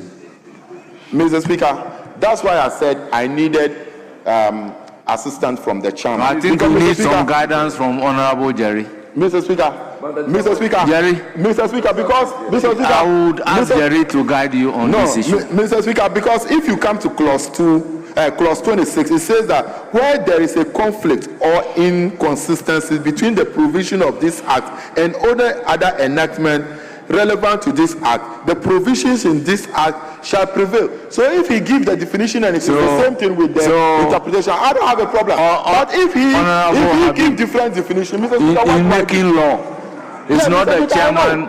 It's not the chairman who provides definition. When the definition is in the Interpretation Act, you need not bring it here. So if you are looking for, will you listen to me for once? If you are looking for interpretation of person, I am humbly asking you to look at the Interpretation Act. Look at the Interpretation Act. Mr. Speaker, I think your role is to guide us. And if that's why I'm guiding you, you don't want to take the guidance. If I don't understand something, it's within my right to still. I'm guiding you, but you don't want to seek the guidance. But Mr. Speaker, you see, I know exactly what you are doing. So kindly resume your seat. Honorable John Dako, what is your issue? Mr. Speaker, Mr. Speaker, I think the chairman is on his feet. He understands exactly what I'm asking for. What kind of funds are we giving out? Is it loan or grant? And my rendition is that this will be loan because we are going to be taking loans from other places, and we're going to get funds from the public. And so the question is, whether the 24-hour economy is set up to be giving funds out to people. If you look at the functions, it is not clearly stated. Honorable John Dako, I think you are completely out of order. Kindly resume your seat. Mr. Speaker, with all due respect, resume your seat. Yes, Chairman of the committee. Mr. Speaker, I wanted to avert my learned friend's mind to the fact that loans, if you look at section 18, funds of the authority, loan is part of the funds. So loan is a subset of the funds. Mr. Speaker, safe to say that I want to make a further amendment to 25(1). Mr. Speaker, because 25(1). Well, John Dako, you know the position. Chairman, hold it. When we talk about funds of an entity, you don't single it out. And in talking about the disbursement of the fund, you don't give it per component. You talk about it in a composite manner. That is why the chairman of the committee is referring you to clause 18 of the law, which talks about the funds. So therefore, what this particular provision is talking about is to set out the procedure for the allocation of the funds. So if you talk about the funds, it's one thing, as in clause 18. So what you are saying, honorable members, I'm restraining myself. With respect, I mean, with respect, Mr. Speaker, Mr. Speaker, with respect, with the greatest respect, Mr. Speaker, what I'm seeking to do here is not even really about Section 18 as to the funds of 24 hours economy. I'm talking about the monies that we are going to give out to the micro companies, the small-scale companies. The question is whether we are giving out loans or we are giving out grants. If we read 25(2) that we're talking about, Mr. Speaker, they are giving out money. And so it is that money that they refer to as funds. So the question is whether it's going to be loan or it's going to be grant. And I believe Majority Leader understands what I'm saying. Yes. So, because 18 is what is coming into the. So what is the marginal note for 25? Mr. Speaker, it's just a regulation because that's the only. Is it not regulation? Yes. Is it not regulation? Yes, Mr. Speaker. Have you seen copies of regulation before? So because we. So if this law is saying that the regulation must set out the procedure for disbursement and allocation of fund. So if there is any specific details, it will be captured in the regulations, but not in this particular law. Mr. Speaker, with respect. So I'm finding it difficult to understand the point from which you are coming from. Okay, Mr. Speaker, just bear with me. The difference is that the regulation is talking about the procedure for the disbursement. My issue is disbursement of what?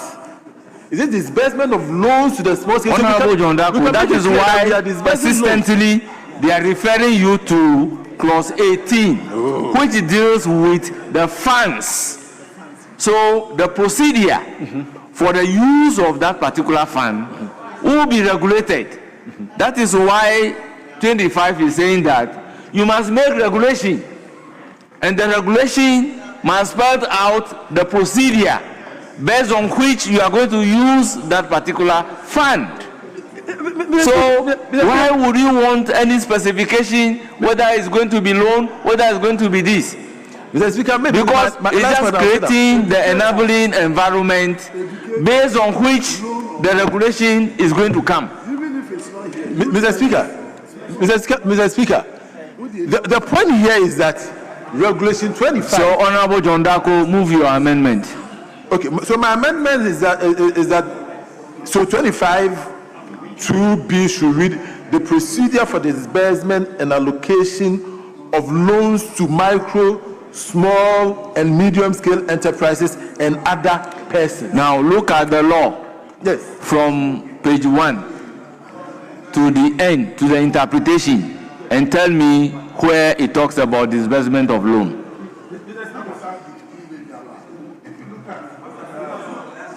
If you look at 3, just be patient. If you look at regulation 3, really?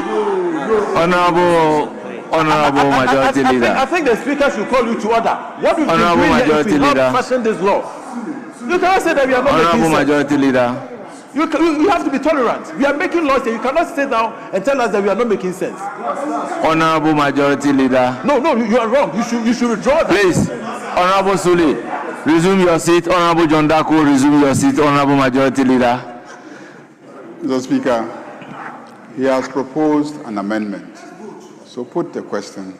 Very well. On his amendment. Then we move on. But I want to say, I want to say that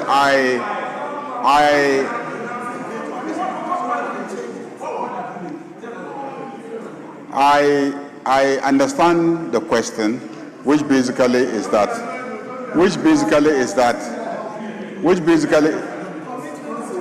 please. I'm on my feet, so it's not it's me. I'm on my feet. Honorable Asamoah, you've occupied a very high position in this country. I don't expect you to be making that kind of noise. It's constituting a disorderly conduct. Mr. Speaker, let me just explain. As we speak, you are concerned about whether it is loan or grant. We don't know. We don't know whether it is loan or it is a grant. We know that they may disburse funds. Is that okay? And in the interest of transparency and accountability, we are saying that if they are going to disburse funds, then they must set out the procedure for the disbursement of the funds. And the procedure must be captured in regulations, and those regulations will come to this House to be approved by this House. You're okay now? So let's proceed. All those in favor of clause 25 standing part of the bill say aye. Aye. Those against say no. Speaker. Yes. Speaker, I was just trying to draw your attention to the fact that come at second consideration. The ayes have it. Clause 25 is ordered to stand part of the bill. Clause 26. Oh, I raised it. He just didn't pick it. Clause 26. Modification of existing enactment. Chairman of the committee. No proposed amendment, Mr. Speaker. It is for the consideration of the House. All members have put a question. In the absence of any proposed amendment, all those in favor of clause 26 standing part of the bill say aye. Aye. Those against say no. The ayes have it. Clause 26 is ordered to stand part of the bill. Clause 27. Interpretation. Chairman of the committee. Mr. Speaker, first amendment is to delete under clause 27, delete minister.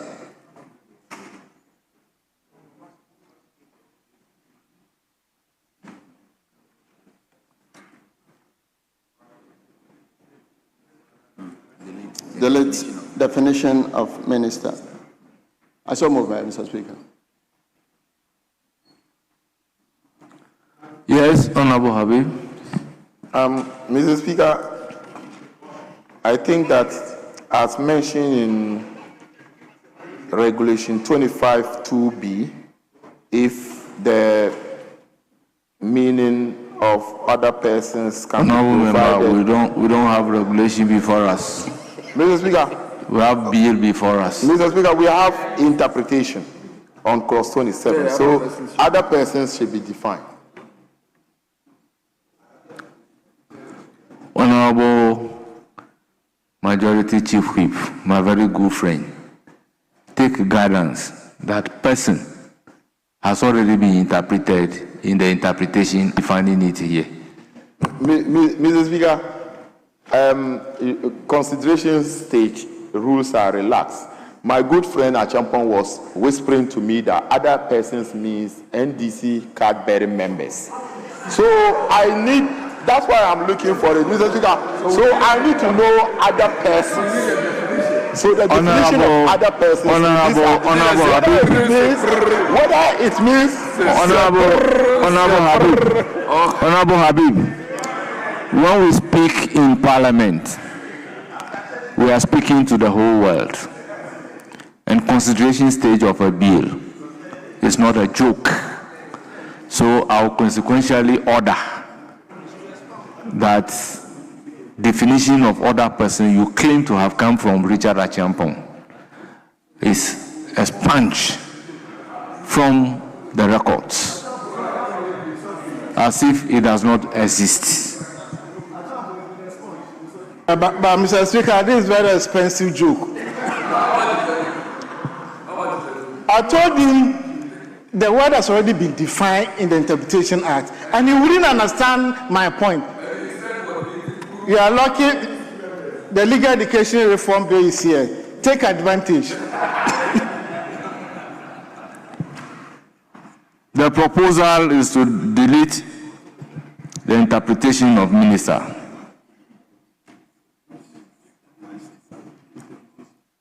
Honorable members, in view of the fact that we are going to look at clause 24 and its impact on clause 12, we will leave the definition of a minister so that when we look at those two provisions, we will see the bearing and then we can reconcile. So, Honorable Chairman, will you do the needful? Mr. Speaker, I'm tempted to stand that down while we do the other deferred. Very well. Process. So move to XII.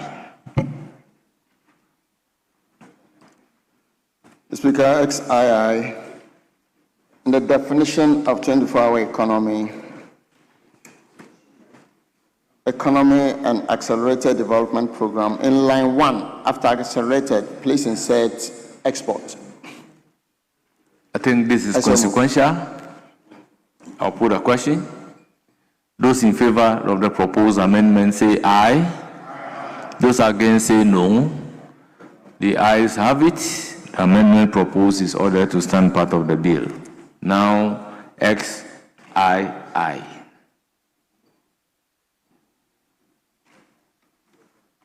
Chairman of the committee. Speaker, XII, clause 27, amendment proposed. Definition of 24-hour economy and accelerated development program. Paragraph D, line 1, delete diversify and insert diversified. I so move. It is for the consideration of the House. Honourable members, I'll put a question. As many as are in favor of clause 27 as amended by the chairman of the committee say aye. Aye. Those against say no. The ayes have it. Clause 27 as amended by the chairman of the committee is ordered to stand part of the bill. I will therefore put a question on the entire clause 27. Yes.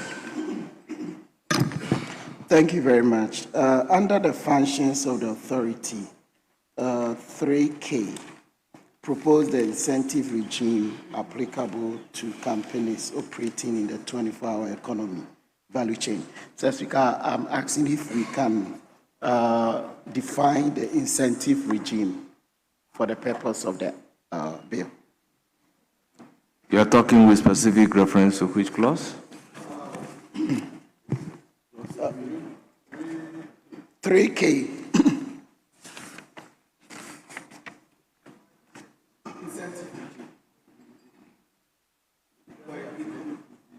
Incentive regime could mean many things at different times. Well, I would direct the drafters to look at the definition of incentive regime.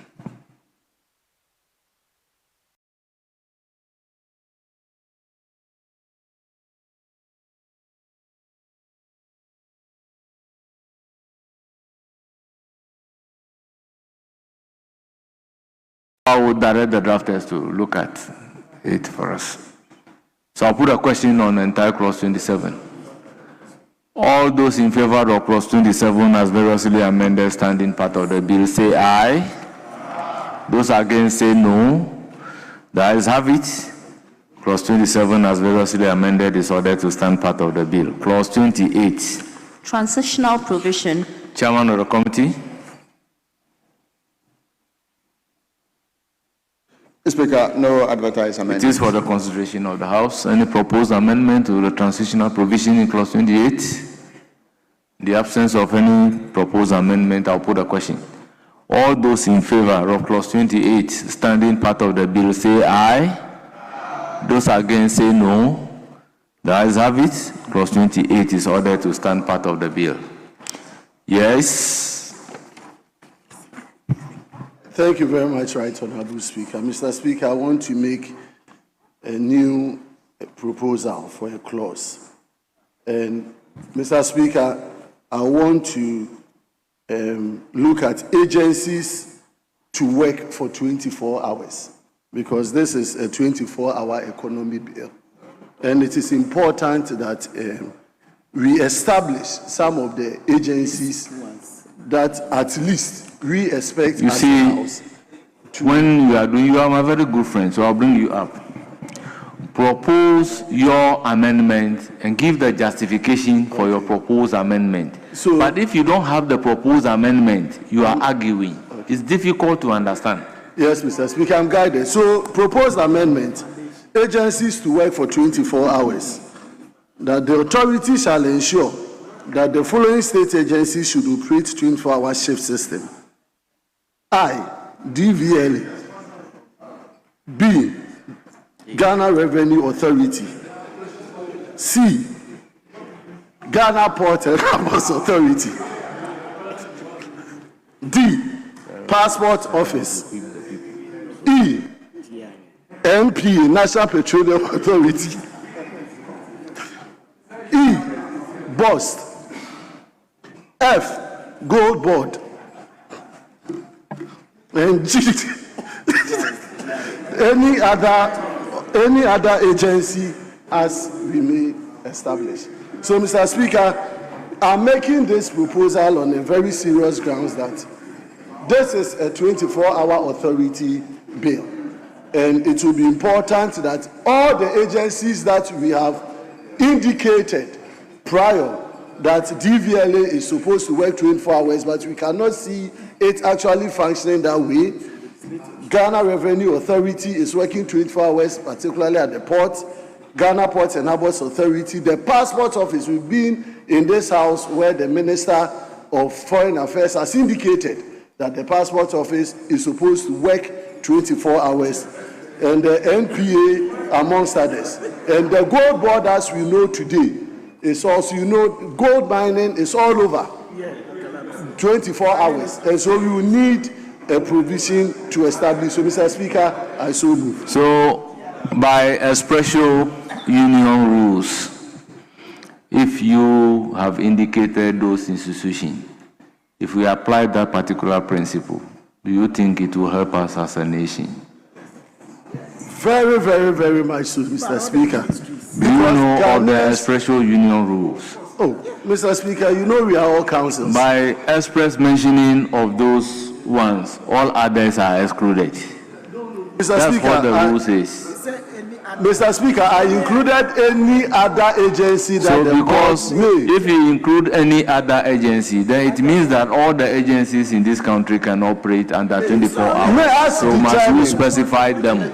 But Ghanaians are looking for. I'll give the floor to Majority Speaker, Leader. let me end my I'll point. put a question on your amendment, don't worry. Let me hear. I'll put a question on your amendment. I'm just concluding, so. Mr. Speaker, we are opposed to the proposal simply because it is too limiting. It's very limiting. It lacks ambition. It lacks ambition. It lacks ambition. It's very limiting. Our objective is for the entire economy, the entirety of Ghana, to work 24 hours. So for him to list just about 5 or 6 organizations and say, if it was about the 6 organizations, we will not be passing a law establishing an authority. So we are opposed to this. So put the question and let's vote on it. Yes.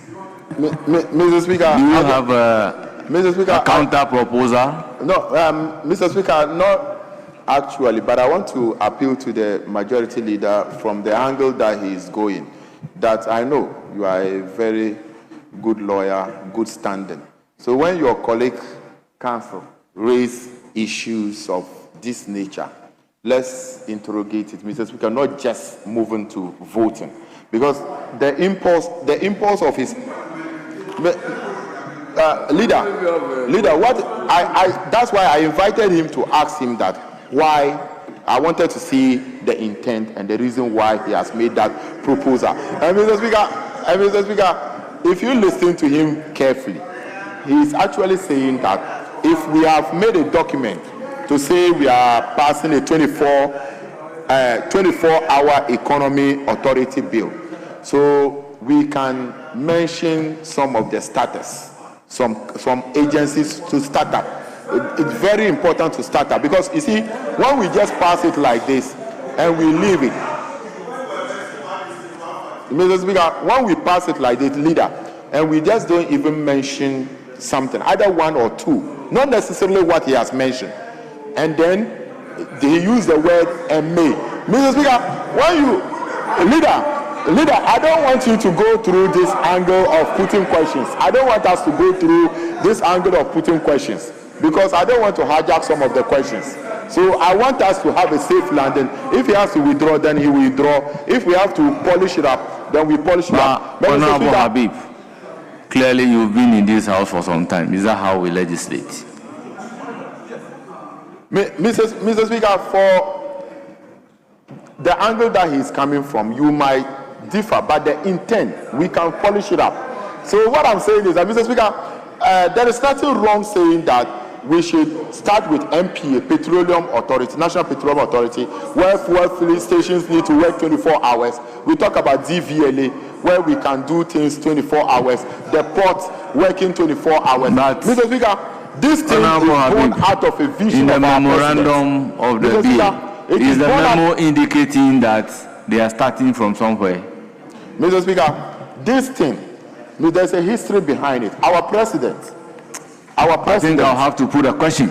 I'm putting the question on the proposed amendment by Mr. Speaker, Honorable don't put the question now, because Mr. Speaker, we are not properly constituted to put this question. There is a proposed amendment on the floor. There is a proposed amendment on the floor. Particularly, the proposed amendment is coming from your side. All those in favor of the amendment proposed by Boama, say aye. Those against, say no. I think the noes have it. The amendment is not carried. Any other issue? Yes? Mr. Speaker. Yes? Mr. Speaker, I think we are in your hands. We've done more than 5 hours. Very well, we've done more than 5 hours. We've done more than 5 hours. But let me thank colleagues. That brings us temporarily to the end of consideration stage for today. Patience and sitting to assist us have this bill taken through the consideration stage. The consideration stage has come to an end for today.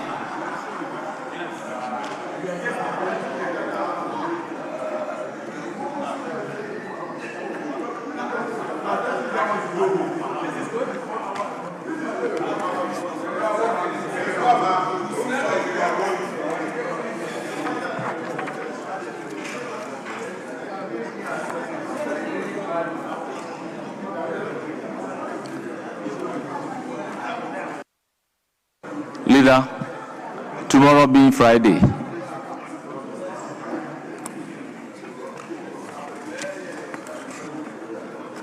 Mr. Speaker, 2 o'clock. 2 o'clock. 2 o'clock. Yes.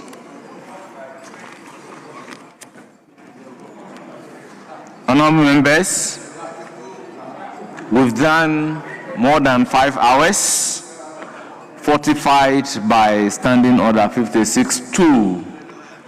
I'll proceed to adjourn the House, since same lies within my means. The House is accordingly adjourned till Friday, 6 February 2026 at 2 o'clock in the afternoon.